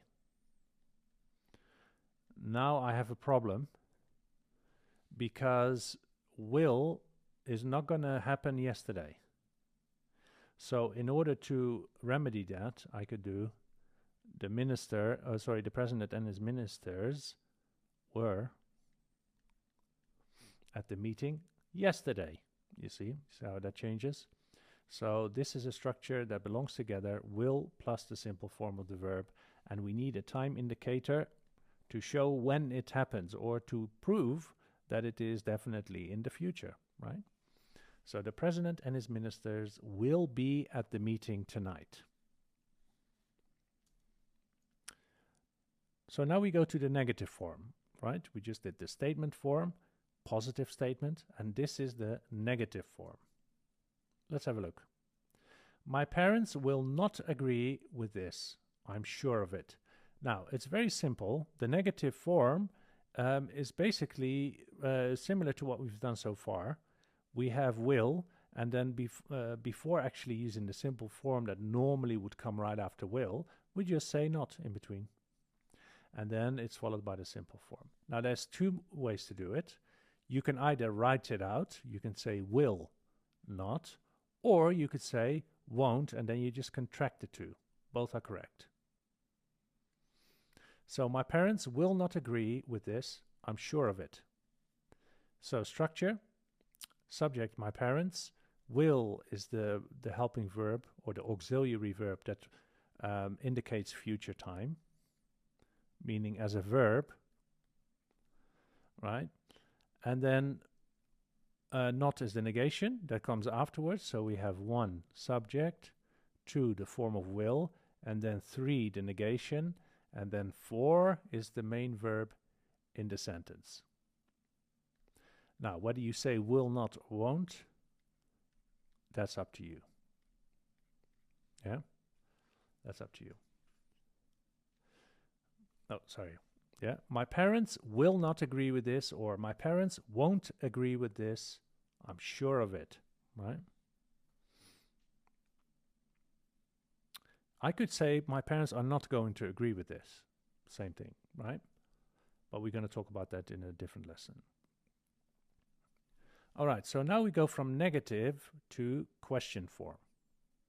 What does that look like? Now, as you might have expected, we need to begin the sentence with the helping verb. Now, I don't know, I'm sure you remember from the be going to structure, then the form of be takes this position to be the first verb in the sentence, or the first word in the sentence, because we need it to ask the question, right? Now, because will is be going to in one package, as it were, right? So all this is basically there already. We just put the whole thing at the beginning. So then will becomes the first word in the sentence. So we start the question with will, then it's followed by the subject, and then it's followed by the simple form of the main verb. 1, 2, 3. Yeah. Will the Jacksons attend the ceremony next week? Now, next week again is a clear time clue, because next week is definitely not today, right? Next week, not now. Later, right? Anything that indicates later than now is future tense. If I say in 5 minutes, yeah, I would still need the same tense. Will the Jacksons attend the ceremony in 5 minutes? In 5 minutes, right? It doesn't change anything. It could be in 5 seconds, right? It's still future tense because it's later than now. Later than now. Right? Okay. Now, how do we use will in short answers? Straightforward. Will you do this for me, please? That's a question, right? Now, we know the structure now, how to make questions. We start with will, then the subject, then the simple form, right? And the answer would be, or could be, yes, I will. Or maybe, no, I won't. Or maybe the in-between one, Maybe. I might. Yeah. I might. Or I may. Or I may not. Right? That depends on what you want to say. But the point being, if we want to use will to either say yes or no in short answers, you either contract will and not, and you say no, I won't. And if it's positive, you just say yes, I will. All right, let's go to exercise 1. Same thing. The main verb is do, the subject is you, and we have a question word, which is WH, which is what. Pause the video and try to figure out how to complete this sentence. I'll see you in a bit. All right, welcome back. Now, if you said, what will you do when things get tough, then you would be correct, right?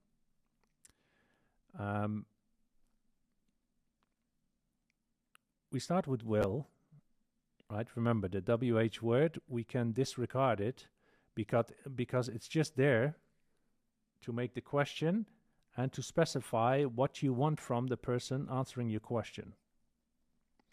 Yeah, we talked about this earlier. Where will you go? What will you do? How will you see it? Etc. So the structure is the same. We start with will, followed by the subject you, and then followed by the simple form of the main verb, which is do. Do can be a main verb in a sentence, no problem at all, okay? So don't think that do is only a helping verb. No. Do is a verb, and it just happens to have another job, which is being a helping verb. Yeah, and that's what it's quite often or mostly used for. But at the end of the day, it's a verb. So we can use it as the main verb in a sentence, like here. What will you do when things get tough? Yeah. Now, and for some of you, you might be thinking, hey, I can use going to here. And yes, if you want to answer that one, because you know already now, the answer would have been, what are you going to do? So this will structure is basically are and going to together, right? And the rest stays the same. You is you, do is do. All right, another exercise. Same thing. Inform is the verb, and now we need to make it negative, it seems, and use will as the helping verb. All right, pause the video and try to complete, and I'll see you in a bit. All right, welcome back. Now, if you said, I will not inform the professor about this, then you'll be correct, right? So we start here with the subject, right? I, and when we make a negative statement, we start with the subject of the sentence first, and then we use the form of will. Well, there is only one form of will. Sorry, the verb phrase or the verb that makes the future tense. Yeah, which is will. It's only one word in this case. So I will, and then we say no. Yeah, and when we use going to, then this would be half of it. So it would be I am plus not, and then the rest. Going to, and then we still end up with the simple form after that, right? So I am not going to, right? So I will not inform the professor about this. Yeah, I will not inform the professor about this. Now, and the cool thing is about will is it never changes. So it never changes. It doesn't matter who the subject is. So whether I have I as a subject, or they, or she, or you, it doesn't change. Now we know that be going to has to change because the helping verb be is there, and the helping verb be should change according to the subject. Right? So it would be I am not going to, and he is not going to, right? So that has to change. But for will, we don't have that problem. All right, we can just say will. It doesn't matter who the subject is. It's all the same. I will not inform the professor about this. Next exercise. Now, this is a positive statement, right? Meaning a regular sentence, well, with a subject and a verb and an object, for example. So I'd like you to pause the video and investigate. Here is a verb. All right, so we need to use will in the correct way and the verb to complete this sentence. So pause the video and I'll see you in a bit. All right, welcome back. Now, if you said the FBI will investigate this case, then you would be correct. Subject, the FBI, will comes after, right? And then the simple form, because there's no negation. Otherwise, that would be here. Will not investigate, right? But we don't have that problem now. So we can just say the FBI will investigate this case ASAP. All right. I would like you to do the assignment, which is attached to this lesson. And in the next lesson, we're going to look at the difference between will and going to, as in what they mean, right? Because they are the same, but not always. There are some situations where you can only use will, or where you should be using going to, or where you cannot use will. Let's just say that. So thank you again, and I'll see you in the next lesson. Hello, welcome to lesson number 4 on be going to versus will. So in this lesson, we're going to really look at the main differences between will and be going to. And we'll also look at situations where they both are correct, meaning we can use them both in certain situations, and in some we can't. So let's get into it. Now, first of all, we're going to look at when we can use both, when they actually mean exactly the same thing. Now, I'll show you an example. In a future prediction, so when you predict something to happen in the future, we normally use will. That's one of them. So I could, for example, say, I will succeed because I work hard. Now, subject followed by will and then the simple form. That's the structure. And here we have the reason, or the reason why I predict that I will succeed, if that makes sense, right? So I will succeed. Why will I succeed? Well, because I work really hard.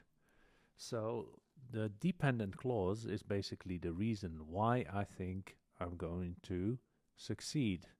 And as you might have picked up now, I also used going to. So for predictions, we could also use going to.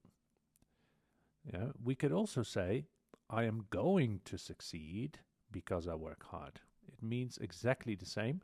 The only difference being that I'm now using be going to, followed by the simple form, predicting exactly the same thing, right? I will succeed because I work hard, or I'm going to succeed because I work hard.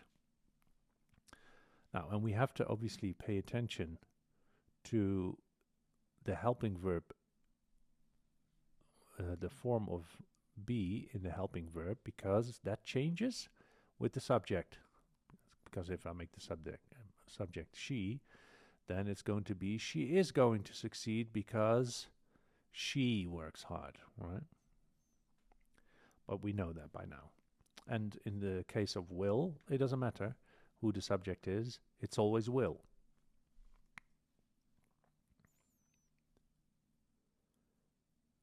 Now, sometimes we can only use be going to. And the situation that we only use be going to is when we have planned something already at the moment of speaking. I'll give you an example. Now, let's say you're carrying a camera with you, right? You're walking down the street and you see an old friend and he says, "Hey, where do you think you're going?" Or maybe a bit more politely, "Where are you going?" And then you will answer something to the effect of, "I'm going to record a video for Me Grammar TV," right? Here, we cannot use will because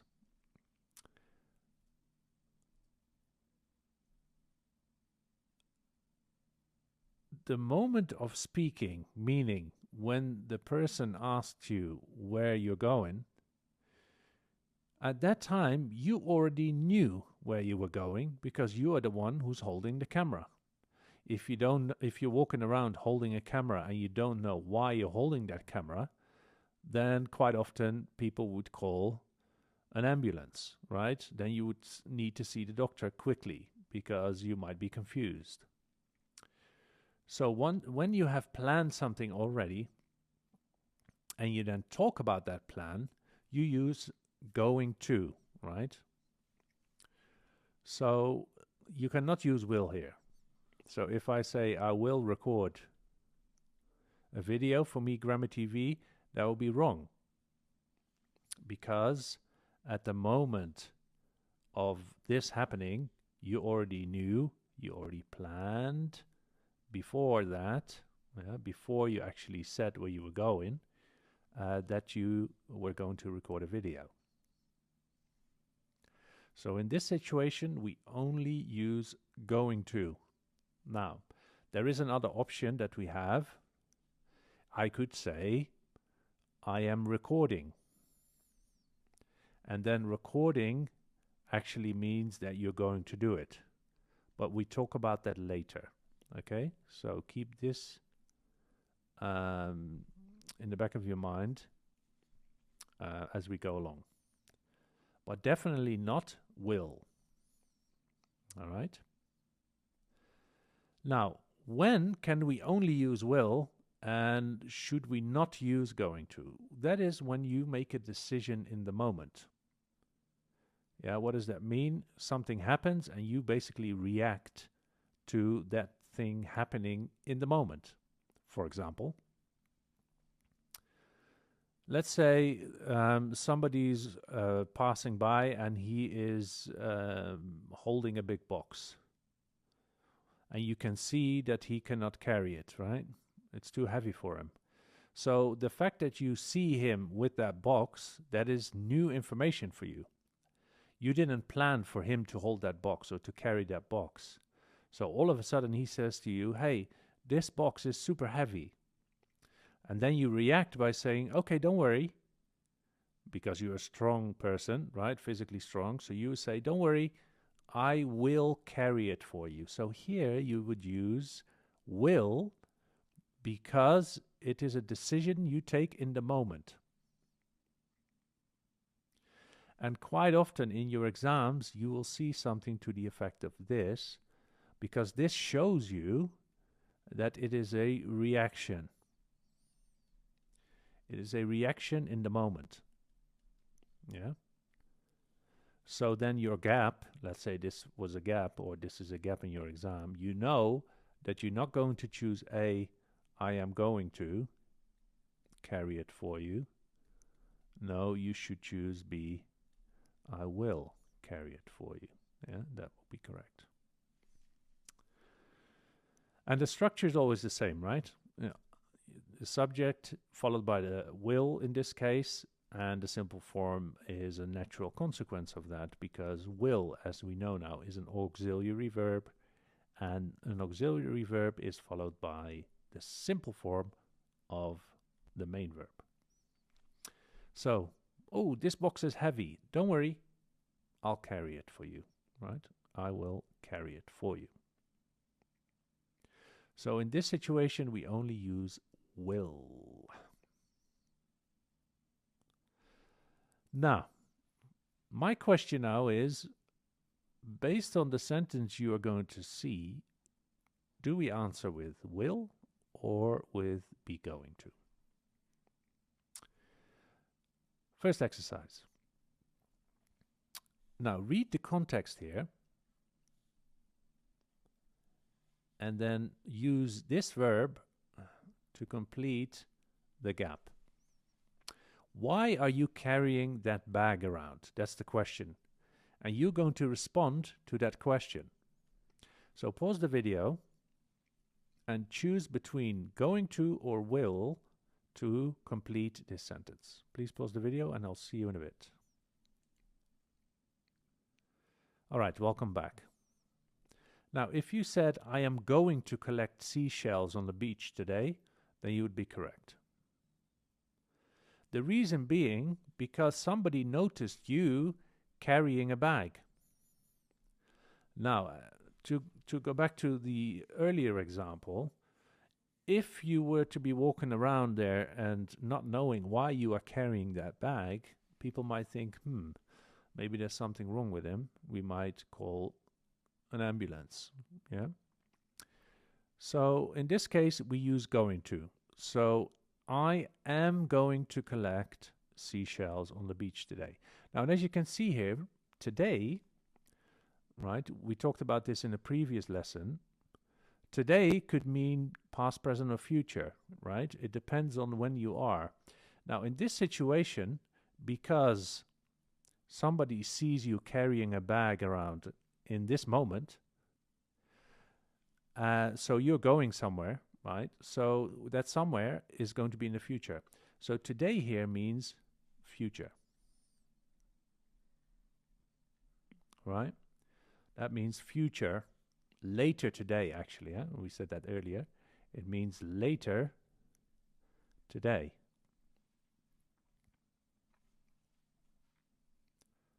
Yeah.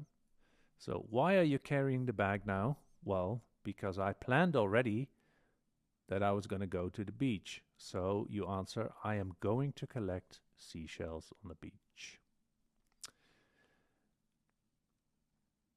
All right. Let's do another exercise. Now here we need to do the same thing, but now we have different information. Here we have a saying, hey, the door is stuck. I can't get the key in the lock. And now you respond by saying, no problem. And then the verb is open. So please pause the video and choose between will or going to, and then I'll see you in a bit. All right, welcome back. Now, if you said, I will open it for you, then you would be correct. Now, the structure is the same. We have a subject followed by will and then the simple form. This is a decision in the moment, right? Because this information or this person, being stuck there with the key, that's new information. So you're looking, you hear somebody saying, hey, the door is stuck. And you look up and say, okay. And then you react to that situation because you happen to be a locksmith. So you'll say, no problem. I'll open it for you, right? I will open it for you. Now, and what you can do, you can contract I will. And in speech, this is what automatically happens. You would say, I'll open it for you. Yeah, I will open it for you. This is a clear decision in the moment. You're reacting to something new. The door is stuck. Oops, what shall I do? I'll open it. Don't worry. All right, next one. What do you think of Liverpool this year? Right, Liverpool is a football club in the UK. And you reply by saying, well, I think they're awesome. And you continue saying, they, meaning Liverpool, right? Now, my question is, what do I use in this situation? Remember, sometimes we can only use will. Other times we can only use going to, as in the previous two examples. And sometimes we can use both. Now, my question is, which do you think it is and why? Yeah, so pause the video and try to answer this using the verb win. All right, I'll see you in a bit. Okay, welcome back. Now, you can actually use both here. The reason being is that it is a prediction for the future. Now, why is this a prediction? Right? Why is it a prediction? Because first of all, you cannot plan for Liverpool to win. First of all, you don't play for Liverpool, right? You're a spectator, yeah. So you don't have no influence on it. So it's definitely not your plan. Now, it might be the coach's plan and the player's plan to win, right? They could say, right? They could have planned it in advance, but still, they will not know whether they're going to win or not. So at the end of the day, it is a prediction. Yeah. Now, is it going to come true? We'll see. We'll have to see, right? We will only know at the end of the season. So as soon as we know that this is a prediction, we have two options. We either say they're going to win or they will win. So this is a clear example of a prediction where we can use both. All right, I would like you to do the assignment for this lesson and check the answer key after you have finished. And then we'll continue in lesson number 5. Thank you. See you in the next lesson. Alrighty, welcome back to lesson number 5 of the Future Time course. Now, today we're going to look at future time clauses. So let's begin. Now, what is a time clause? Now, I don't know if you remember. I'm sure you do. In the second course on the past time, we talked about time clauses in the past. And we know that a time clause is based on another action or event. Yeah? So it talks about a period of time based on something else. So the two clauses are related through time. Now, we know from the time clauses that we did earlier in the second course that we use the simple tense, meaning the simple past tense, in both clauses, right? So here we have I washed the dishes before I left home. So the main clause is I washed the dishes, and before I left home is the time clause. Now, how do we know it's a time clause? Because we have a subordinating conjunction here. Yeah, our time clue is a subordinating conjunction, right? And we know also which happened first, right? I washed the dishes before I left home. So actually the before refers to washing the dishes, meaning this happened first. And leaving home happened second. Right? So we know that. That's based on what we did in the previous course. Now, the introductory words that we're going to talk about today are exactly the same as the ones in course number 2. We have before, after, until, as soon as, while, and when. That's followed by a subject, and that's followed by a verb, and together they make the time clause. The only difference being now, we're going to talk about future time clauses. So instead of talking about the past, we're going to talk about the future. Now,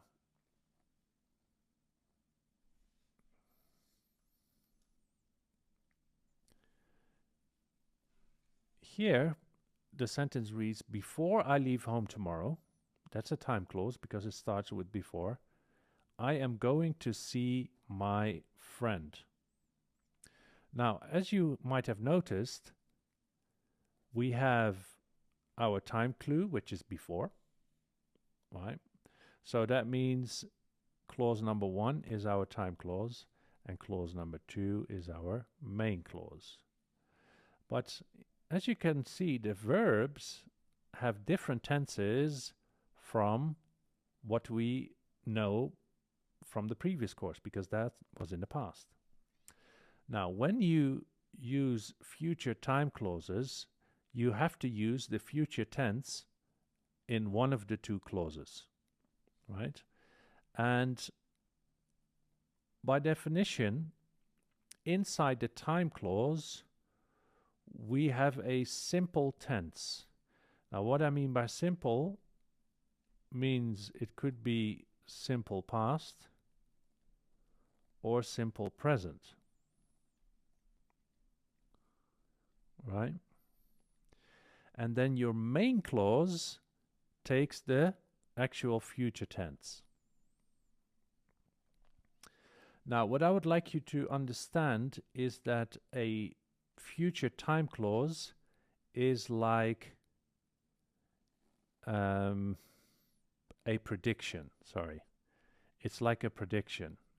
You predict something based on a condition, if that makes sense.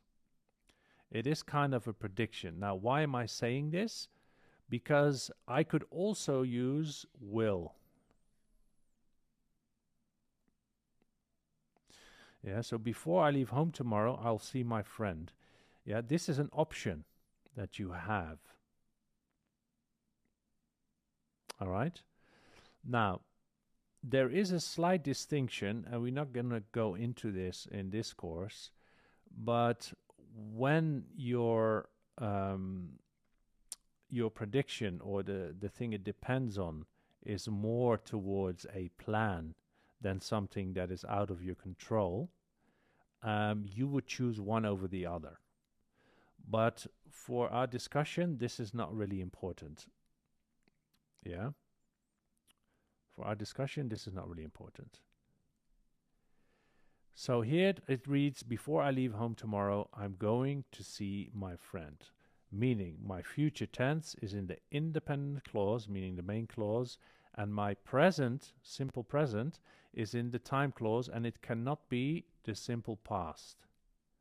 It can't be the simple past because it is a future time clause, meaning the time is related to something or something that will happen in the future.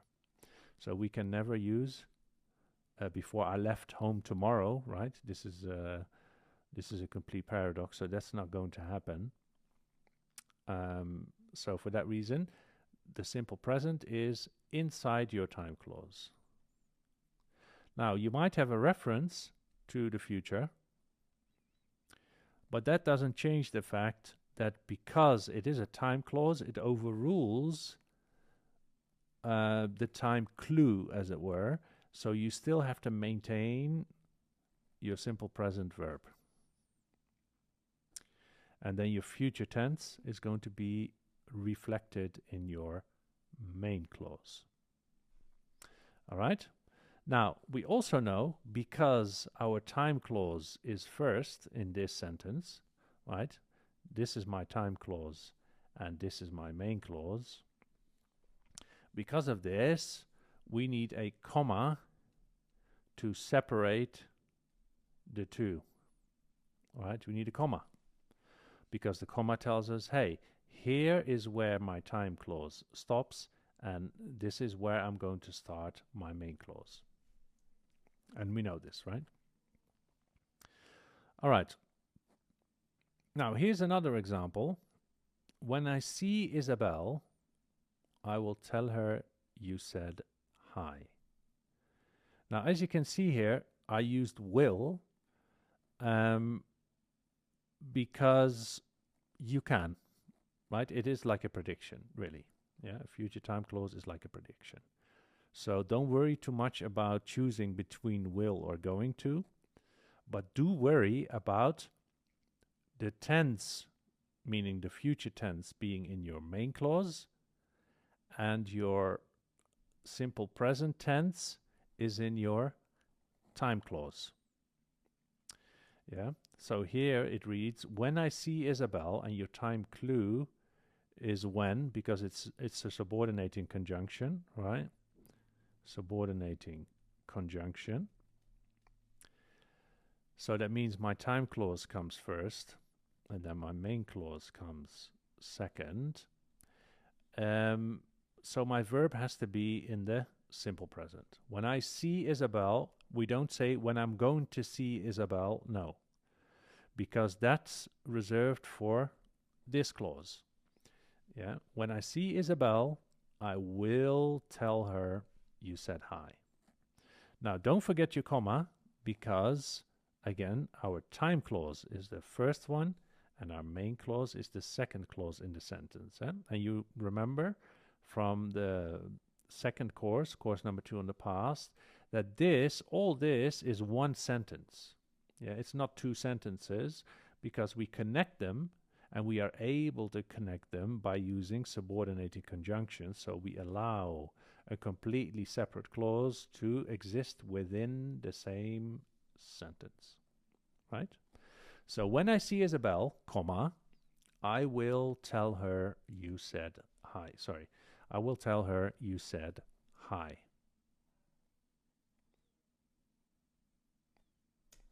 All right.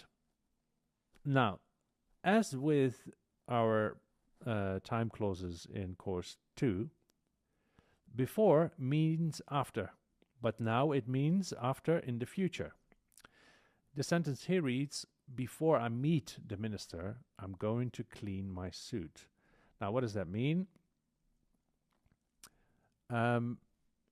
First, I'm going to clean my suit. And then I'm going to meet the minister. Right? Second, I'm going to meet the minister. And that is because of my time clause. So before is basically about cleaning my suit. Yeah, what I'm going to do before, I'm going to clean my suit. And after that, I'll meet the minister. But inside your time clause, the tense is in the simple present. It has to be. Okay? So this has to be meet. I don't say before I'm going to meet the minister. And you might hear this in speech a lot, but this is grammatically incorrect. So you should be saying before I meet the minister, meaning in the future, right? Any time after now, could be in 5 minutes, could be 1 hour, it could be tomorrow, it could be next week, it doesn't really matter. It is after now, so it is in the future. So before I meet the minister in the future sometime, I am going to clean my suit, which is also going to be in the future because I haven't cleaned it yet. This is a prediction, yeah, or it could be towards a plan, really, right? You could plan this, but the condition is pretty much that you're going to meet the minister. Because if you don't meet the minister, there's no need to clean your suit, if that makes sense. Yeah, so before I meet the minister, I am going to clean my suit. Now, you might be thinking, hey, there's something missing here. Well, absolutely. We have a comma missing here because the time clause begins the sentence, right? Here's my time clause. We have my subordinated conjunction here. So we need a comma to separate the two. Yeah. Now, if I turns into she, then we also know that am should turn into is. Right? Or he, right? It doesn't matter. Third person singular. So that means my helping verb for the be going to structure has to change. But we know that by now, I think. All right, so when before is after, that means after is before. So here we go. After I eat lunch, I'm going to have a rest. Yeah. I could also say after I eat lunch, I'll have a rest. Yeah, both are correct. But the point for us is my time clause is the first clause in the sentence. Remember, this is the sentence completely. The first clause in my sentence is a time clause, and the second clause in the sentence is my main clause. I have my subordinator after, so that means first I'm going to eat lunch, and then I'm going to have a rest. So after I eat lunch, I'm going to have a rest. After I eat lunch, I'll have a rest, right? And don't forget your comma, because the time clause is the first in the sentence and the main clause is the second. All right, let's move on. Until, we know that until means to that time or up to that time. Now here the sentence reads, Mariah will continue until she succeeds. So the main clause now is at the beginning. Yeah, and the time clause is or starts with until. So that means the continuing continues and it stops right here, because now we have success, so there is no need to continue. Yeah, so the continuing is the ongoing action right until the success comes, so that means the action of continuing stops. So my time clue is my subordinating conjunction followed by whatever the result is. Yeah, in this case it's success. It could also be failure. It doesn't really matter what the result is, but there should be a result resulting from the continuation of this action. And until tells us, hey, now it stops, so this is my time clause telling me this is the end. Now, will refers to the future, and it is in the main clause because the tense should be in your main clause and not in your time clause. We know in the time clause we need the simple present. Right? In the time clause, meaning future time clause, we need the simple present. When it's a past time clause, we need the simple past in the time clause. Now, yeah, let's just leave it at that. Now, the question now is, do we need a comma? Right? Do we need a comma to separate the two? Now, and I'm sure you paid attention in the previous lectures, we know that we do not need a comma here because my main clause is now the first clause in the overall sentence, right? It's my first clause and my time clause comes second, so my subordinating conjunction or my time clue, right, allows me to have this time clause and it comes second, so it does the job of the comma, right? There's no need to put a comma again. This is showing me, hey, my time clause starts now and my main clause has ended. Yeah, that's what a subordinating conjunction does. It tells you, hey, this is a new clause, this is a new beginning, and it is a subordinate clause. It depends on the main clause. Yeah, I could stop here. I could say, Mariah will continue. That's enough. That's a sentence. Yes, but I've chosen to say why or to give some more specifics, right? Until when, for example, in this case. So that is my time clause, and for that reason, it depends on the main clause because I cannot have the time clause without the main clause. When I begin a sentence with a subordinator and I say until she succeeds and I stop, then I don't have a sentence. Right? Now, if I remove, let's say, my subordinator, as we showed in, I believe, in the first, in course 2, if I do this, I have a sentence. She succeeds is a independent clause now. It's enough. I have a subject and a verb, and it makes sense. Yeah? So the subordinating conjunction allows us to have a full clause integrated into a sentence and completely depending on the main clause. All right, let's carry on. Now, we also know as soon as means right after, right? So as soon as the rain stops, he is going to go home. So he's waiting and waiting and waiting and waiting for the rain to stop. And once it stops, he's going to go. Oh, sorry. He's going to go, right? So the first thing that has to happen is for the rain to stop. And then I'm going to start going home. Right? Now, just to refresh your memory, we can move these clauses around. I could say, he is going to go home as soon as the rain stops. That's fine too. It means exactly the same. Right?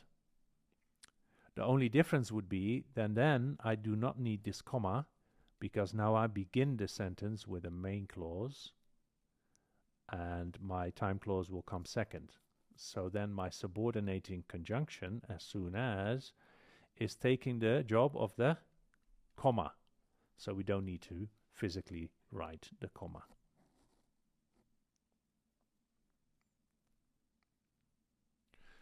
Okay. As soon as the rain stops, he's going to go home. Now, I could also say he will. And you can you can contract it and you can say he'll. So as soon as the rain stops, he'll go home. Well, or he will go home. It's fine. It's a prediction. Why is it kind of like a prediction? Because it has a condition. If the rain doesn't stop, he's not going anywhere. So he's depending on this. So, and we don't know if it's going to stop. So there is kind of a condition here. So it is kind of like a prediction, right? Because you know you have to wait for the rain to stop, and then so will is pretty okay to use here as well. All right, forming time clauses. And we are in the future, right? This is the future time course. So I would like you to turn this into a sentence with two clauses. This is one clause, and this is another clause. Getting to work happens first, and the meeting is after that. So what I would like you to do is use one of the subordinating conjunctions, right, that we've talked about before, as soon as, until, before, after, etc. And choose one and then connect it to, and make sure that getting to work is first and the meeting is second. So I would like you to pause the video and write it out, and then come back and we'll have a look. All right, I'll see you in a bit.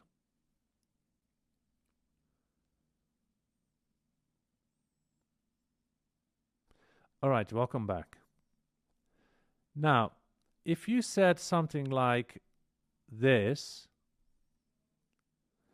I am going to have a meeting after I get to work tomorrow, yeah, or you don't necessarily have to say tomorrow, but let's just say that, then you would be correct. Now, if you wanted to use before, for example, then you would have to change it around, because before means after and after means before, right? So we know that the meeting is second. So after means after that. So this meeting is here, so that's fine. And before the meeting, I need to get to work, because if I'm not at work, how am I going to have a meeting, right? Unless you're doing it online. So if you had anything to this effect, like you could also turn it around. You can say, after I get to work tomorrow, I'm going to have a meeting, or I will have a meeting, right? Any of these combinations is fine. Now, another thing you can use is as soon as, because as soon as means right after, right? So as soon as thing number one happens, I'm going to do thing number two, right? So it's like a condition. If thing number one happens, then I'll start thing number two, which is right after the first one. So if you're having your meeting second and you get to work first, so you can say, I'm going to have a meeting as soon as I get to work tomorrow. That just means that that's probably the first thing on your bucket list for tomorrow, right? As soon as you get to work, you have that meeting, right? You'll have that meeting. So these two are very similar. The only difference being as soon as is more urgent. It creates more urgency. It's more directly after the other thing has passed in the future, right? Past mean has happened. Yeah, when the other thing has happened, Right after that, you're going to do thing number 2. All right? And I don't want to do too many exercises like this because I will leave that for the assignment. Excuse me. So what I would like you to do is to get the assignment attached to this lesson and really practice using future time clauses. And if you can, get a separate sheet of paper or on your iPad a separate blank sheet and try to switch the sentences around, the clauses around. Try to begin with a subordinate clause and maybe rewrite the same sentence, but then start with the main clause, the independent clause, and then have the, because then you can practice using the comma and leaving out the comma. So you get a bit familiar with that, okay? All right, thank you, and I'll see you in lesson 6. Hello, and welcome to lesson number 6 in our future time course. Today we're going to talk about the present progressive referring to the future. So when do we use the present progressive when we want to talk about the future? Now, it's very simple. We can use the present progressive when we've already made the plan. Yeah. So we've already made a plan before we actually talk about it. So before the moment of speaking. Look at this example. Jennifer is coming to the event tonight. Now, there is an event tonight. So tonight is telling us that this is a future event. And we can use the present progressive to reflect this. Now, why is that? Because the event, for an event in general, you plan. Right? Events don't just exist or come into being. You need to plan for that. You need to set a date, time. You need to invite guests, right? We need guests. And maybe we need speakers, people who are going to give a talk, right? And we want to eat and drink something maybe at the event, so we need catering. Yeah, people who bring the food and the drinks. So this future event requires a lot of planning, right? And even if it requires a little, a plan is a plan.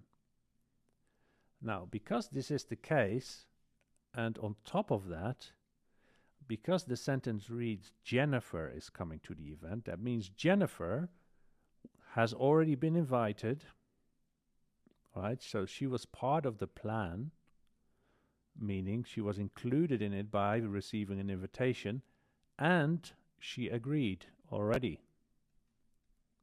She agreed to come, right? So that's all being done already.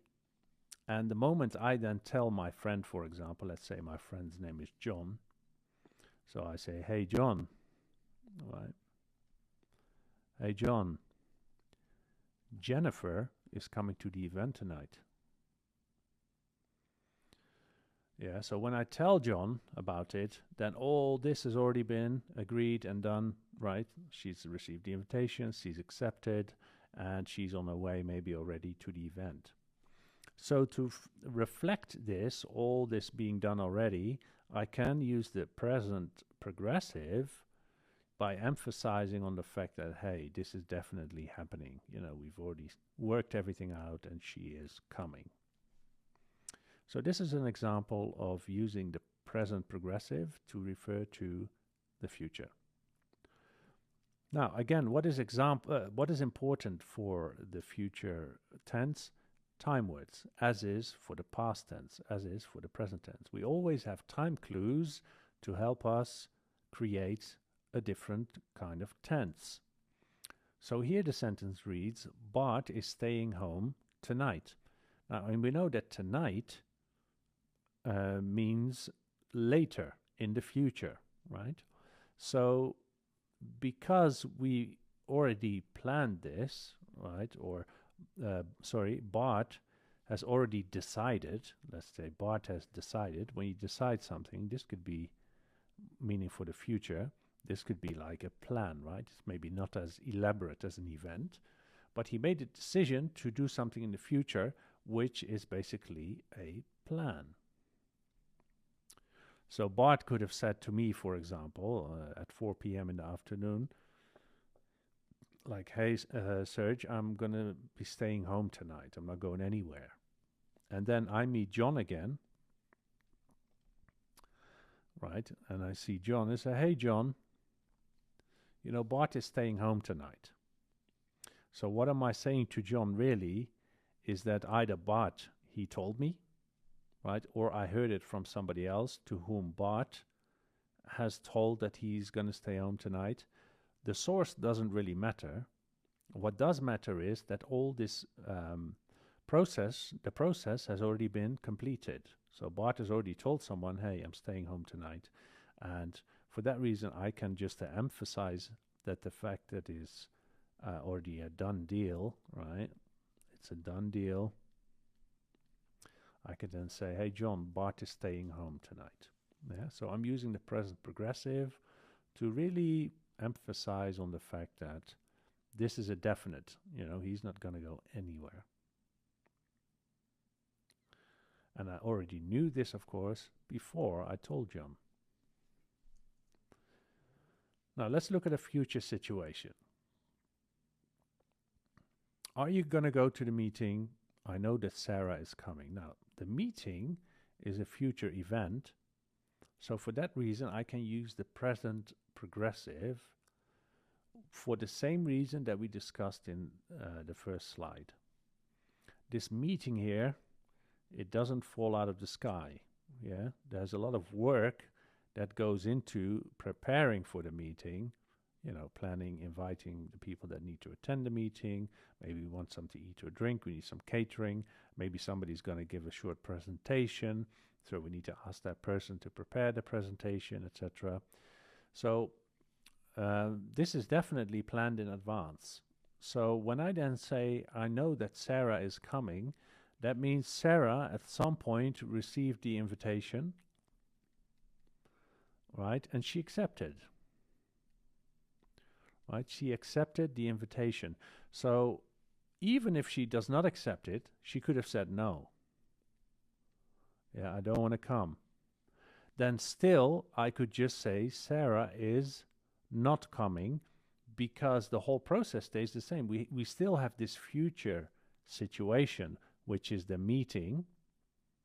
That's already been planned. Now, whether Sarah is going to come or not, that doesn't really matter.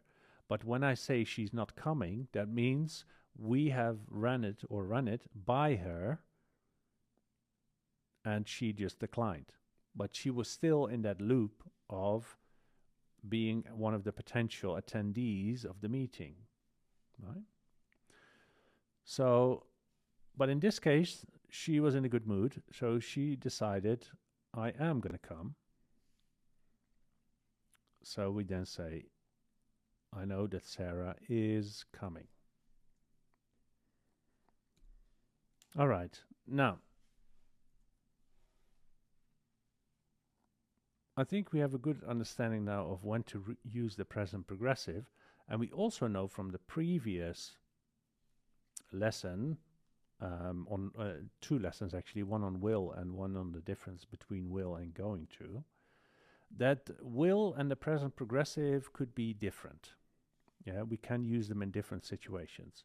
So what I would like you to do is look at this exercise and see what tense you would choose, what verb you would use to refer to the future tense. So should we use will or should we use the present progressive?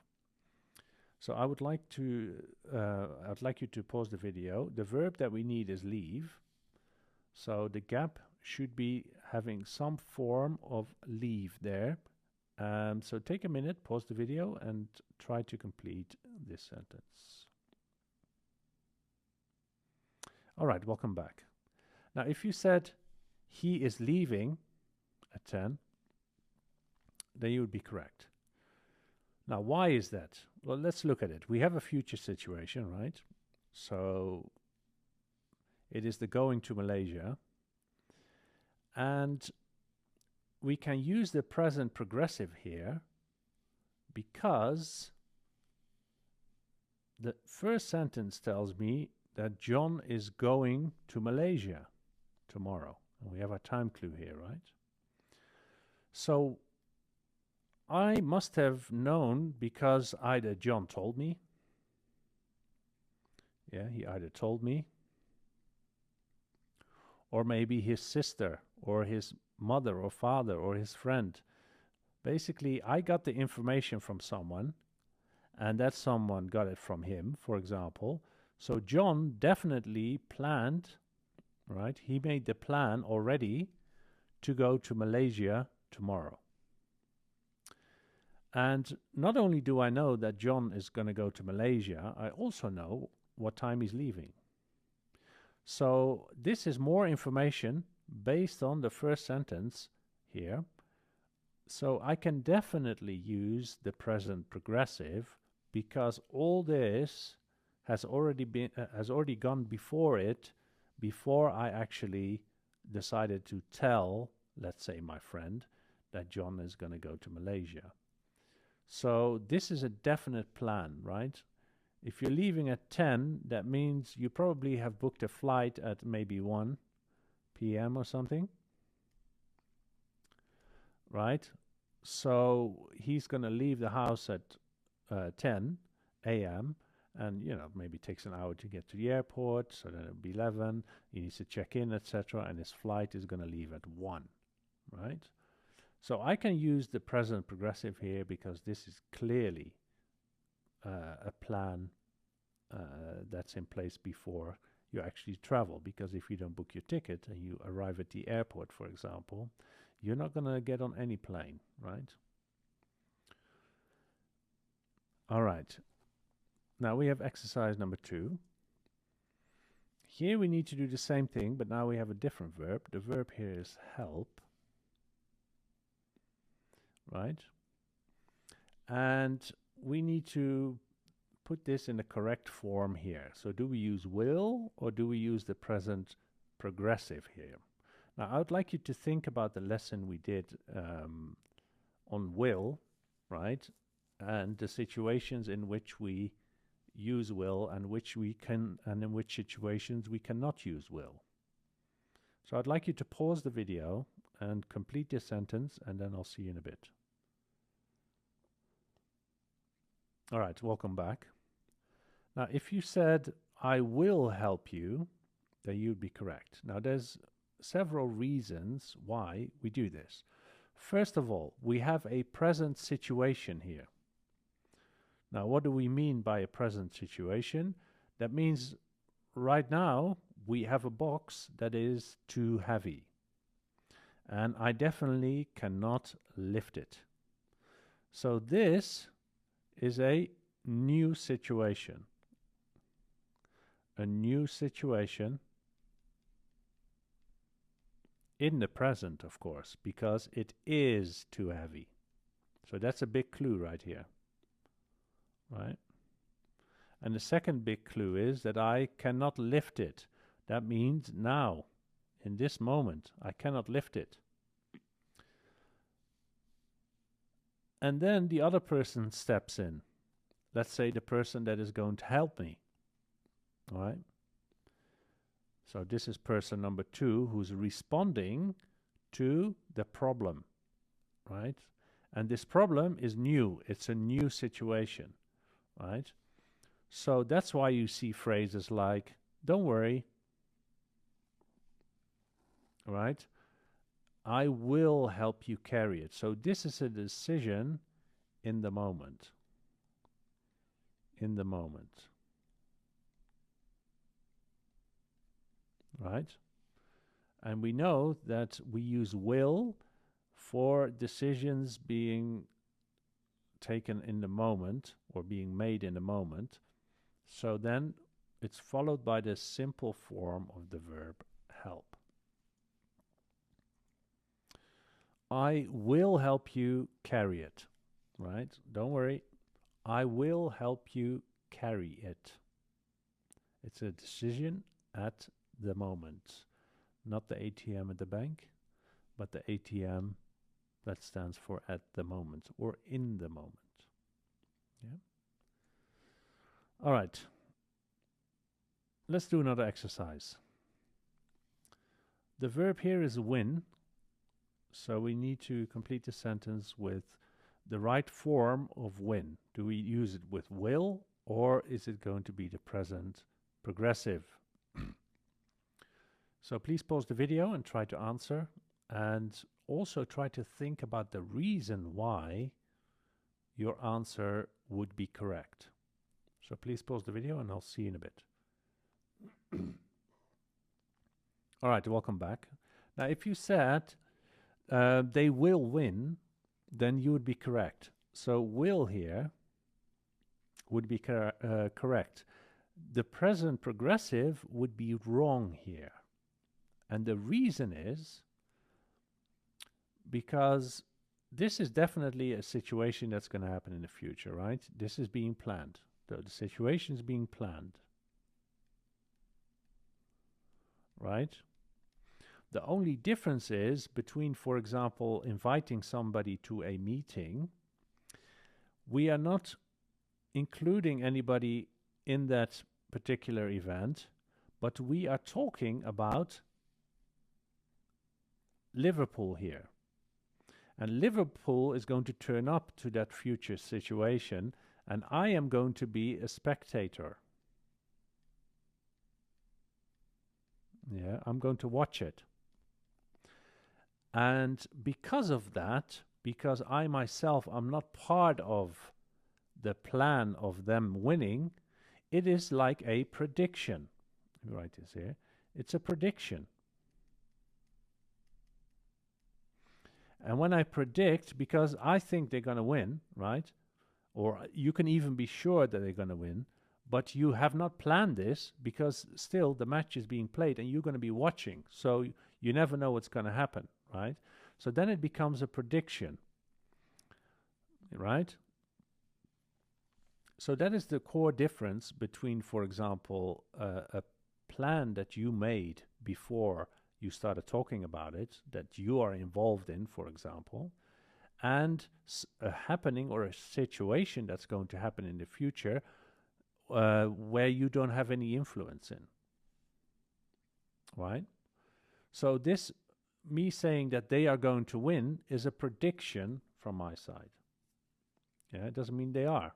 They could lose, right? I'm not in charge of that. I cannot plan for this, right? It just depends on who's the best team on the night. All right, what I would like you to do is do the exercises, the assignment that goes with this lesson, and check the answer key, which is also in the exercise at the end. And then I'll see you in the next lesson. Thank you. Hello, welcome to lesson number 7 of the Future Time course. In this lesson, we're going to talk about the simple present and when we use the simple present to refer to the future. Now, we know that the simple present is used for habits, routines, facts, all right, as we did in course number 1 on the present time. Now, and using the simple present for the future tense, cut, take 2. Now, we know the simple present, we use it to refer to the routines and repeated actions that we do, right, or that we have. And facts as well. As we mentioned the example, water boils at 100 degrees Celsius. That's a fact, right? Or John always goes to his friend on Sundays, right? So these are habits or repeated actions, right? And 100 degrees Celsius is a fact, right? Water boiling. So for example, John sleeps at 11 p.m. every day. That's a habit. So we use the simple present to reflect this, right? We have a specific time here which repeats itself every day. For that reason, it's a habit, and for that reason, we use the simple present. Now, when we talk about the simple present referring to the future, we basically talk about things that you can find on an official schedule, right? If you can put it on here, that means we can use the simple present. So, for example, the train leaves at 11 o'clock on Thursday. Then you can find it somewhere here. Let's just say this is Thursday and this is 11 o'clock, right? We can find that here. So for that reason, we can use the simple present to talk about it. The train leaves at 11 a.m. on Thursday. Now, here's an example similar to what we just said. The train arrives at 11 p.m. tomorrow. Now, tomorrow tells me that it is in the future. And a train arriving means you can find this on a schedule, right? You can open your app. You can see when the train arrives. You can punch in the day and the date, and then it will give you, okay, the train from Manchester to London arrives in London at, I don't know, 10 a.m., right? So on this schedule, you can find that, right? So the train arrives at 11 p.m. tomorrow means this 11 p.m. we can find it here, just as the train from Manchester to London arrives at 10 a.m. Yeah. So for that reason, we use the simple present. This is not the simple form, because we know the simple form has no tense. So there's also no conjugation. So this is not the case. It is the simple present. Now, how do I know this, or how can I check this? I can change the train into the trains, for example. And if the trains arrive, then I don't need an S. Then it will be the trains arrive, right? The trains arrive. So that tells you that this is in the simple present because of this. All right. Okay. So what we need to pay attention to, as usual, we have a future indicator or a future time indicator. We have something that we can find on a schedule. And for that reason, the tense that we can use is the simple present. And what we do need to pay attention to is always the subject should then agree with the verb. All right, another example. Jessica's new job starts this Friday. Now, you might be thinking, hey, but there is no schedule here. It doesn't give me a time, right? It doesn't give me a time. So let's say this is a clock, right? It doesn't give me a time, but it doesn't always have to be the case. So you don't always have to have the specific time there, because, let's go over it, this Friday, we can definitely find Friday here, and it is implied, yeah, that it's going to be at a specific time. So Jessica's new job starts this Friday, and we imply that it is going to be, yeah, it could be 9 a.m., huh? For example. I mean, it has to start at some time, right? But that doesn't mean you necessarily have to say it. This would be enough. And why would this be enough? Because, first of all, it is a definite schedule, and this kind of goes back to when you have a definite plan where you can use the present progressive. The only difference being that instead of us talking about the actual plan itself, the fact that it's on a schedule is because of our time indicator here, implying that it is Friday at a specific time. So then we use the simple present. Right? So all this is in the simple present. This is the subject, and this is the verb, which is in the simple present.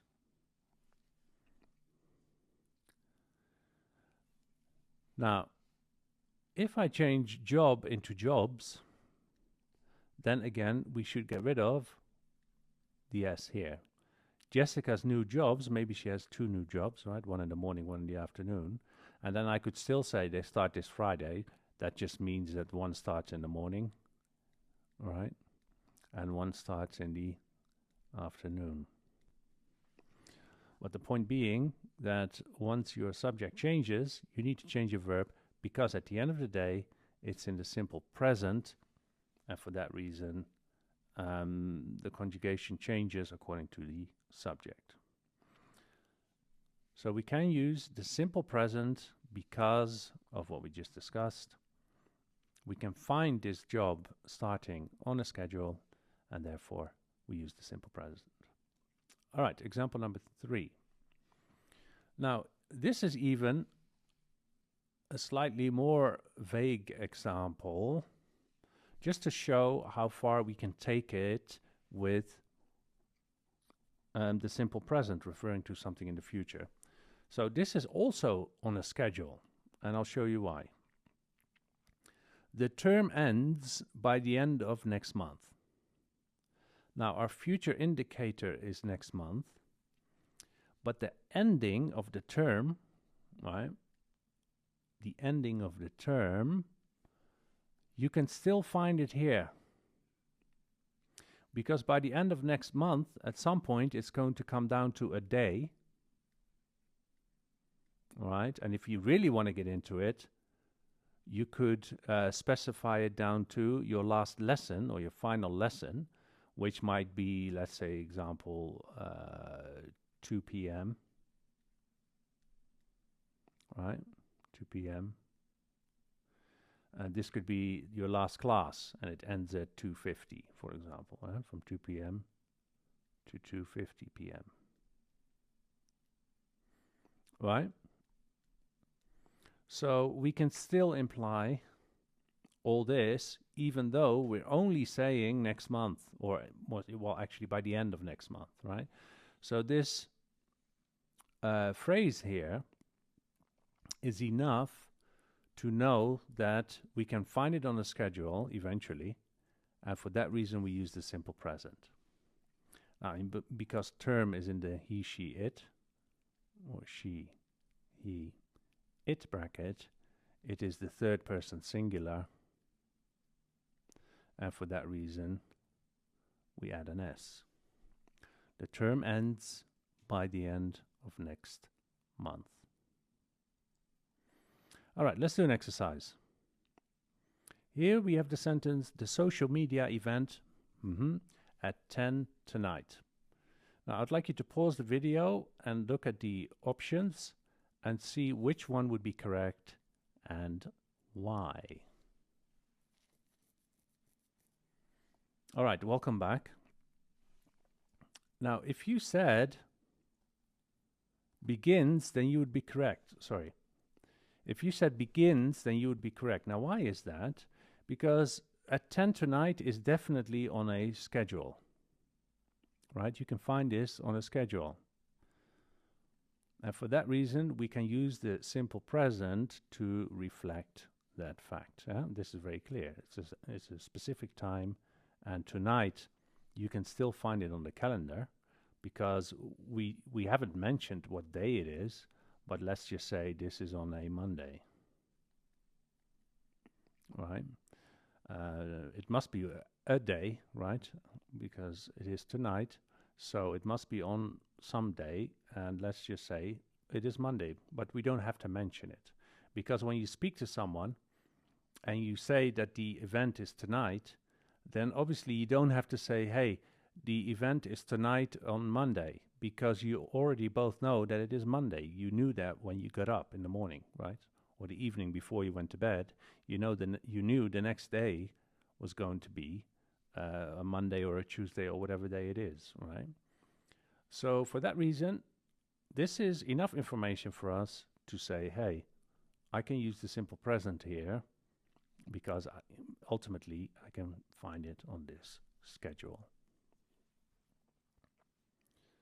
Now, there is a little secret here, because you might be thinking, wait a minute, I can also use going to. And yes, you would be correct. And you could also use the present progressive.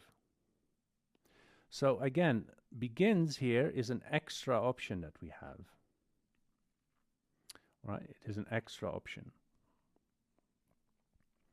Now, is it likely that we use the present progressive? In this case, maybe not, because of the nature of the verb, right? Because something begins is a short action, right?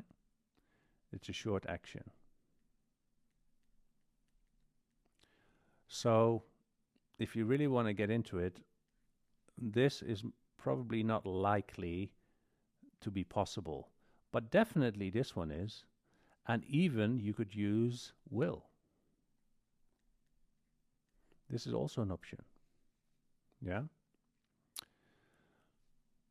But what we need to know is that we can use the present simple in this situation. So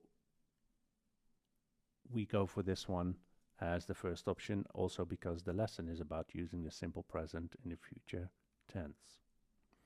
All right, next one. What are you doing? Now, in this situation, we don't have many options because, first of all, it is not in the future tense. Or maybe is it? Or maybe some of it is and some of it isn't. So I'd like you to pause the video and think about which answer would be the best answer to choose from these three. I'll see you in a bit. All right, welcome back. Now, let's look at it, right? The question here is asked in the present. It asks, what are you doing right now?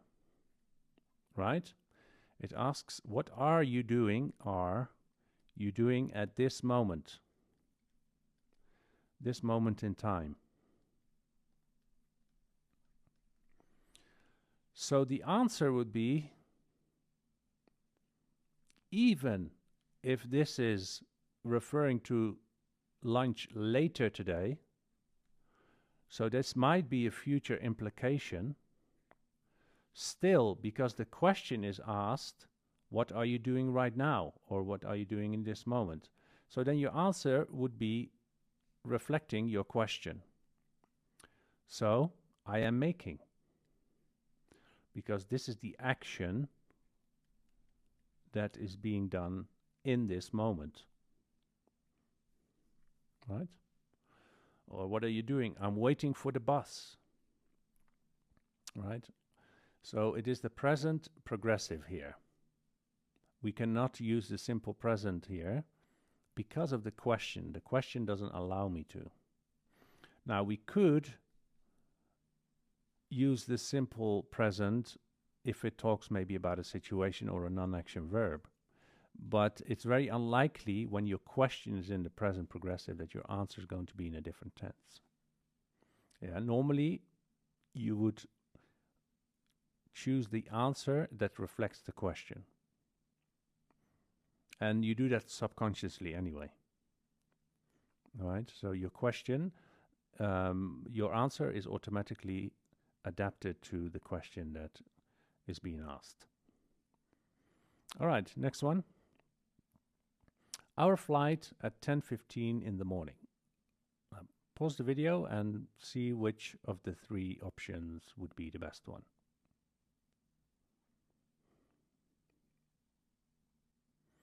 All right, welcome back. Now, we definitely have a schedule here because it's 10:15 in the morning. So because of that, we can use the simple present. So it would be right for us to say our flight leaves at 10:15 in the morning. Now, this morning, again, we don't have to say Monday, because in a conversation, you know what day you are actually in, right? So that is implied, or that is assumed, because you know what day you're getting up in the morning. So if this would mean the next day, then you don't have to say in the morning on Monday, because you already know, because today is Sunday, right? You don't have to say that, or sorry, you don't have to write it in this situation. So many of this is implied because of the context you're in, right? So that's assumed from the get-go, so you don't have to mention that again. Now, if Monday morning is not the morning following the day you're in, obviously then you have to say it, because otherwise nobody would know when when the flight is, right?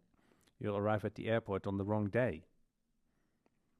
But here it is just not mentioned because we assume that the person who is saying it to the other person listening, that they both know, obviously, when that's going to be. Let's just say it's on this day, on Monday morning, right? Let's say this is Monday.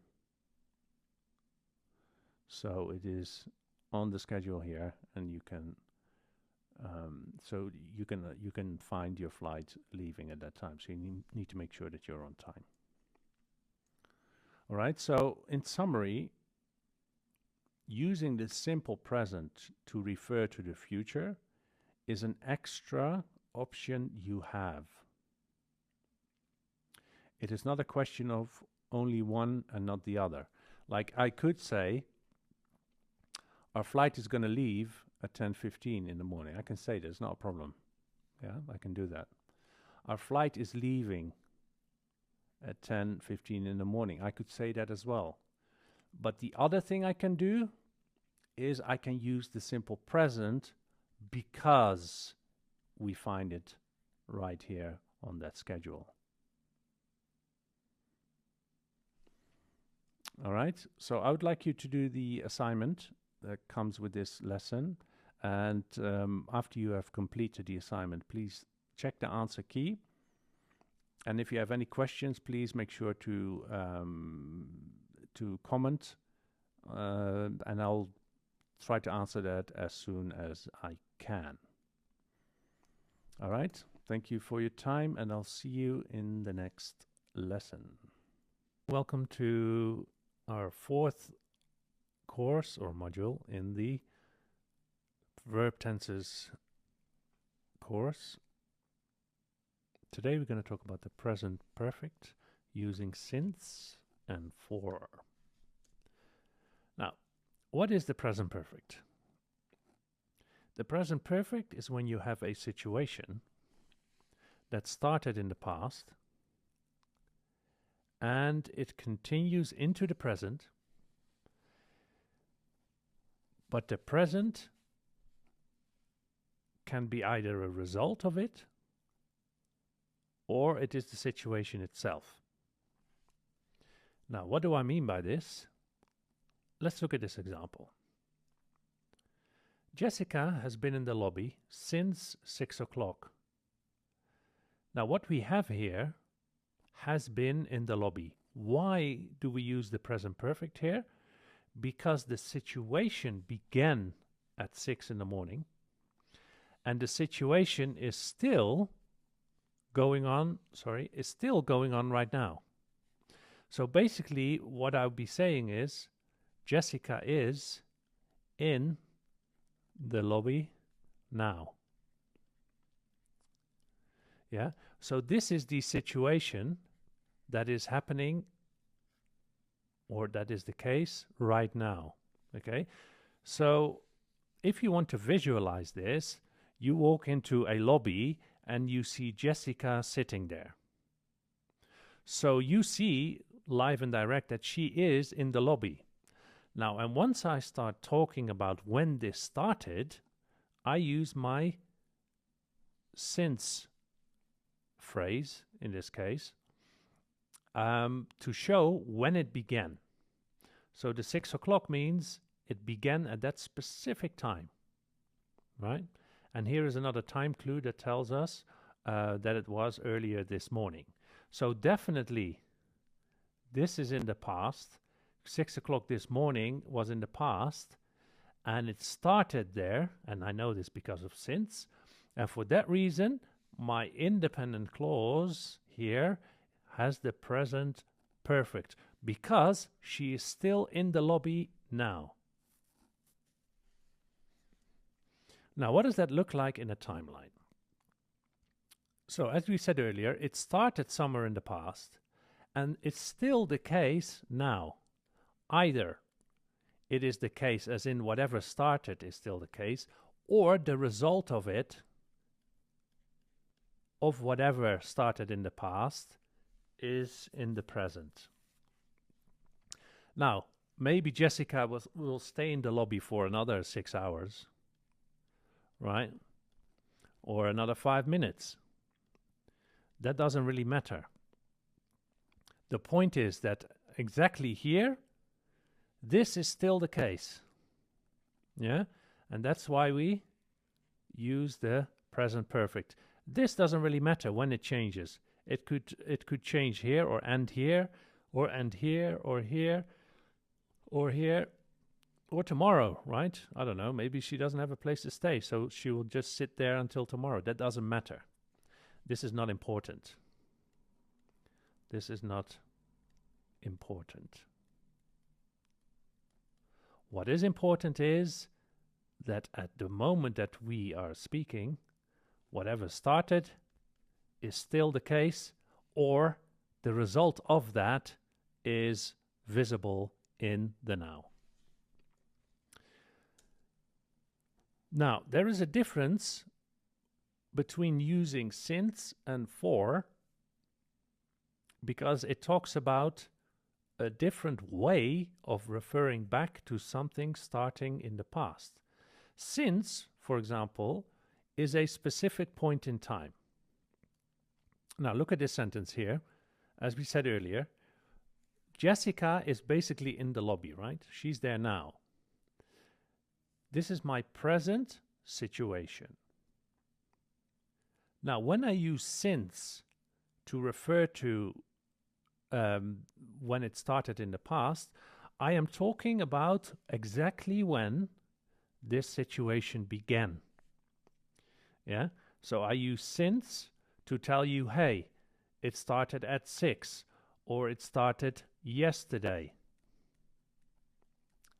or it started last week. Yeah? All these time references are telling me a specific point when that situation began. So that's when we use since. So that's why the sentence reads, Jessica has been in the lobby, present perfect, because we have a specific point in time when it started, and she is still in the lobby now, since 6 o'clock. Okay. We have different time references that we use with since. Now, as I said earlier, yesterday is one of them, last week is one of them, 5 a.m., Monday, 2019, like any specific point in time.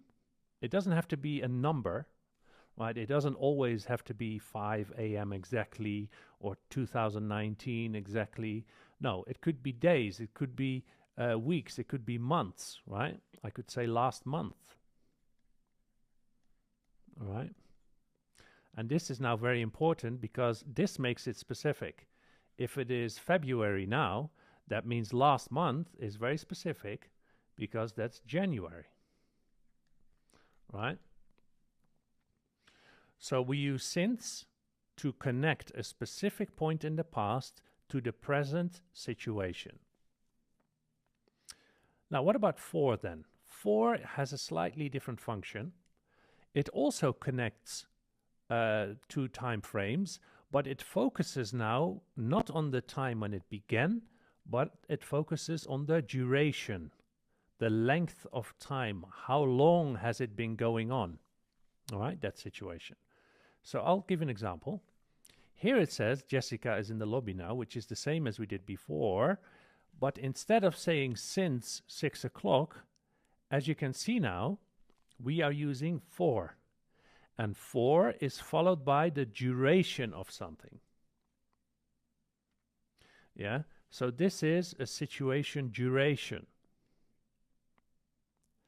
Now, we could revert this back to since, then we just need to go 3 hours back from the current time, and then you can pick the exact time that it started. But because we are now focusing on how long it's been the case, right? So it is the answer to the question, how long, right, in terms of time, we use for. So Jessica has been in the lobby for 3 hours. And then if we use since, we have to mention a specific time here. We say since 8 a.m., for example. So that's a difference between since and for. When we use since, we have to mention a specific time when it started. And when we use for, we answer the question, how long has it been going on? Now, for example, when we use for, we have phrases like for a long time. This is non-specific, but that doesn't matter. For a decade, 10 years, for a week, for many years, for 5 hours. This is all about duration. This is all about duration. Yeah? How long? How long? Right? Let's see if we understand what the difference is. Do we use since or do we use for? In this exercise, here the sentence reads, Sandra has been away 3 o'clock this morning. Now I'd like you to pause the video and choose whether to use since or for. Please pause the video and I'll see you in a bit. All right, welcome back. Now if you said since, then you'd be correct. Because there is a specific point in time, which is 3 o'clock, and more specifically this morning, so this is definitely in the past, right? So this is a starting point. This is a starting point, right? So for that reason we use since. And then my independent clause, which is this, has the present perfect in it. Now what you also need to know is that have here, the verb to have, is the helping verb for the past participle, verb 3, of the main verb. So you also, like we do with the verb be and the verb do, it changes according to the subject. So if I change Sandra into, I don't know, my parents, sorry, let's correct this. And I say my parents, then has turns into have, because parents, right? So my helping verb again changes according to the subject and the tense. So if it becomes past tense, has becomes had. Now this is easy because the past perfect, which we're going to do later in this module, is always had. Is always had. Always. Why? Because it's like the past form of do. Sorry guys. It's like the past form of do. Yeah. Did is always did. Yeah, it's the same thing. It doesn't matter who the subject is. But we'll talk about that later. So Sandra has been away since 3 o'clock. We use since because we have a specific time or a starting point, which is 3 o'clock this morning. All right, next exercise. Let's look at the sentence. Uncle Richard has been away 4 hours now. Now, I'd like you to pause the video and choose either since or for. All right, welcome back. Now, if you said for, then you'd be correct. Because 4 hours tells me how long this was going on. And we know we use for to answer the question, how long? And not since, right? So, Uncle Richard has been away for 4 hours now. Now, the independent clause here is in the present perfect because of my phrase that says 4 hours now. Now, sometimes the since or for phrase becomes a clause. What does that mean? It could have a verb. For example, Uncle Richard has been away since he was a kid. Yeah. So now actually I have a subject and a verb here. So now it becomes a since clause. We call this a since clause. All right. But more on that later. So here it reads Uncle Richard has been away for 4 hours because this is a duration, specific duration. It answers the question, how long? All right, next exercise. I have known Albert Brown. We were kids. Do we use since here or do we use for here? Please pause the video and answer this question. All right, welcome back. Now, if you said since, then you'd be correct. Because this is actually a specific time. Specific time, or more specifically, specific time period.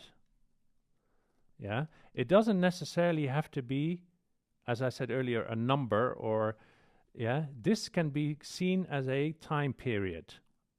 So this is when it started, because there's a time period that you were a kid, and then there's a time period after that when you are a teenager, and the time period after that you're an adult, etc. So you could have something like this, but then still it meaning a specific time period. So this does not answer the question how long. Yeah, it doesn't. Because if you ask how long have you been here since we were kids, that doesn't make sense. Because you need to, when you want to use for, you need to mention the duration. You have to. So we need actually a week. We need something that indicates time, or a month, or 5 minutes. Yeah, so you need something that talks about how long. And this does not talk about how long. It talks about a starting point, which happens to be a period of time. All right? So, this is a specific point, and for that reason, now as you can see now, the present perfect, the helping verb, has changed from has to have. Why is that? Because my subject now is not Jessica, right? It's not Jessica, it is I. And I have, right? But this verb is always verb 3. So meaning the past participle. Past participle. Yeah? This is always the past participle because that makes the present perfect. So it is a form of have, plus a past participle. Yeah, this together makes the present perfect. So this is my form of have. This is my past participle. So now I have created the present perfect. And I can only create the present perfect because of this since clause in this situation. Yeah, this forces me to use the present perfect in my independent clause, right? This, at the end of the day, this is an independent clause. All right. I would like you to do the exercise or the assignment, really. And after that, obviously, there's going to be a quiz. And as long as you pass the quiz, you can carry on to the next lesson. All right. So thank you for your time, and I'll see you in the next lesson. Hello, welcome to the second lesson in the perfect tense. Today we're going to look at the question forms and negative forms in the present perfect. Let's begin. Now, we'll start with since and for, because we did that in our previous lesson. So the example here reads, I have not spoken to Mary since breakfast. Now, when we look at the structure, we start with a subject, of course, which is I. Then we need a form of have, meaning the helping verb to make the perfect tense, which in this case is have because of the subject. The subject is I. He becomes has, right? He would have become has. After that, similarly with the simple present and with the past tense, after the helping verb, similarly to the present progressive tense and the past progressive, after the helping verb we say now. Yeah, so I have not, and it's for the simple present as well, because we use the helping verb do. I have not spoken to Mary. So what's happening here is, first we have the subject, then we have the form of have, which is have in this case because of I. Then we say no, and then we use the main verb in its past participle form, and the reason it's in the past participle is because of our helping verb here. If I change my helping verb to do, yeah, let's just say I do not, now I have a different tense, because now I need to use the simple form. So now I need to use speak. But then this would be wrong. So that's why when you use the perfect tense, meaning the present perfect in this sense, we always need our time indicator, whether that's a phrase or a clause, it doesn't really matter. We always need a time indicator to force us to use one tense over the other. And because I have my since phrase here, I cannot use do, obviously, with speak, because that would be the simple present. And since breakfast is a time in the past, right? And how do I know this? Well, that's why we use since. It means we go back to the point in time when it started, which is breakfast, and that is in the past. So for that reason, we say, I have not spoken to Mary since breakfast. Now, why do we use the present perfect here?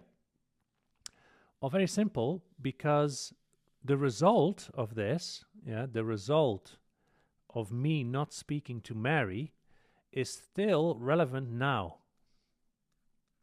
So that means I still did not speak to her. So at the moment of speaking, I still haven't spoken to her.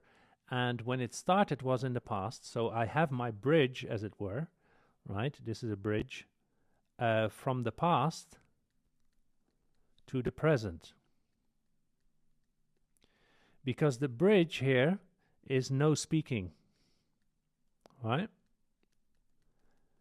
And when did it start? Well, it started somewhere here, and now it's still the same situation. It has not changed. So therefore, we say have, because it's the present perfect at the end of the day. and my main verb turns into verb 3 in the past participle because of my since phrase. All right. Now, we can contract, obviously. So, for example, if we were to say, I have not had a drink for 5 hours, yeah. Now, we can contract have and not. Yeah, we can say, I haven't, right? I haven't had a drink for 5 hours. And for 5 hours now, it is 4 because it is talking about the duration, right? So this we can contract into haven't. Now, if I change my subject to she, now I need to choose hasn't, right? Because now my subject changes, so my helping verb has to change according to the new subject, which is then she, so therefore I choose hasn't instead of haven't. Now, and remember, this always stays the same. This is my past participle, right? Past participle. Either way, it doesn't matter whether I use has or have, it doesn't matter, because my tense, my for phrase here, tells me I need to use the present perfect. So that is, the present perfect is a form of have plus verb 3, meaning the past participle. So this is always a past participle that never changes, whether it's in the past or in the present. Yeah? So that doesn't matter. So we always focus on our helping verb, and that changes according to the subject, and it changes according to the tense. What about questions then? How do we make questions using the present perfect? Here the sentence reads, have you seen Greta? I can't find her. Now, why is this in the present perfect? Well, our clue is actually here. And I'll tell you later why, but let's look at the structure first. When we make a question in the present perfect, same as in the simple present, same as in the simple past, same as in the present progressive, we need to start with the helping verb. Why? Because it makes the question. The helping verb makes the question, right? That's what it's there for. Now, in this case, same as with the present progressive, have is doing two jobs. One job is to make the question, and the other job is to make the present perfect tense. Because it causes the main verb to be verb 3, i.e., past participle. Right? So have is there to make the question. Then it's followed by the subject. So first we use the helping verb, then it's followed by the subject, and then it's followed by the main verb, right? This is the main verb in its past participle form because of have. So have you seen Greta? I can't find her. Now the reason we are using the present perfect in the first place is because at the moment I cannot find Greta. And I could also not find her in the past. So the not being able to find Greta extends from the past into the now. So the result here is still the same situation. I can't find her. I couldn't find her an hour ago. Right? I couldn't find her an hour ago, and still, right, so that was an hour ago, and still here I cannot find her.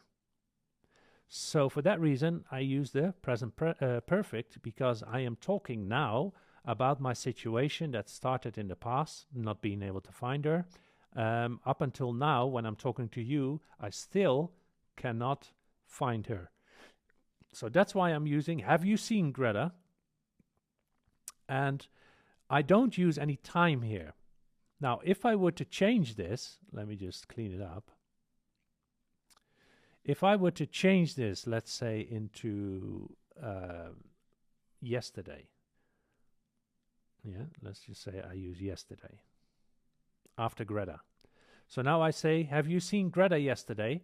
Now the present perfect would be wrong here, because now I have a specific time clue. Remember, when we don't have a specific time clue, when it's non-specific, we use the present perfect because the situation started in the past and the result is now. There is no specification of time, right? But if I say yesterday, then I have to change have into did. And then my main verb would be the simple form. It would be see. And then Greta yesterday. Now, why is that? Because I have a time clue here. This is my time clue, right?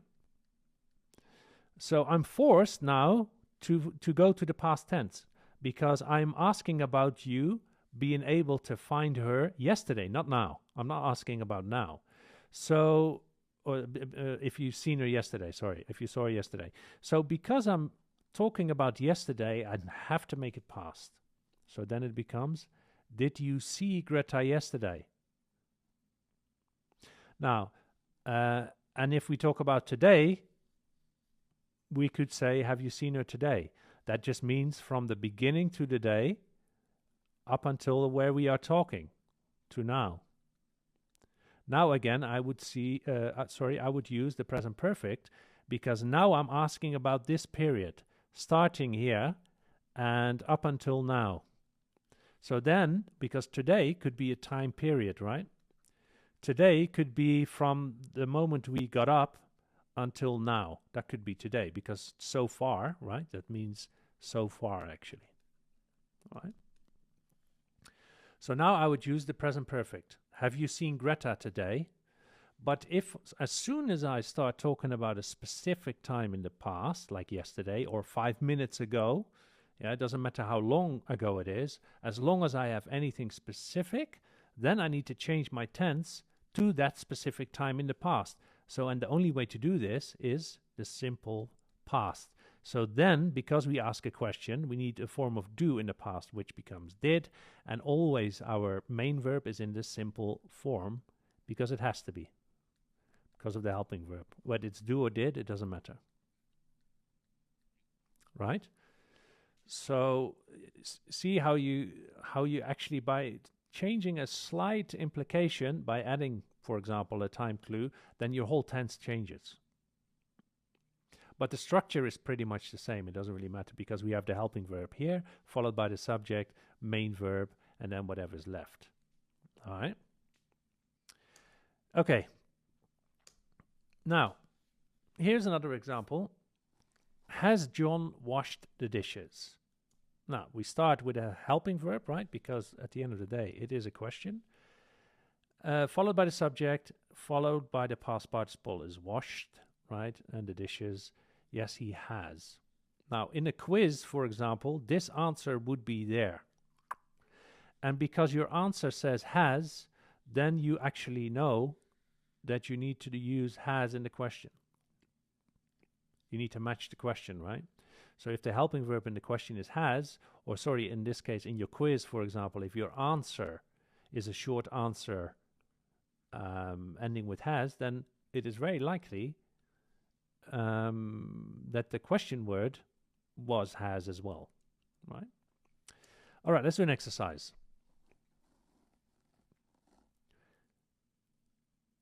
Try to complete this question using the present perfect. So pause the video and I'll see you in a bit. All right, welcome back. Now, if you said, have you skipped class today? You'd be correct. Now, we use a form of have. First of all, it's a question. So we need to start with have. Then we follow it with a subject and then with a past participle, right? The past participle of skip is skipped. The simple past is also skipped. It's not scap or something. Yeah, skipped, skipped, skipped. So today here means what I explained earlier It means from the beginning of the day, when you got up, right, up until now. So basically what I'm asking is, so far, right, up until now. Have you skipped class so far, right, up until now? And today means that. So today is your time clue for the present perfect. All right? All right, let's do the next exercise. Making negatives. Now this is a bit easy because the structure is there. Pause the video and turn this into a negative present perfect sentence. All right, welcome back. Now if you said Claire has not paid her bills yet, you'd be correct. Not here. The negation is between the helping verb and the main verb. Same as in the simple past. Past, present, and even the future with will.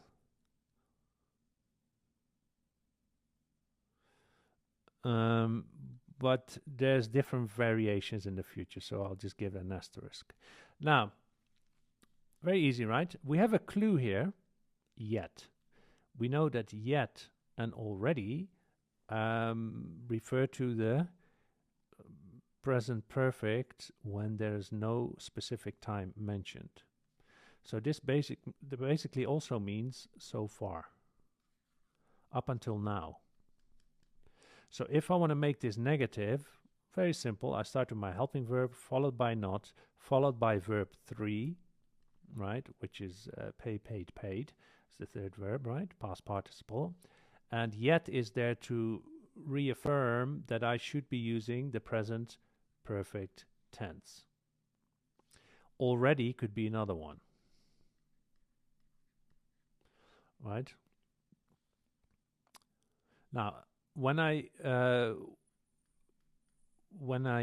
make this a question, right? So this is a negative statement. Well, when I make this a question, already comes into play, and then what we need to do, we need to switch the helping verb and the subject around for the reason that we then have to make a question. And to start a question, we need a helping verb, which is going to be then the beginning of the sentence. So then it will be something like, has Claire not paid her bills? For example, right? Or has Claire paid her bills yet? Or already, right? But that's another topic. All right, so in the negative, subject, followed by the helping verb, followed by not, followed by the main verb, which is in the past participle form. And yet is a clue for you to use the present perfect. All right, I'd like you to do the assignment coming with this lesson and really focus on negatives and questions in the present perfect, and then I'll see you in the next lesson. Hello, welcome to lesson number 3 on the perfect tense. Today we're going to talk about the present perfect when we have unspecified time. Let's begin. Now, normally we would use the present perfect with since or for.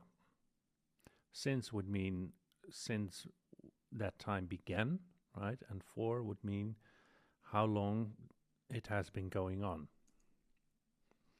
Now, when we use the present perfect with an unspecified time, that means that there was a situation before now, and we don't really want to know, or it is not really important to know when that actually started or how long it's been going on. But what is important, that that situation has either materialized now or not. For example, the sentence here reads, "Are you hungry, Jack?"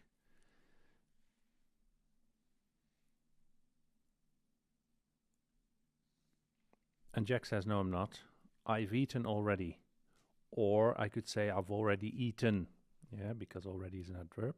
And we can move that around. Now, the question is, does the sentence mention when Jack has eaten? No, it doesn't. But what it does mention is that at least he has done it. Now, and it doesn't matter when he did it, it's not important. The importance is the result. Have you eaten, yes or no, right? So this means it is unspecified in terms of time.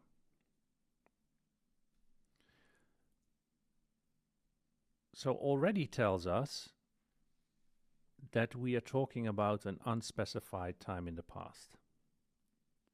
And it doesn't matter really when. It doesn't matter.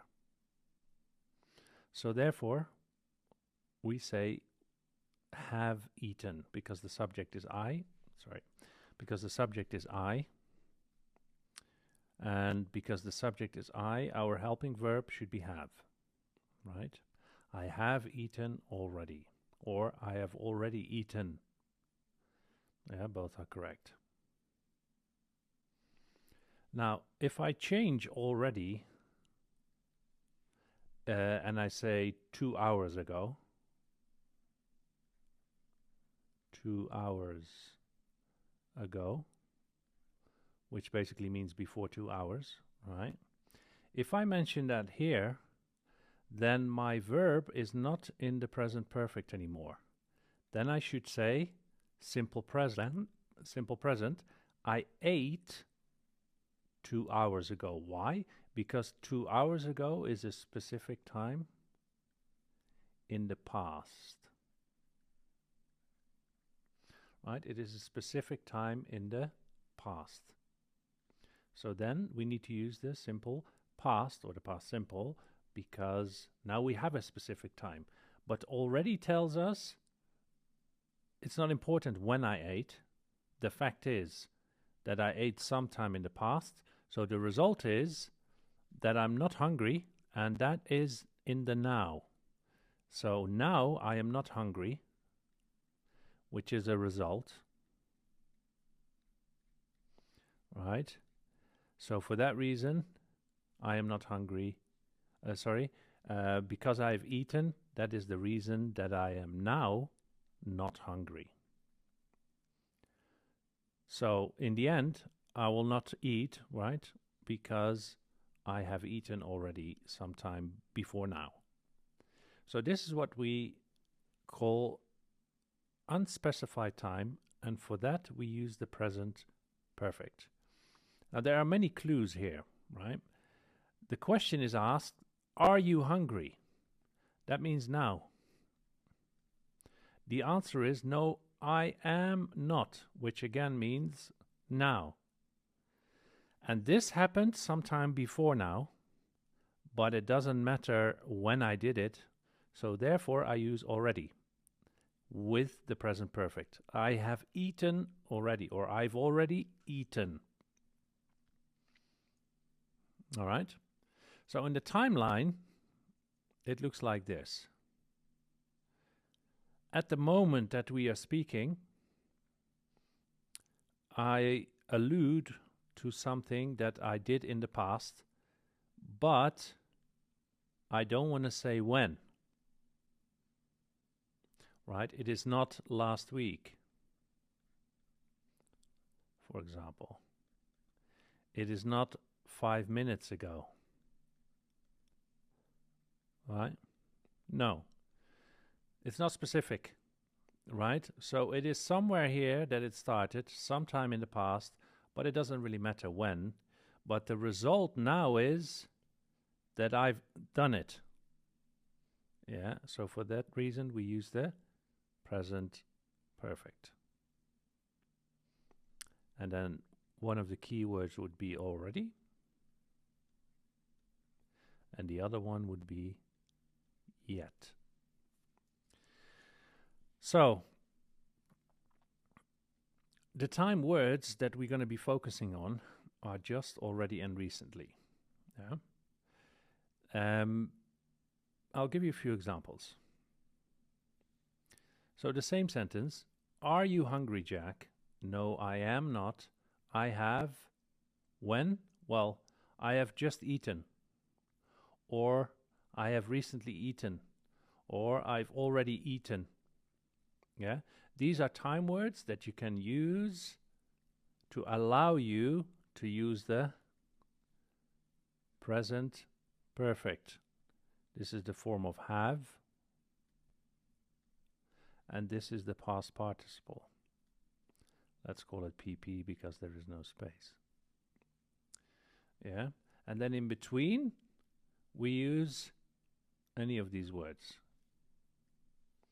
So these three can be used in the same situation, because still, even if I say recently, it still doesn't specify. Yeah, it's not specific, and just is also not specific enough for me to use the simple past. So we call these time words. All right, so just, recently, and already are time words that are telling me that it is not important when I did this. Not important. But what is important, that I did it. Right? I did the eating already. Right? I'm just telling you sometime in the past, but I don't want to tell you when. So just, recently, and already are three time words that we can use to reflect this within the present perfect. Now, we also have words that we call repetition words. Now, that means how many times I have done something. So one of them is many, one of them is several, one of them is two. So let's look at the next sentence and how that works. My cousin loves McDonald's. He has eaten there many times, or several times, or if you want to be specific, 2 times. Now, and if, as you can see here, now the focus is on how many. The focus here is on how many. Now, you can be specific, so you can say 2, or you can say several, which is less specific. It's definitely more than 2, or many, that is also one that is non-specific. But it doesn't really matter whether we use many, several, or 2.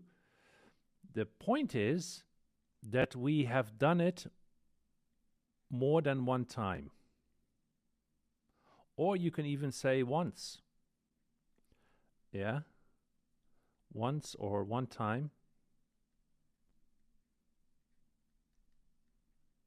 That's fine too. But the focus is on how many. So once you focus on the number of times something has happened, but you don't want to mention when,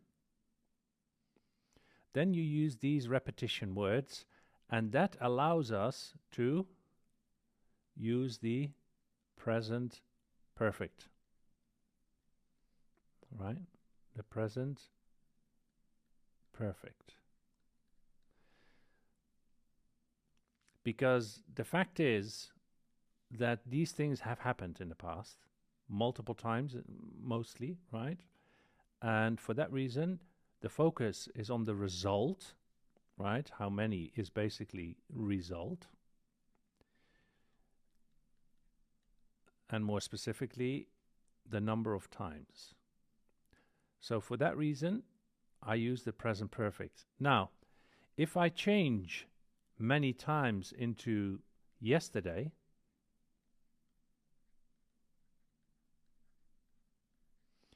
I changed it to yesterday. Now I have to change my tense. I have to use the simple past, because now I have a specific time in the past. And once I have a specific time in the past, even if it's 1 minute ago, then I need to use the simple past. So then I should say, I ate there yesterday, or I ate there 5 minutes ago. Yeah, so you can see here the difference when using the present perfect or the simple past. We use the simple past once we have a specific time. We use the present perfect when we talk about times, and times means how many times, right? So when the focus is on that, then we use the present perfect because the result of this is now. If I say I have eaten there many times, that means the result now could be 16 times, 8 times, 4 times.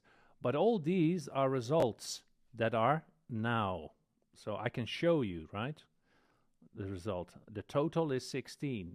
I've eaten there 16 times. Now, if I then want to be more specific about when I ate there, for example, yesterday I was there, so now I need to move to the simple past. So these are repetition words. Repetition words.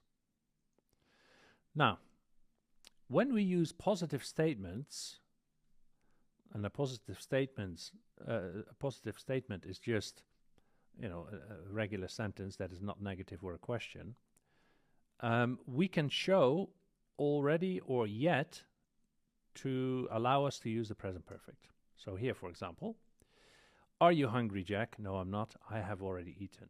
Now, this is the same example as the first slide. And already means positive. Yeah. So already means positive. Because of this, we use the present perfect. I have eaten, right? So I have already eaten. And if I use the negative, I need to use yet. So I don't say, like here, for example, it says, are you hungry, Jack? Yes, I am. Now, as you can see now, the answer is different. I am actually hungry. Now, why am I hungry? Because I have not eaten yet. So already is wrong here. I cannot use already here because my statement is negative. How do I know it's negative? Because there's not. So not goes with yet. Yeah. So I haven't eaten yet. And you can see it's still the present perfect. And that's because of yet. And your clues again are here. Are you hungry? That means now. Yes, I am. That means now. And I did not do this in the past. So you can make a negative statement in the present perfect. It just means that you didn't do something in the past. Because yet means, again, so far. Yeah, up until now. So are you hungry? Yes, I am. I haven't eaten yet. And we don't say I haven't eaten already because it is a negative statement. Now, when we use questions, we can actually choose both. It's fine. So here it says, we are meeting at the airport at 9. Now, we know now from the future tense that this is just a pre-planned action, right? Something we're going to do in the future. It's been planned, so we can use the present progressive to reflect it. Yeah, so this 9 p.m. is going to be 9 p.m. in the future. Later, right?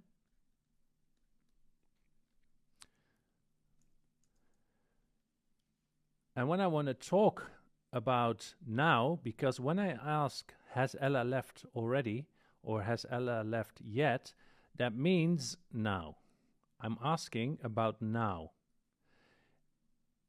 Yeah, at this point, is she already gone or not? Right? So in this case, we can use both already and yet.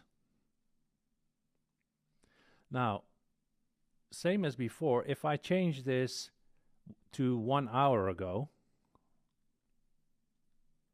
1 hour ago, then the whole thing changes because now I have a specific time in the past. Specific time in the past. And that means that I have to change my tense to the simple past. So then it would be something like, did Ella leave 1 hour ago? Question. Did Ella leave 1 hour ago? Yes, she did. So now I cannot use the present perfect. So you can see the difference between the simple past and the present perfect. So when you do use the present perfect, you can use both already and yet in questions. Choose one. Both are correct.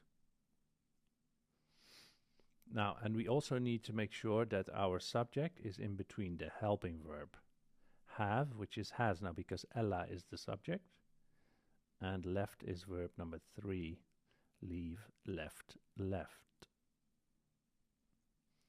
All right, let's do an exercise. Now, the context is as follows.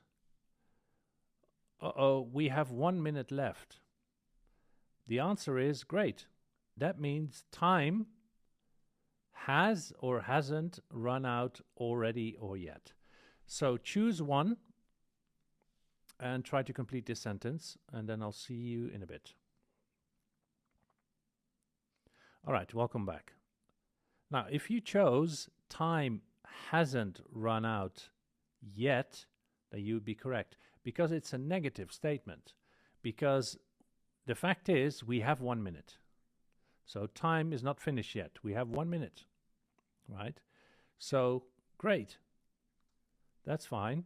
So time is not finished, and because we are in the now, because you can say that means is now, that means now, right?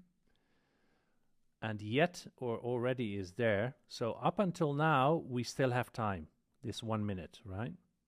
So that means time has not, negative statement, run out yet, because we use yet for the negative statement. Already we cannot use here. So it would be great. That means time hasn't run out yet. All right, another exercise. Here the context is Keisha is an excellent doctor. Now, I would like you to pause the video and try to choose between has and hasn't and between already and yet to complete this sentence correctly. All right, welcome back. Now, if you said she has already performed many successful surgeries, then you would be correct, because this is a positive statement. How do I know it's going to be positive? Because how would you know that Keisha is an excellent doctor if she hasn't performed many successful surgeries, right? That's not going to happen. So she has already performed many successful surgeries. Now, why am I using already here? It's because I don't want to say how many. I'm not focusing on how many she did. I am focusing on the fact that she did them. I'm focusing on the result of the surgeries. And the surgeries were successful. So that's my focus. And it is definitely more than 2. It's many. So this many could mean 16, 20, 100, yeah, or 5. Depends on what you think what many is. So that doesn't really matter, because I don't really want to know. All I need to know is that they were successful, and they were quite a large number, right? So that's why I say she has already performed many successful surgeries.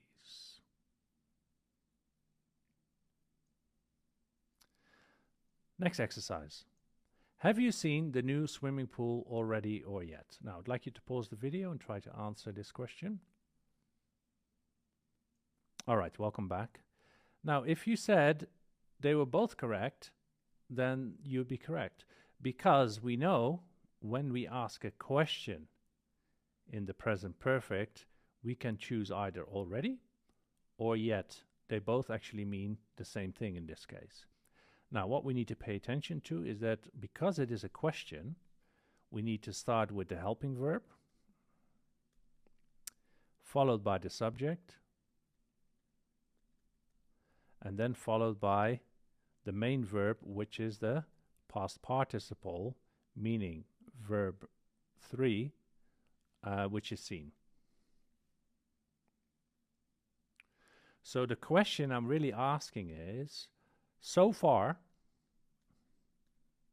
right, up until now, from here in the past, up until now,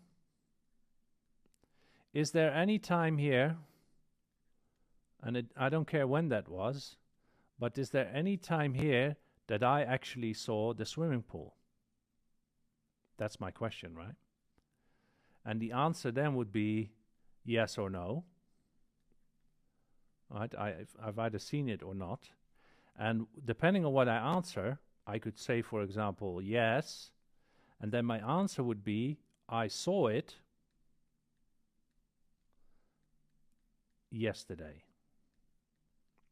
Now, you can see now how we switch from the present perfect, because that's asking so far up until now, right, as we know.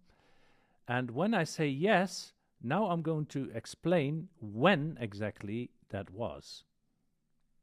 So I'm answering the question when, and it is a time in the past which I'm now going to specify, and for that reason I need to use the simple past, because now I'm taking you back in time.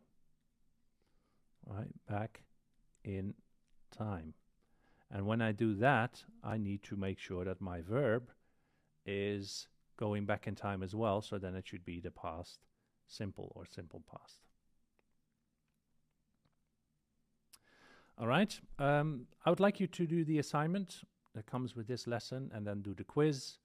And once you've completed the quiz successfully, we will meet again in the next lesson. Welcome back to lesson number 4.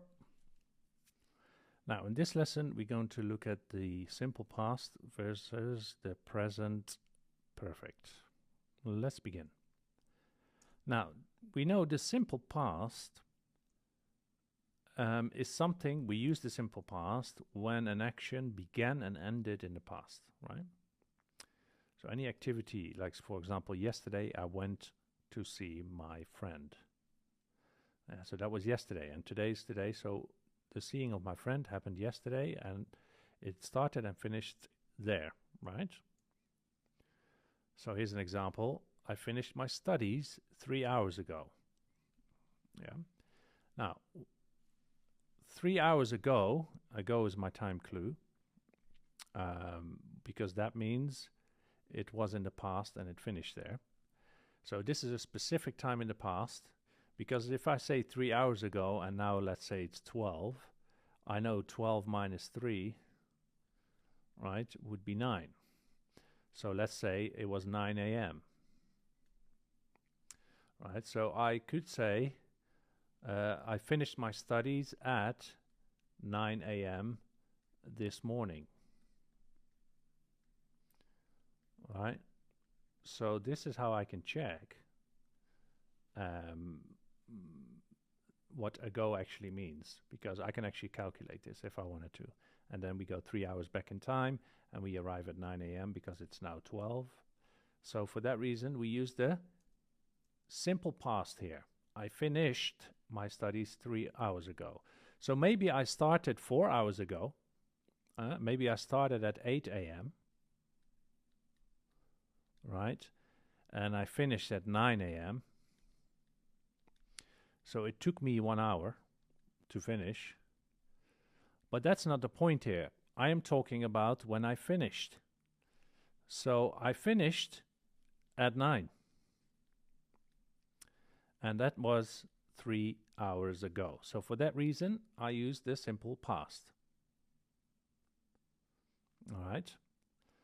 Now, the clues are very easy for the simple past, because we have something like a year, like last year, or in 2016, last week, 2 months ago, in the 20th century, because we're in the 21st now. When I was 6 years old, you know, this is the clause. This is actually a clause. When I was 6 years old.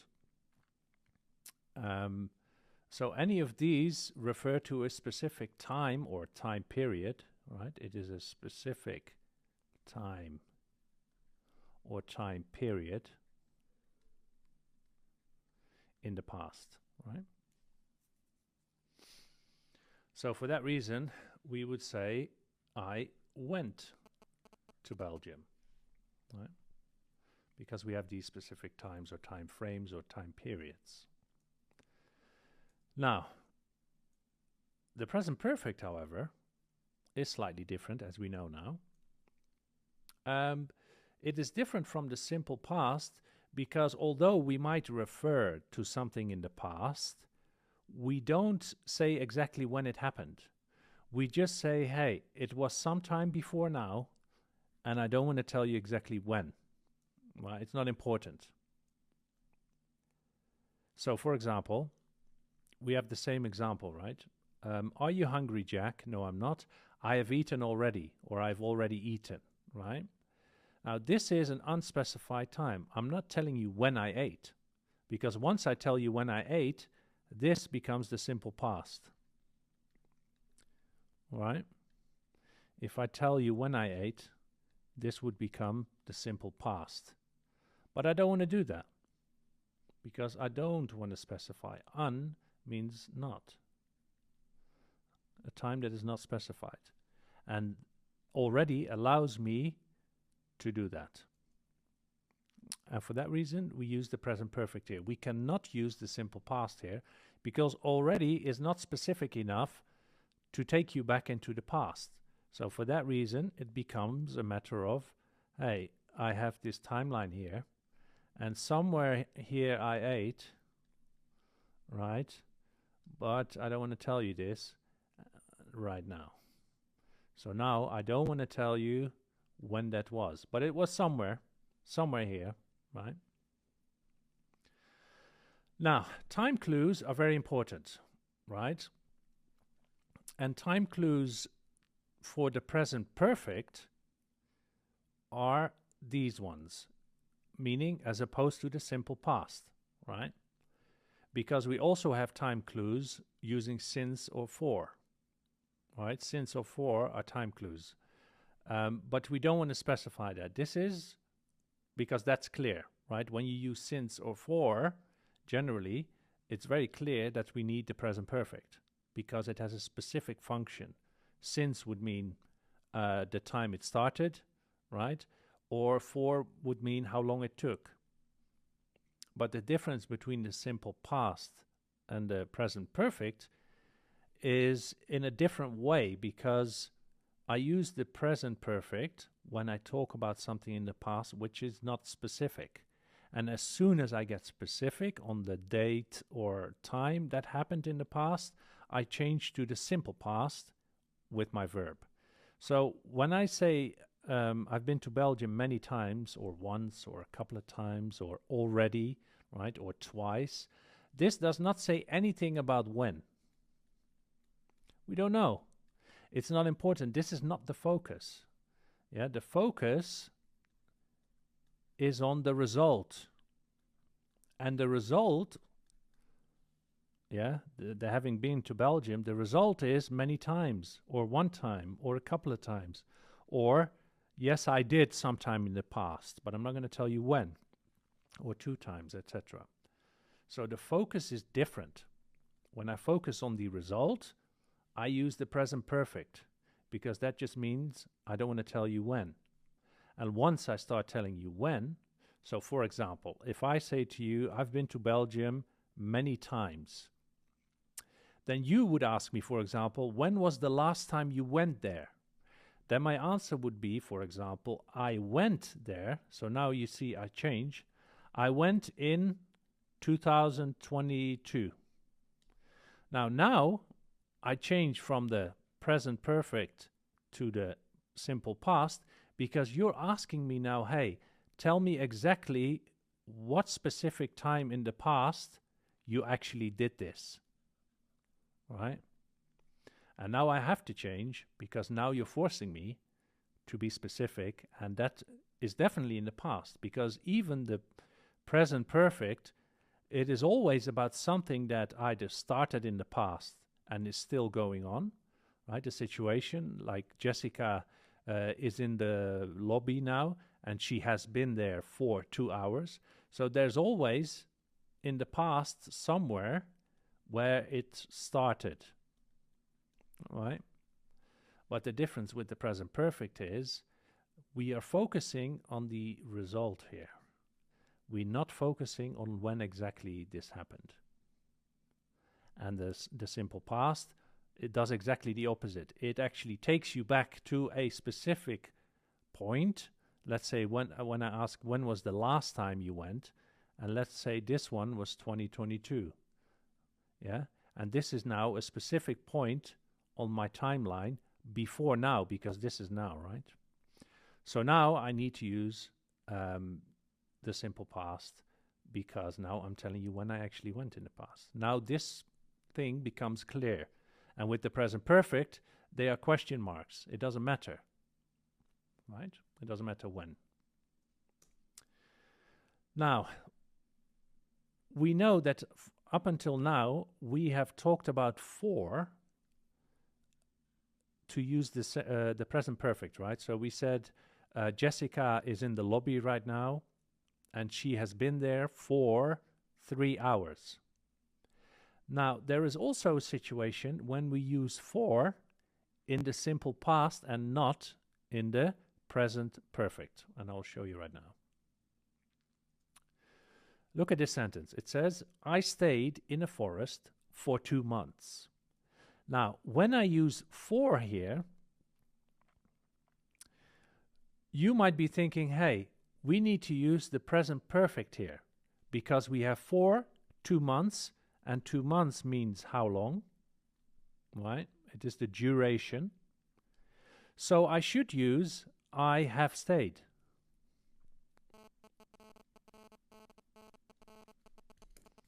Right? I should use I have stayed.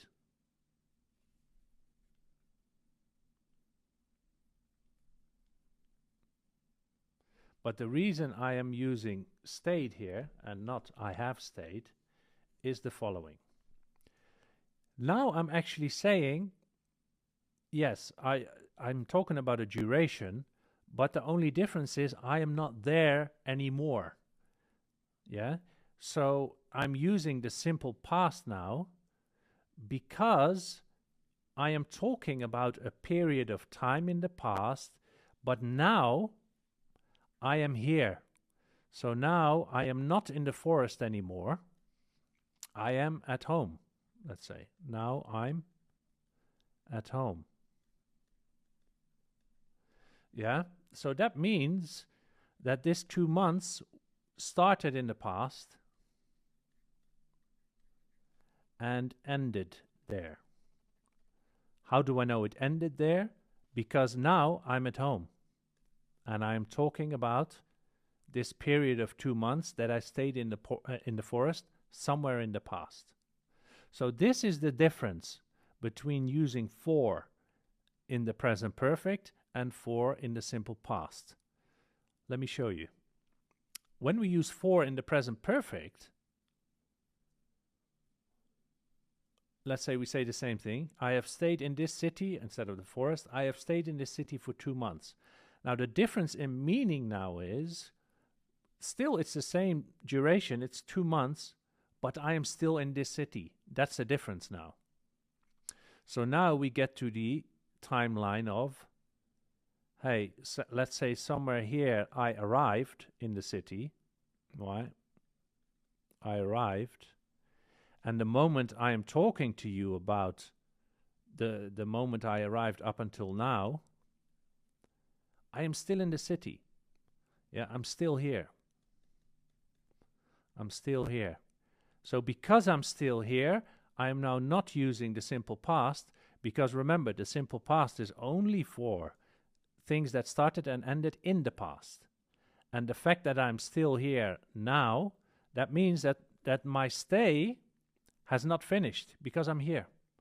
Yeah, this place I arrived, I am still at. I'm still at the same place. So for that reason, I use the present perfect to say, I have stayed in this city for 2 months. If I change this into stayed, now that means that I am not there anymore. Yeah, I can change it. I can say I stayed in this city for 2 months, but that means I am not there anymore.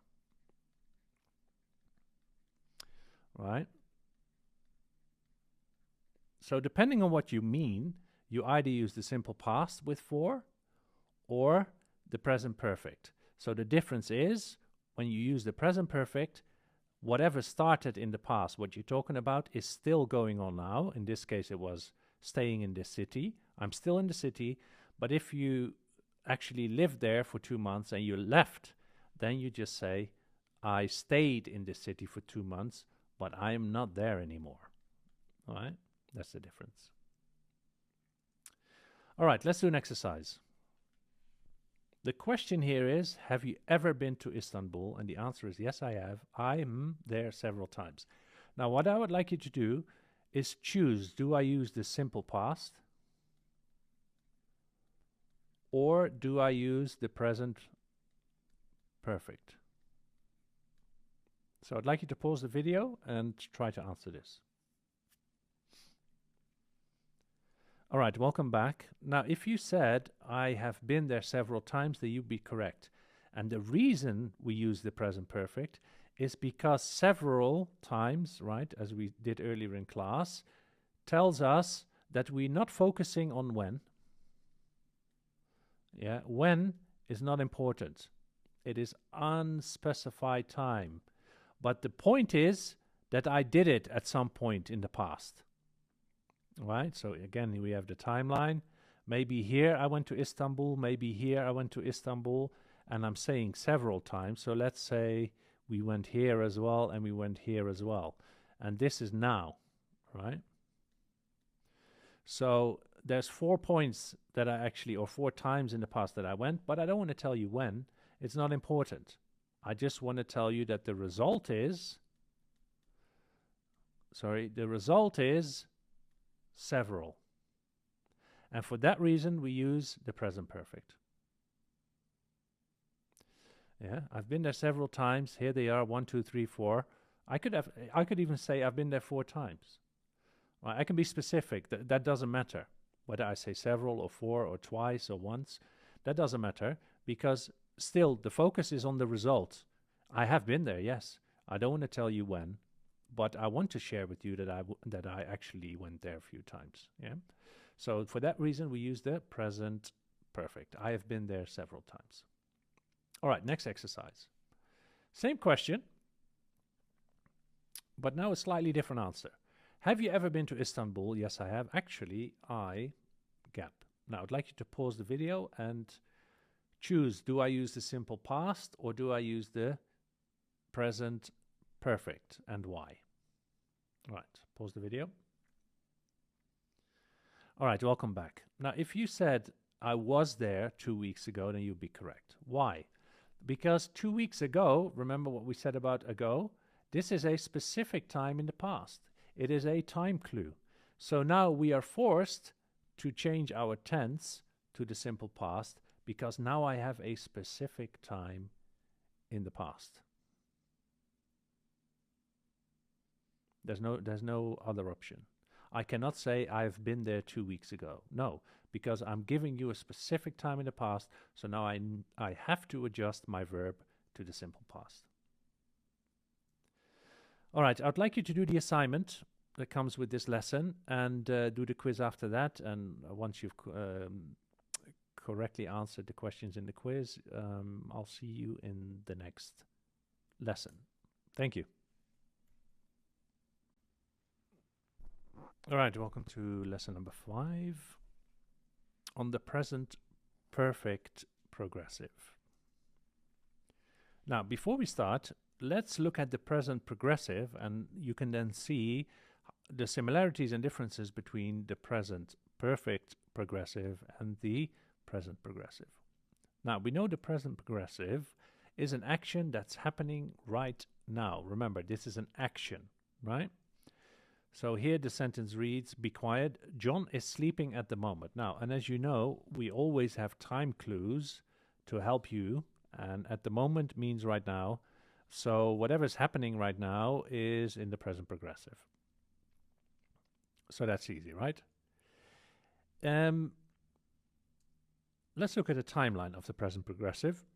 It started in the past, it is still going on right now, and we don't know when it's going to finish. Or maybe we do, but it's not important. The fact is that there's an action that started somewhere here, it is still going on right now, and it might go on for some time or not, but it's definitely still going on at the moment of speaking, right? So, how is that different from the present perfect progressive? Well, the main difference is, despite it being an activity that's in progress, so that's the same as the present progressive, but the difference is that we focus on the length of that time. So how long has it been going on? We're talking about the duration or maybe when it started, right? So that's because that is the bridge that we talked about, right? Between the past and the present, right? So this is the past and this is the present. So for the present perfect, this bridge was about a situation that started in the past and is still going on in the present. But now we're focusing on the activity. Yeah, it is an action, something that's happening and it started in the past. So that's the difference also between the between the present perfect and the present perfect progressive. The present perfect focuses on a situation, whereas the present perfect progressive focuses on an action. And the difference between the present progressive and the perfect progressive is that we focus in the perfect progressives on the length of time and not on the fact that it is happening right now. So let me show you what the timeline is for the present perfect progressive. It is the same as the present progressive. The only difference is our focus is on how long, right? How long has it been taking? Or when did it start? Since when has it been going on? Right? And in the present progressive, you don't do that. The only focus in the present progressive is that it is going on right now. You see the difference? So let's look at an example. Here is a clear example of the perfect progressive, present perfect progressive. He has been sleeping since 7 this morning. Now, what does that mean? That means that he is sleeping now. That's one, right? John is sleeping now. And now we want to know when it started. But remember, the action is still going on, as you can see. Yeah, you walk into the room, there's John, he's sleeping. But the connection now is, when did it start? The action is still going on. It didn't finish.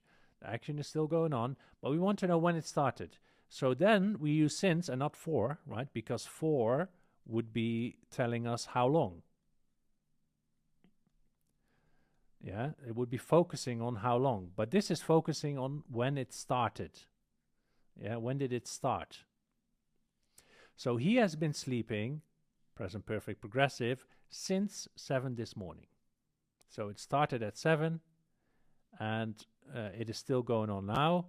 The only difference is we're focusing on when it started. When was the start? Yeah, when did it start?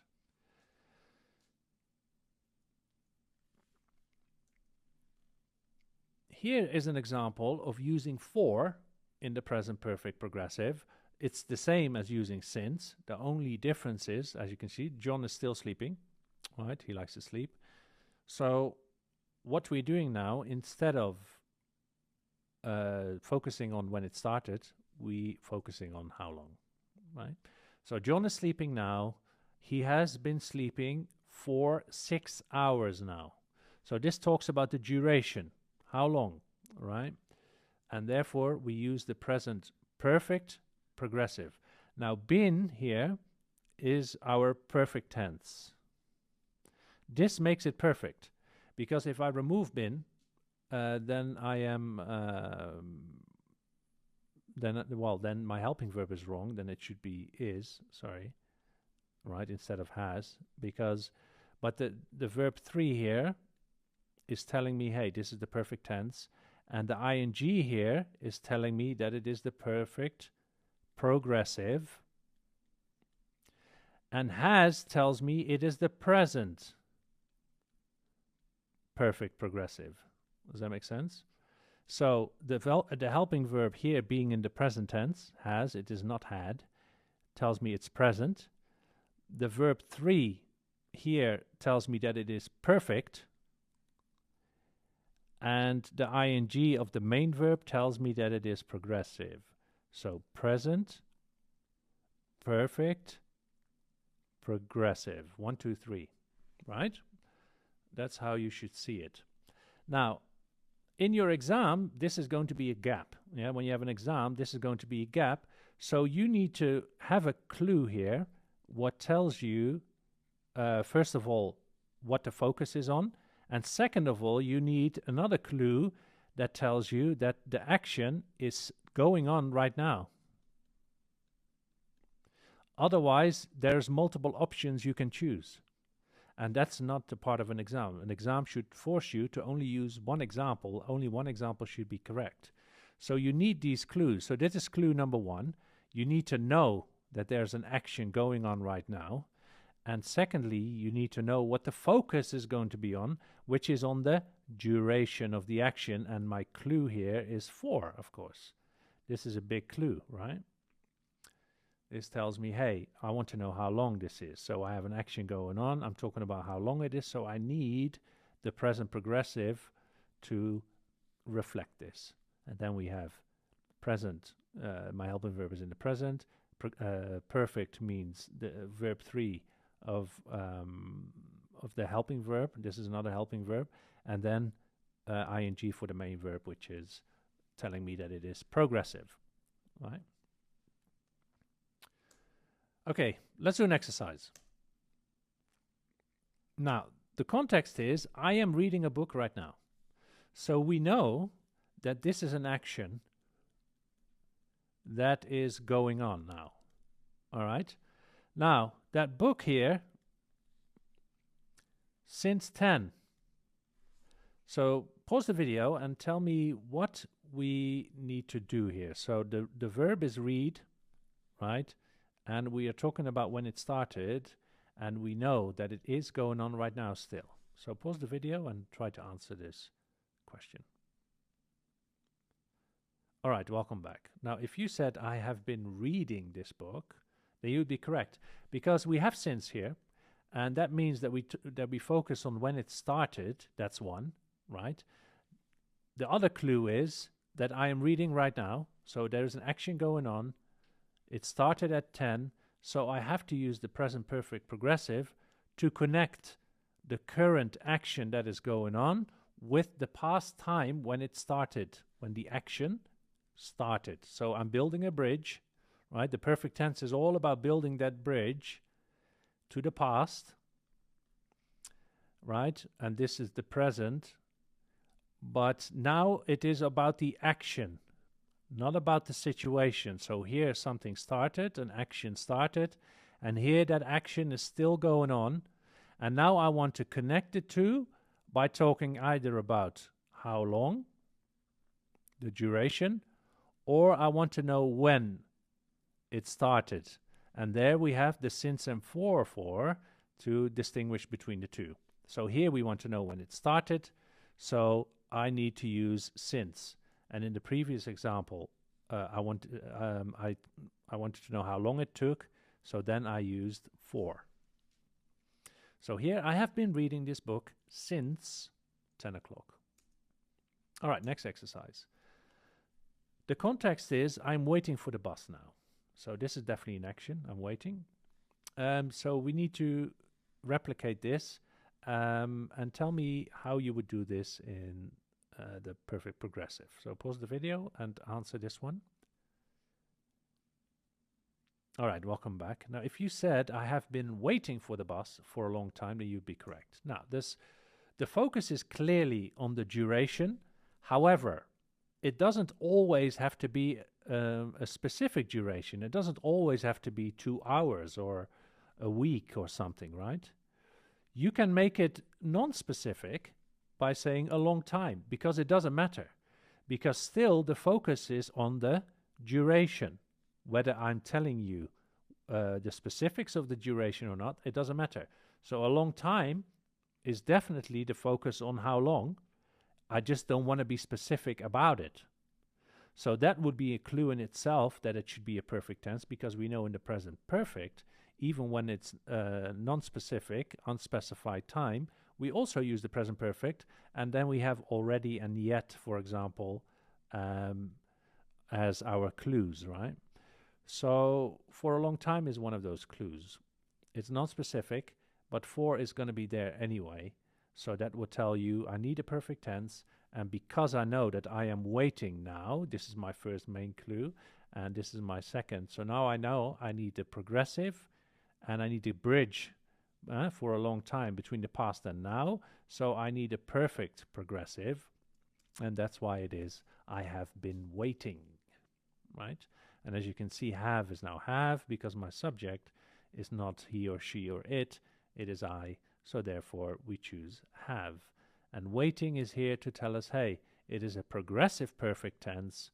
But because we can't use the ing here, because otherwise we would not have a clue for it being the perfect tense. Because have is not enough. Yeah, have is not enough. So I can't say I have being wait or something like that. It's not going to happen. So we have to put our progressive signal on the main verb, and then we add a form of be, right? Because remember, the perfect tense,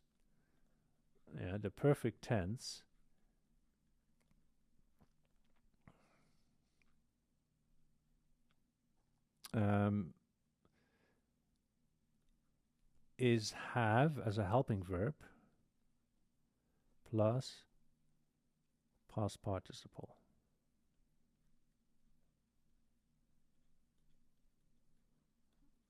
Right? So the past participle is not here on waiting now, because we have to show that it is progressive. Normally it would have been here, right? I have waited.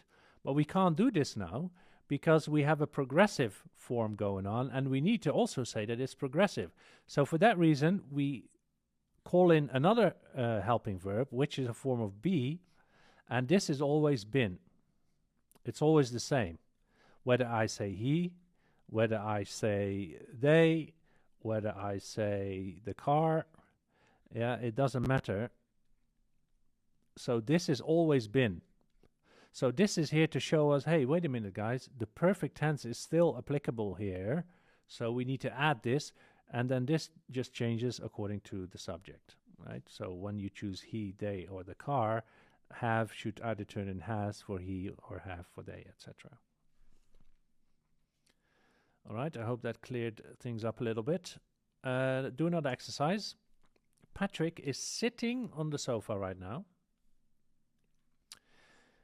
So the action is going on right now. We know this. So what we need to do, we need to ask a question. So we actually going to talk to Patrick, and we want to know how long, right? Now, I'm not going to say too much, but we do know that sitting is the main verb, right?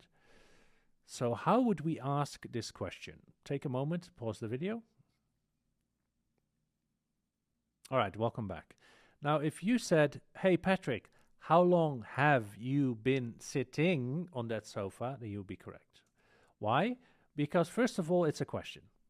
And when it's a question, we need to start with the helping verb, which is have, a form of to have. You is the subject, so that means it becomes have and not has, right? And been is there to make it perfect because we know that he's still sitting there. So we just want to know how long this has been going on. How long have you been doing this, Patrick? Right? So that's why we say, how long have you been sitting? Because the verb happens to be sitting. Happens to be sitting. So that's why we say, how long have you been sitting on that sofa, Patrick? Right?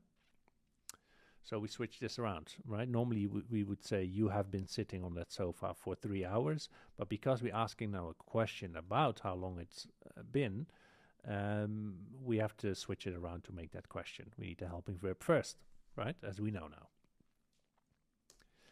All right, awesome. So I would like you to do the assignment that comes with this lecture and then do the quiz, and then I'll see you in the next lecture. Alrighty, welcome to lesson number 6 on the perfect tenses. Now, this is probably one of the more important lessons on the perfect tense, because here we're going to really look at something a bit more advanced and how we can actually see when we could use both the present perfect and the present progressive, and we're also going to first show how they are different, of course. And yeah, it's going to be fun, so hang tight. Here we go. Now, we know that the present perfect talks about an activity that happened before now at some unspecific time, right? And the keywords for those, for this particular form, is already and yet. So here, are you hungry, Jack? No, I'm not. I've eaten already, or I have already eaten. So this is a unspecified time in the past. It's not important when it happened, but I did, right? And that's why I am now not hungry, right? So we use the present perfect here, as we know. That's one. Now, when we use since or for, we talk about situations that began in the past and continue to the present. Remember, situations, not actions. So here, for example, Jessica has been in the lobby since 6 o'clock this morning. So Jessica is there now. This is the present situation, right? And now we want to know how long that took. And we take you back to a specific point in time, which is 6 o'clock, and we connect it by using since, so we know when that situation began. So for that reason, we use the present perfect and not the present progressive. We don't say Jessica has been being in the lobby. Sorry, that's not going to happen, right? Because we're talking about situations, right? And we don't use the progressive for situations. We only use the present perfect, not the present perfect progressive. Now, and our keywords are going to be since and for, as we know, so that's straightforward, right? So that's another way. Now, the present perfect progressive talks about an activity that is in progress. So remember, this is an activity that is going on right now, and we want to know how long this took or when it started, right? So here it says, he has been sleeping since 7 this morning. Now, what does that mean? That means that John is sleeping now, right? Now he's sleeping. He's doing the act or the activity of sleeping now. And we connect that with when it started, right? It is a specific point in time. That's why we use since. And we could change this, for example, for 3 hours. When we use for, let's say it's 10 now, right? So then we say for 3 hours. Now, and we use the present perfect progressive because of this. He is doing this action right now as we speak. And we're connecting it, right? We build a bridge between the past and now. And, now. And we focus on the activity that is happening now, right? So he has been sleeping since 7 this morning. So this is what we've done so far, right? Now, sometimes we can use both the present perfect and the present perfect progressive. Now, when is that? When we have habitual activities or situations, we can do both. Now, what do we mean by habitual activities or situations? Look at this sentence. Jessica has been living here since last year, or she has lived here since last year. Now, we know that since indicates a specific point when the situation began, so that's fine. But we can use both the perfect progressive both the perfect progressive and the present perfect, because this is a habitual situation, right? You live somewhere, and that's a situation. You could even say it's kind of like an action, but the focus is not on the action itself, but it is habitual, right? So you can now choose. You can say, hey, she's been living here since last year. That's fine. No problem. She has lived here since last year. That's fine. no problem. Yeah, and it is because this is a habitual situation or activity. Now, here it reads, Professor Plum has been teaching for 25 years, or Professor Plum has taught for 25 years. Now, what does that mean? This is a habit of his. Every day he goes to work. He goes to the university and he teaches, right? Every day, or maybe 4 days a week, or maybe 3 days a week. The point being, it is a habit. It's his job, right? It's a habit or a routine. And because it is an action, because teaching is an action, right? So we're talking about an activity here specifically, and it has been going on for 25 years, we can choose. Now, why can we choose? Because of these reasons. First of all, it's a habit. It's an activity that he's been doing for the past 25 years.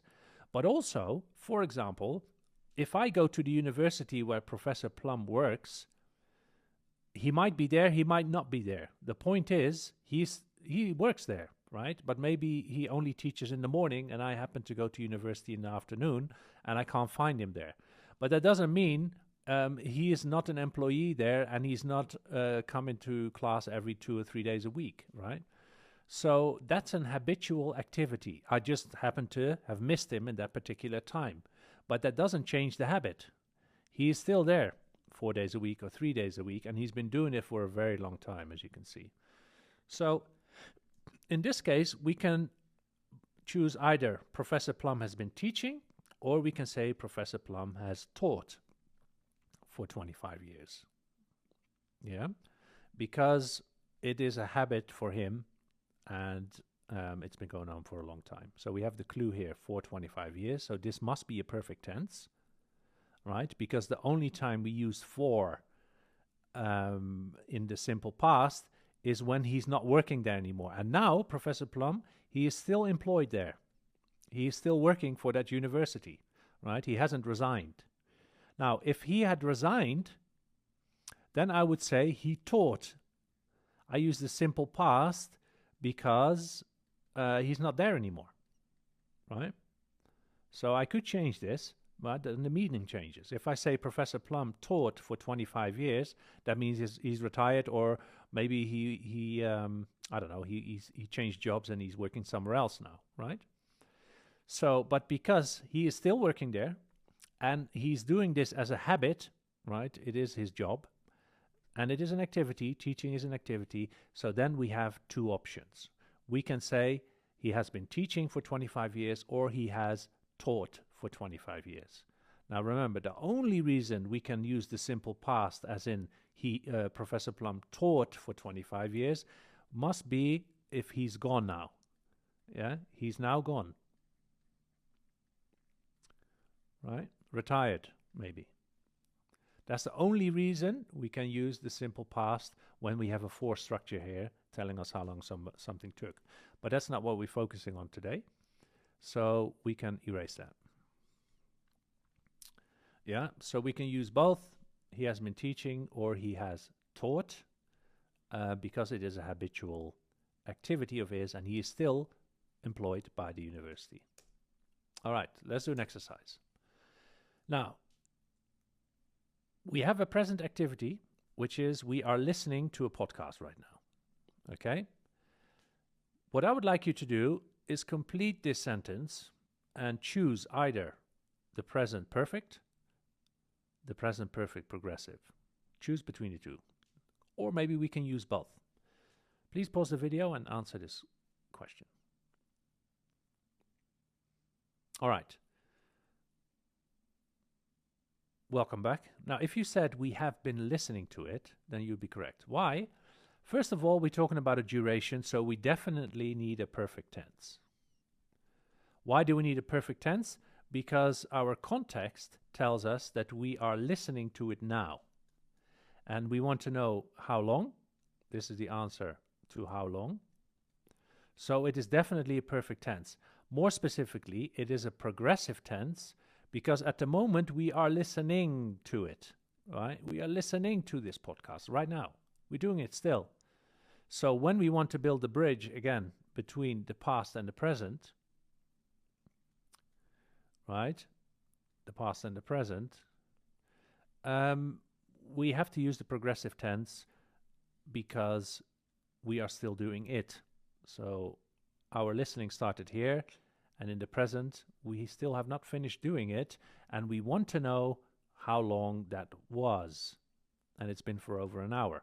So we need the present perfect progressive. So we're not using the present perfect here. It has to be the present perfect progressive because it's clearly an action that is still going on right now. And we build the bridge between the past and the present, which is an hour, right? So we have been listening to it for over an hour. All right, next exercise. We have now a present situation. Remember, guys, it is a difference between a situation and an action, right? My parents are at home. My parents are not being at home. It's not an action. It's a situation. So my parents are at home, and the sentence reads, they home since this morning. So I'd like you to pause the video and answer this. All right, welcome back. Now, if you said they have been home since this morning, then you'd be correct. Because the situation, emphasis on situation, began this morning. So we have a specific point, and the present situation, not activity. The present situation is that they are at home now. So there is a connection. And we're connecting to the point when it started, right? It started. We're connecting to the point when it started. So for that reason, we use the present perfect. They have been home since this morning. So we cannot use the present perfect progressive. We can't say they have been being home since this morning because it's not an activity or an action. It's a situation. All right?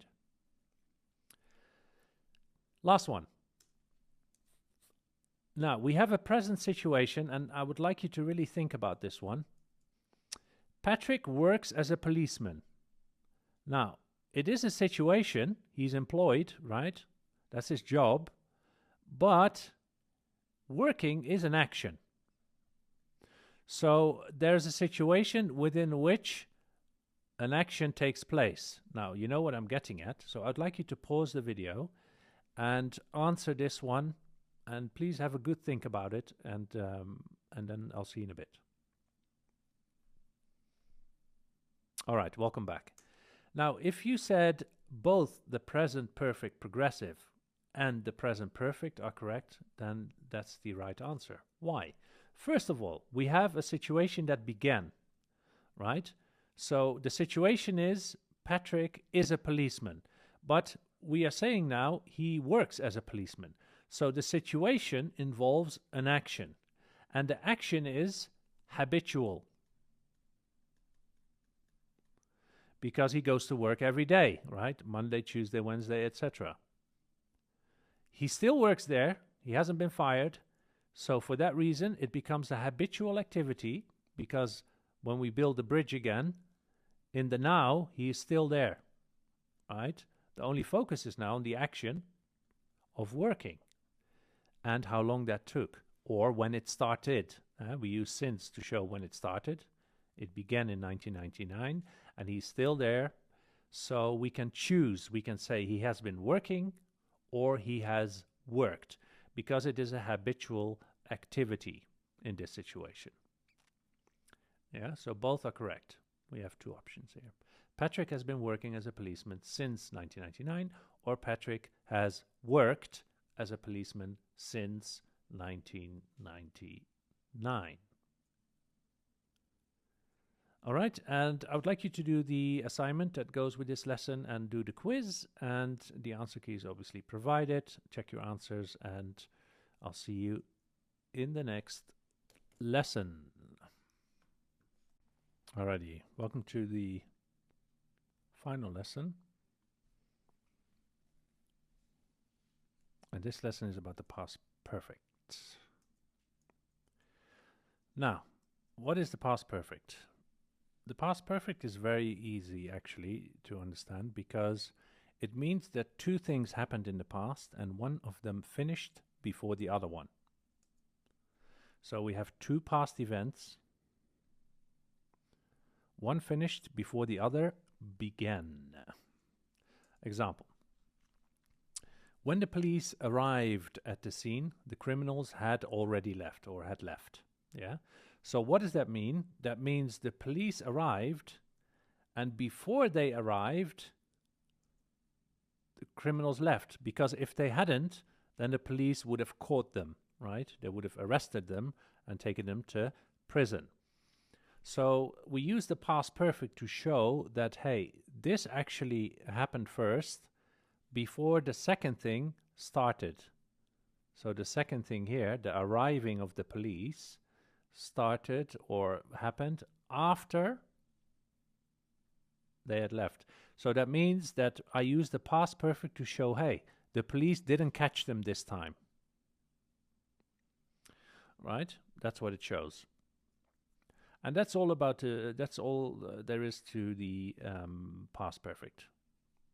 Now, there are some interesting things you can do with the past perfect, and sometimes you can actually use the simple past to show that it even happened before that. So we're going to look at that. Now,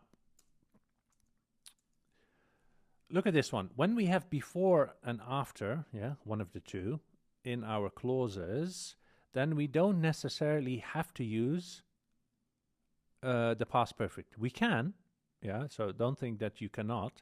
You can use it, but an extra option would be that you just use the simple past in both situations. Look at this sentence. It says, we called Joe before he went to work. Now, as you can see here, the first thing that happened is we called him, because otherwise he wouldn't have picked up the phone, right? So we called Joe before he went to work. Now, as you can see, we're using the simple past in both clauses, right? This is clause number 1, this is clause number 2, because we have before there to connect. Okay, so because this time relationship is close enough and not specific enough, the only thing we know is we don't want to emphasize, let's just say that, on the fact, because before is there. It's enough for us to show that one happened before the other. There's no need to use the past perfect, but we can. All right, so we could say we had called Joe before he left. We can do it. There's nothing wrong with that, but you don't have to. Okay, so this is a situation when there's before or after in your clause that you don't have to use the past perfect. You can just say simple past, no problem. Now, contractions would be apostrophe D, right? Jack visited our uncle after we'd left. Now, we'd left means we had left, all right? So we have the pronoun, the personal pronoun, followed by apostrophe D. So Jack visited our uncle after we'd left. Now, you don't have to use the past perfect here. We can just say after we left. Yeah, we can say after we left. But quite often, if you really want to emphasize on the fact that you actually did leave before that, you would use the past perfect. And actually, it is more what do you want? Eloquent. Let's say eloquent to say we had left. Yeah, it just sounds better. It sounds more eloquent. It's better to use we had left. Okay, but in speech, quite often people don't use the past perfect here because it's just easier on the tongue. Jack visited before we left. Right? You don't have to stop by saying we had or we'd left. Right? You don't have to do that. So it's more. Yeah, in pronunciation, in conversation, you would probably leave out the past perfect because it's just easier on the tongue. But they're both correct, right? So Jack visited our uncle after we'd left, meaning after we had left. And if you want to, you can just say after we left. That's fine too. All right, what I would like you to know is what happened first. Dr. Phil asked about the patient before he met her. Now, we know this from our time clauses, so take a minute to answer this question. Did this happen first, or did this happen first? Did this happen first, sorry. Take a minute, and I'll see you in a bit. All right, welcome back. Now, we know that before means after, right? So whatever is in the before clause came in second. And the asking about the patient happened first. Dr. Phil asked about the patient before he met her. Yeah, meaning the patient. Her is the patient. All right? Now, you could say Dr. Phil had asked, sorry, Dr. Phil had asked about the patient before he met her. That's fine. Yeah, that's fine. You can do that. No problem. All right, next exercise. Now we use after. Max Verstappen jumped for joy. He had won the GP of Spain.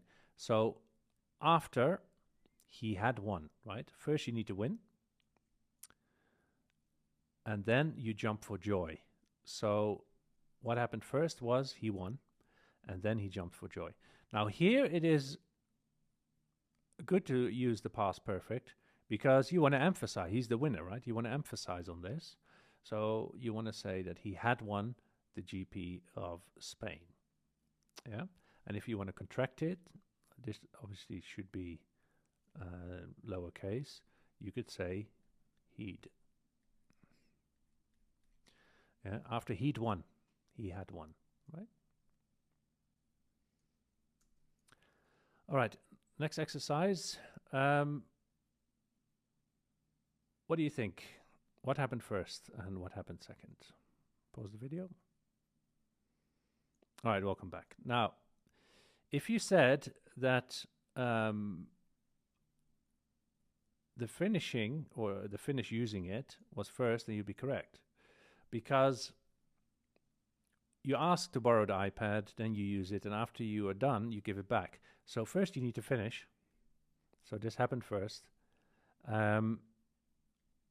And then you return it. Now, as soon as basically means right after. All right, you need to remember it like this, right after.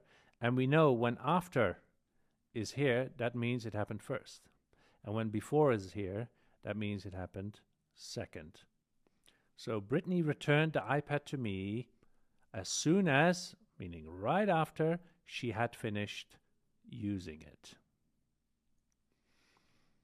All right, and that's the past perfect. Now, the past perfect is not rocket science. It just means one thing finished before the other thing started in the past. And when there's before or after, we know that we don't have to use the past perfect because of the time relationship, but it's nice to do so. Yeah, I would just do it anyway because it just looks better and it sounds better. All right, and this was your last lesson on the perfect tense. We have a final exam coming up, and I wish you all the best with the final exam.